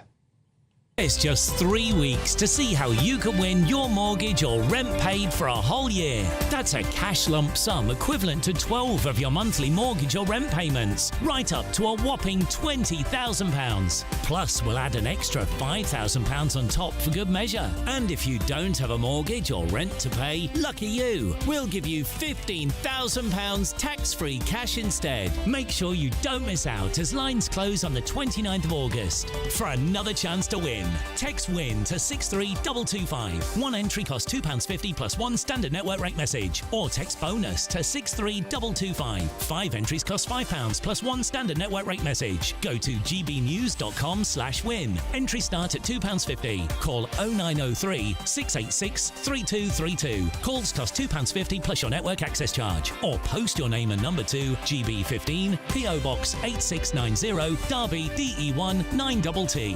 UK only. Entrance must be 18 or over. Lines close at 4 p.m. on the 29th of August. Please check the closing time if listening or watching on demand. Good luck. Do stay with us. Still to come, Washington has distanced itself from the UK on the question of Gaza. We'll have more on that in just a moment.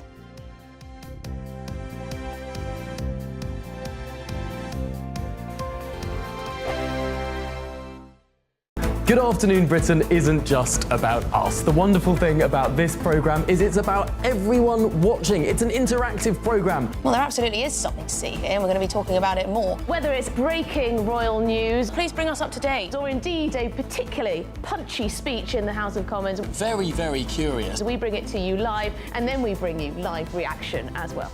That's Good Afternoon Britain, weekdays from midday. Only on GB News, the People's Channel, Britain's news channel.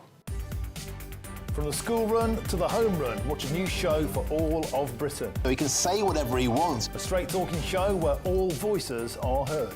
And, you know, when are we going to stop talking about smashing the gangs and actually do it? With the stories that matter from every part of our country. There's a bit of a crash landing there for your Chancellor. Bold, fearless and standing up for you. That's me, Martin Daubney, 3 p.m. till 6 p.m, weekdays, here only on GB News. The People's Channel, Britain's news channel. Britain was once the envy of the world. But look around. A nation that no longer knows what it is or where it's going. A country that's broken. How do we fix Britain? How do we bring it back? Friday night with Matt Goodwin at 8 p.m. only on GB News. You've read the headlines, you've heard what those in power have to say.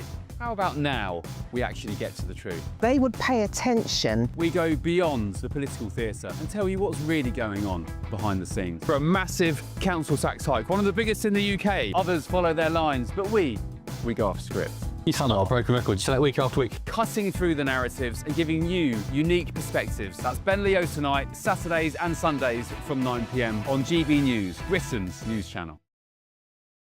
It's Patrick Christie's Tonight, and here we do things differently. It's explaining the absolute madness of this, doesn't it? It's explosive. I mean, this is very good. It's lively. 850. Your government sat there, Sean, and it did nothing. It's controversial. And the Middle East has been in turmoil since before I was born. It's everything you need to kickstart your evening. Everyone's had their Weetabix tonight. I love to see it. That's Patrick Christie's Tonight, weeknights from 9 p.m.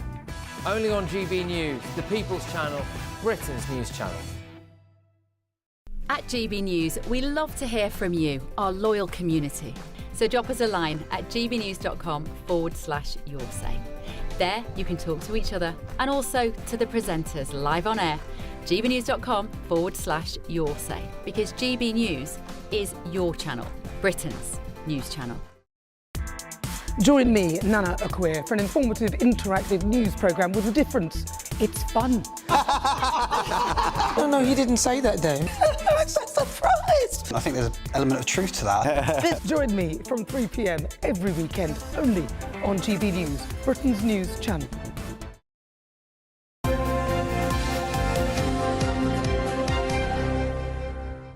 It's exactly 9:30. Morning to you. Now, J.D. Vance, the US Vice President, has said Washington has no plans to recognise a Palestinian state.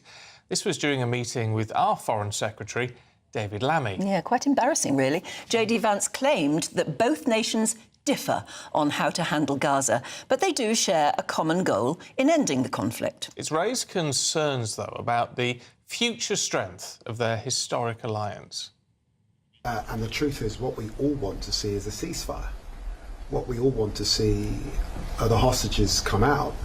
And we are hugely concerned by the humanitarian suffering that we're seeing in Gaza particularly. So it is bringing that to an end that we want to see. I am concerned about what is developing in Gaza at this time and the recent decision by the cabinet, and hugely concerned, as I think a lot of Israeli people are, about the impact, particularly on the hostages. Well, Middle East correspondent and author Yotam Confino joined us earlier on this very subject. I think that they are giving Netanyahu a green light to do not everything he wants, but when it comes to waging war against Hamas, there are almost no constraints put on Netanyahu or Israel by the United States. The only thing that Trump actually cares about right now is to improve the humanitarian situation, which is why they're now ramping up the efforts by GHF, the American-backed NGO, to have 16 distribution sites for humanitarian aid instead of 4. So the US has taken a much larger role here in trying to get more aid into Gaza.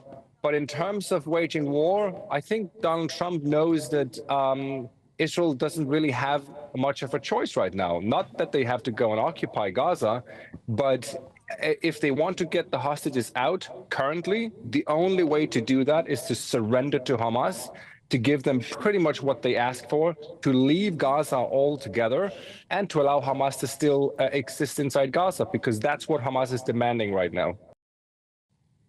Still to come, one shopkeeper is left stunned when police tell him to change a sign calling shoplifters scumbags because it may be offensive to some.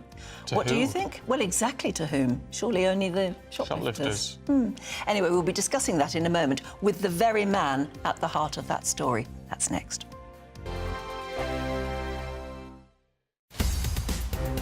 In the GB News newsroom, we bring you the news as it happens. With our team of dedicated journalists across the UK. We're ready to keep you up to date with what's happening every half an hour, every single day. Bulletins here on GB News. The People's Channel. Britain's news channel. This is GB News, Britain's news channel.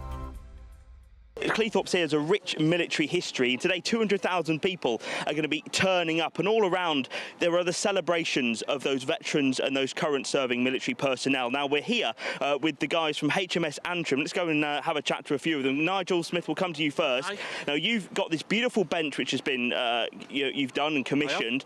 Tell us about HMS Antrim and that story, because I don't think it's something actually a lot of people probably know. So HMS Antrim was in the Falklands War in 1982. We were a bunch of young lads, 17 years old, going to war. No idea what was happening, when it was happening. We're just told we're going down south and we're going to war with the Argentinians. To be honest, half of them thought we was going up north to Scotland. So you imagine it's been 17 years old, we're on a warship, join the Navy, see the world, and suddenly we're all going to war at 17-year-old. And we're all, well, half a dozen of us here at the moment. For you, what does Armed Forces Day mean for you? You've got your bench here, you know, you're celebrating here today. Is it about a celebration of the forces? What does it mean for you today? For me, it's literally celebrating the brotherhood of the Antrim, plus recognising what the armed forces do. It's under-recognised. The country doesn't really have an armed forces anymore. And this, they need to start thinking, we need the armed forces. Back in '82, we had best part of 100 warships. You don't have that anymore.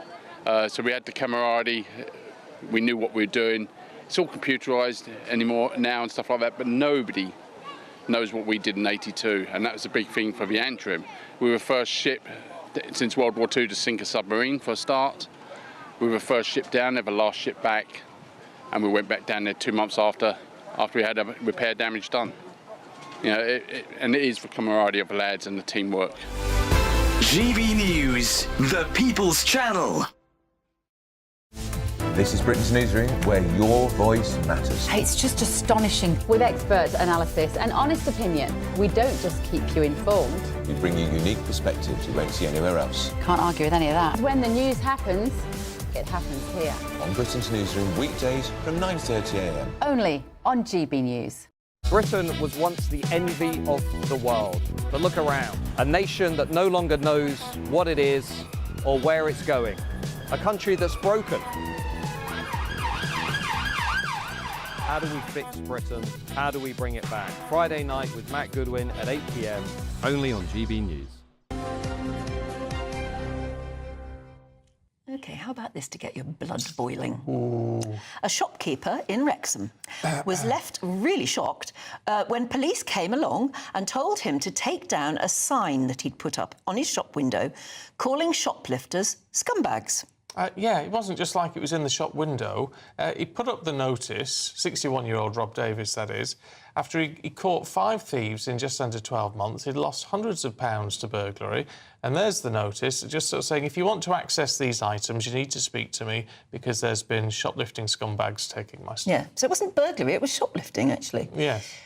He says the sign was meant to warn other customers and tell them that's why he'd actually gone to the trouble of putting certain things behind lock and key.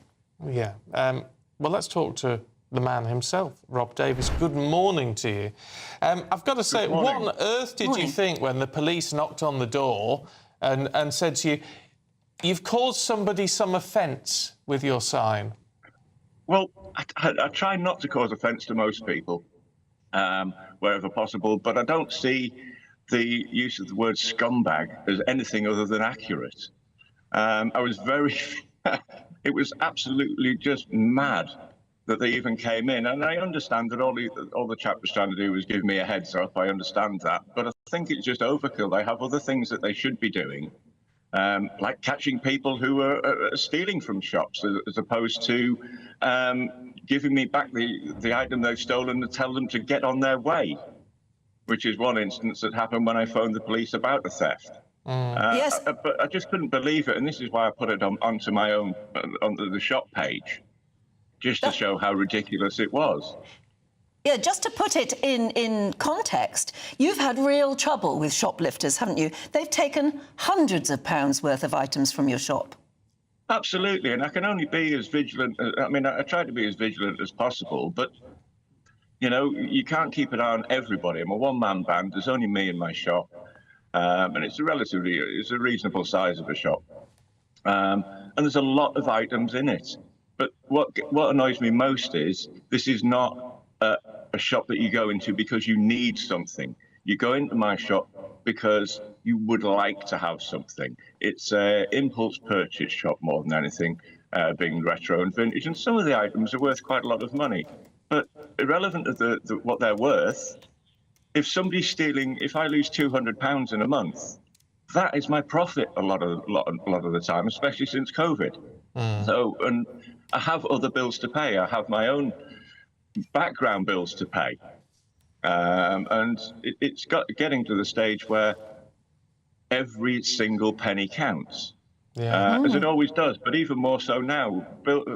Small business is still rebuilding after COVID. Many years ago now, you may think, but we're still rebuilding. We're still trying to get people off the internet and back into our shops. And if I can't fill my shop with the right goods and they be left there and not stolen from me, I don't see a way forward. So the only way forward, I thought, was I can put the signs up, lock my cabinets. That'll help alleviate some of the major thefts, and hopefully be more vigilant. I have CCTV up, I have it recording, but when you involve the police these days, it appears that they, if it's under a certain level, financial level, they're not interested. No. So what intrigues me with this is the police seem to have said to you that it may cause offence. Well, who's been offended? Did they tell you that? Well, they were approached by a lady in the street, apparently. But I went to great pains. I spent a couple of days thinking about how I could word my note. And I couldn't come up with anybody that would be offended by it, apart from those that were willing to steal from me and were stealing from me. And you know what? I care not how they think and how they feel about my note, because the note only applies to them, and they are scum. Well, just to spell it out, literally, especially for those listening on the radio, your note simply says, due to scumbags shoplifting, please ask for assistance to open cabinets. Thank you. It's very polite, I would have thought. I was even polite at the end of it by saying thank you. Yeah. You know, I couldn't get more reasonable than that. What have you done, Rob? I mean, you've had this warning from the police, this visit from the police. What have you done with the signs? I've left them up. Because my writing is quite spidery, I actually got them printed out. And all my cabinets are now installed with them, and they will stay, because I asked the officer at the time, is the sign illegal? He said no. I said they'll be staying then. If anything, they may become larger. Just to make sure that everybody sees them. Yeah. Oh, good on you. You know, do you know what, Rob? Well done for just standing up to it and not being intimidated by that. And I know the police those officers are only doing what they've been told to do, one would imagine. But it's just crazy if you can't have that in your own shop when someone's been stealing from you. It's really good to talk to you, and all power to your elbow, sir. Well, thank you very much. But what I would like to say just quickly is thank you to all the support that I've had. It's been huge. I've had people from the Cayman Islands, Massachusetts, London, all over the world ringing me. Physical telephone call to me, not just emails, not just messages. And I'd just like to say thank you very much for all the support. It really warms my heart to see that there's so many like-minded people out there that don't see a problem in what I'm doing. So thank you all very, very much. Well, thank you very much for joining us. I must say, already a lot of our viewers are getting in touch saying, isn't it ridiculous when we're worried about offending offenders? Yeah, it's very, very well. Absolutely. Yeah. All right, Rob, thank you. Appreciate your time. Well, Wrexham Police... Have a great day, guys. And you too. Wrexham Police have said all reports of shoplifting are taken extremely seriously, and we are committed to combating retail theft in the city. They also added protecting staff, businesses and customers from this type of criminality, which has created a significant impact on their well-being and business, is a priority in Wrexham. OK, that's another one of those statements. It doesn't say a great deal. And considering, as Rob was saying, he had reported one incident and the police got them and they were made to give the stuff, the clothes, I think they were, give them back. Well, fair enough, but I don't they didn't appear to be prosecuted as a result. No.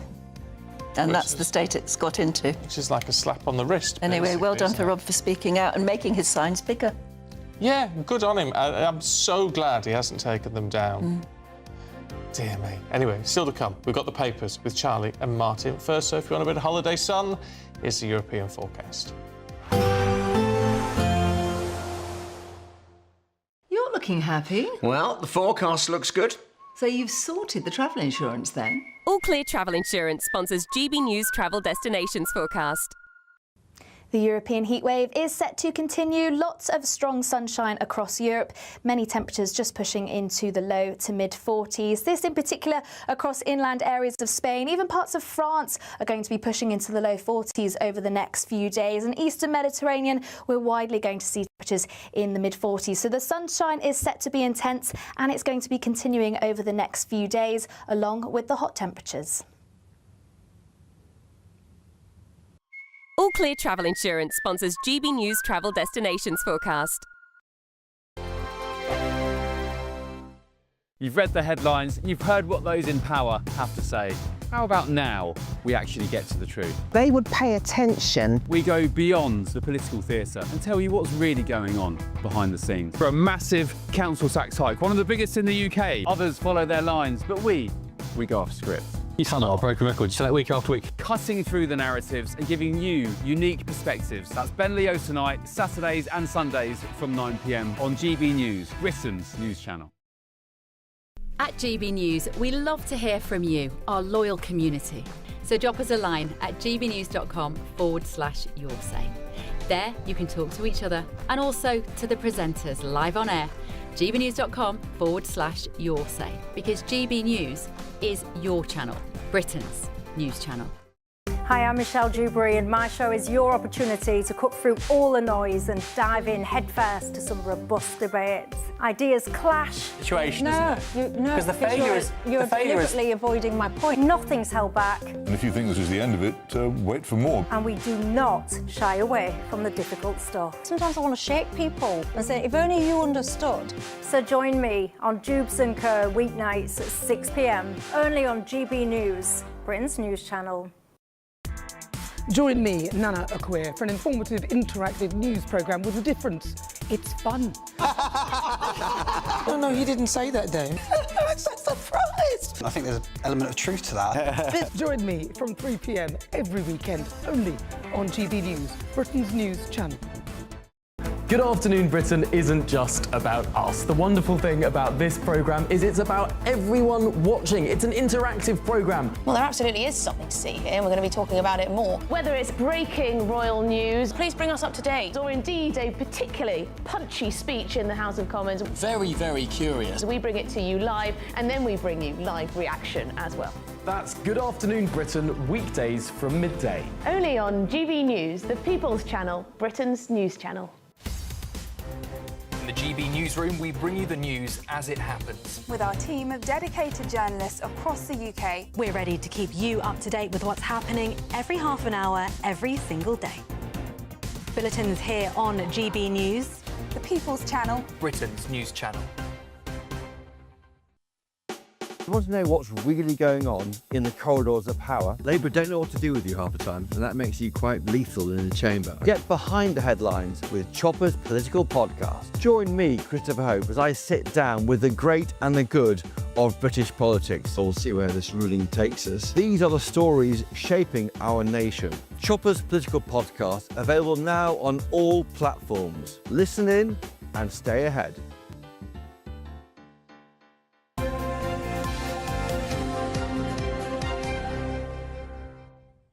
All right, it's time for the papers with former government advisor Charlie Rowley, laugh a minute, and Labour councillor Martin Abrams, who's getting into the swing of it all on his first day. It's very good to have you both here this morning. Hello again. Right, what should we have a look at? Can we start with the sunflowers? Because that will cheer us all up. Well, it's a new... Martin, tell us about it. It's a new place to go to have dinner out in the open. Well, it looks completely idyllic. You've got 30 diners there in a field in a sunflower field. Beautiful sunflowers, and you've got guests travelling from as far afield as Scotland for the event, which has become a firm fixture. And this is all about the heat wave that's coming, which I think the summer this year has been a proper summer, but it does make me slightly anxious that our climate is warming quite significantly.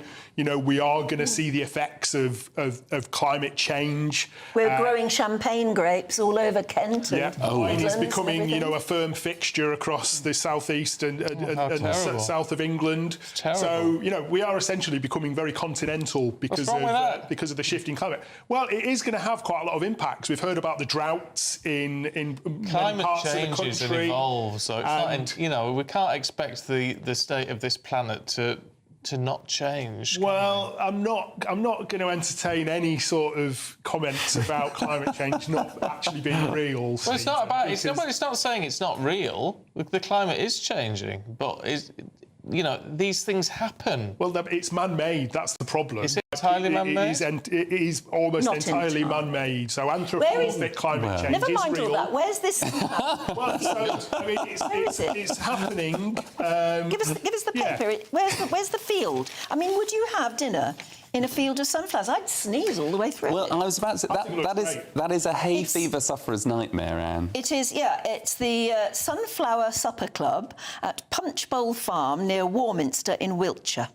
Well, I know. That's where people go and just carved out a little patch of nothing and put a dinner table there. But I would sneeze all the way through that. Yes. It'll be worth it, though. Anne and I will be in the grapes, the vineyard with the grapes, rather than that sunflower ordeal. I don't think it's for everybody. No. Each their own. Anyway, Charlie. Should we have a look at this is Daily Mail Online. Freddie Mercury's secret daughter, who may or may not be his daughter. Yes, secret in inverted commas, because we all now know who she is. Do we know who she is? No. Well, she exists. She's only known as B, but she's writing a book. B, but she's writing a book, and there's a picture of her, I think, in the in the Mail. And she was basically saying that she. When Freddie Mercury died, her father, she didn't want to share that with the world. That was something, I think, was obviously very personal to her, obviously losing a parent, but the parent that's obviously very much in the public eye. And the revelations are that, he had one or two more liaisons or affairs, or was a different character compared to what most people, or other people that might argue have been closer to him during his professional life, bandmates and others.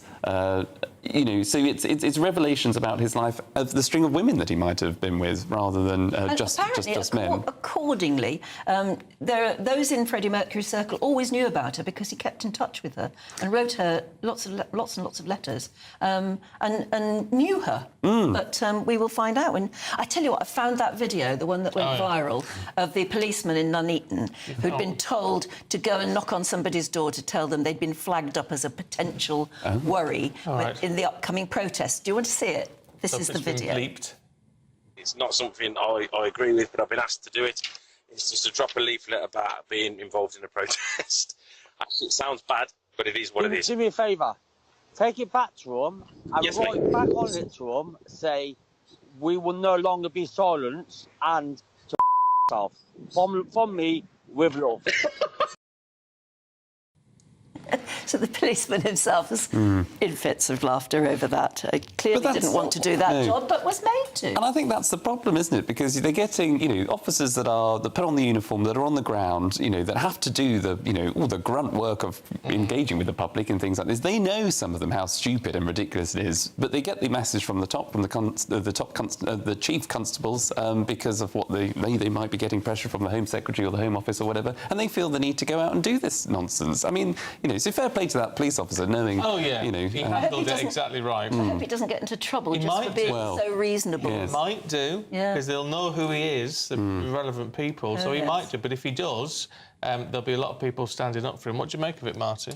I mean, it's an interesting story. I mean, we are seeing, a summer of discontent at the moment, with protests spreading across the UK. You know, there's understandable anger from people across the political spectrum. So, you know, you've got protests outside the hotels housing migrants. You've got big protests in London today against the genocide happening in Gaza.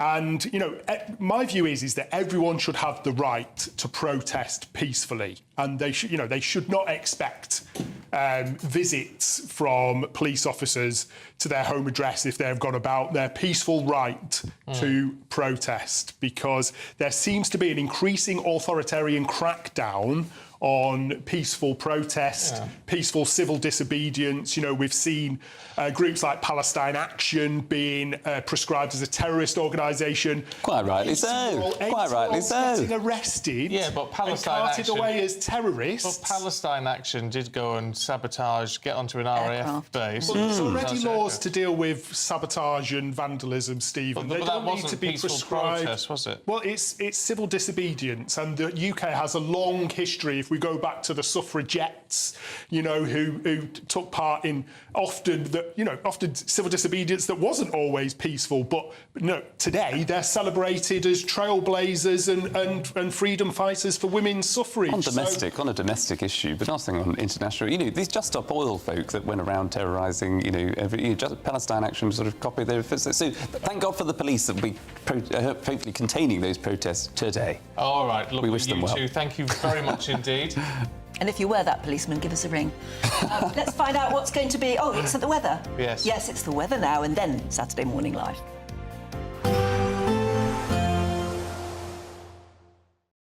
Today, clouds overhead. Total zen within. Boxed Solar sponsors the weather on GB News. Hello there, good morning. Welcome to your GB News weather update from the Met Office. This weekend is set to be fine and dry for many of us. It's going to be feeling warm in the sunshine as temperatures are on the up. That's away from northern areas though, a bit cooler here, more clouds, some quite squally showers starting to move their way into northern parts of England as we head through the morning. They should fizzle out, but still plenty of showers drifting their way eastwards across Scotland. These could be heavy and quite blustery at times, still fairly windy around exposed coasts. But for much of England and Wales, it is set to be a very pleasant afternoon. Plenty of sunshine, and it is going to be feeling warm. Highs reaching around 26, possibly even 27 degrees Celsius across parts of the southeast. As I say, though, always feeling that bit cooler across Scotland. More cloud here, some showery outbreaks of rain. These could be heavy and quite blustery, particularly as they start to move into western areas and particularly around exposed coasts too. Any showers should be largely easing away across Northern Ireland. There may just be a bit more cloud across northern parts of Wales, central parts of England by the afternoon. The risk of the odd light shower, but they should be mostly isolated, many seeing a dry end to the day.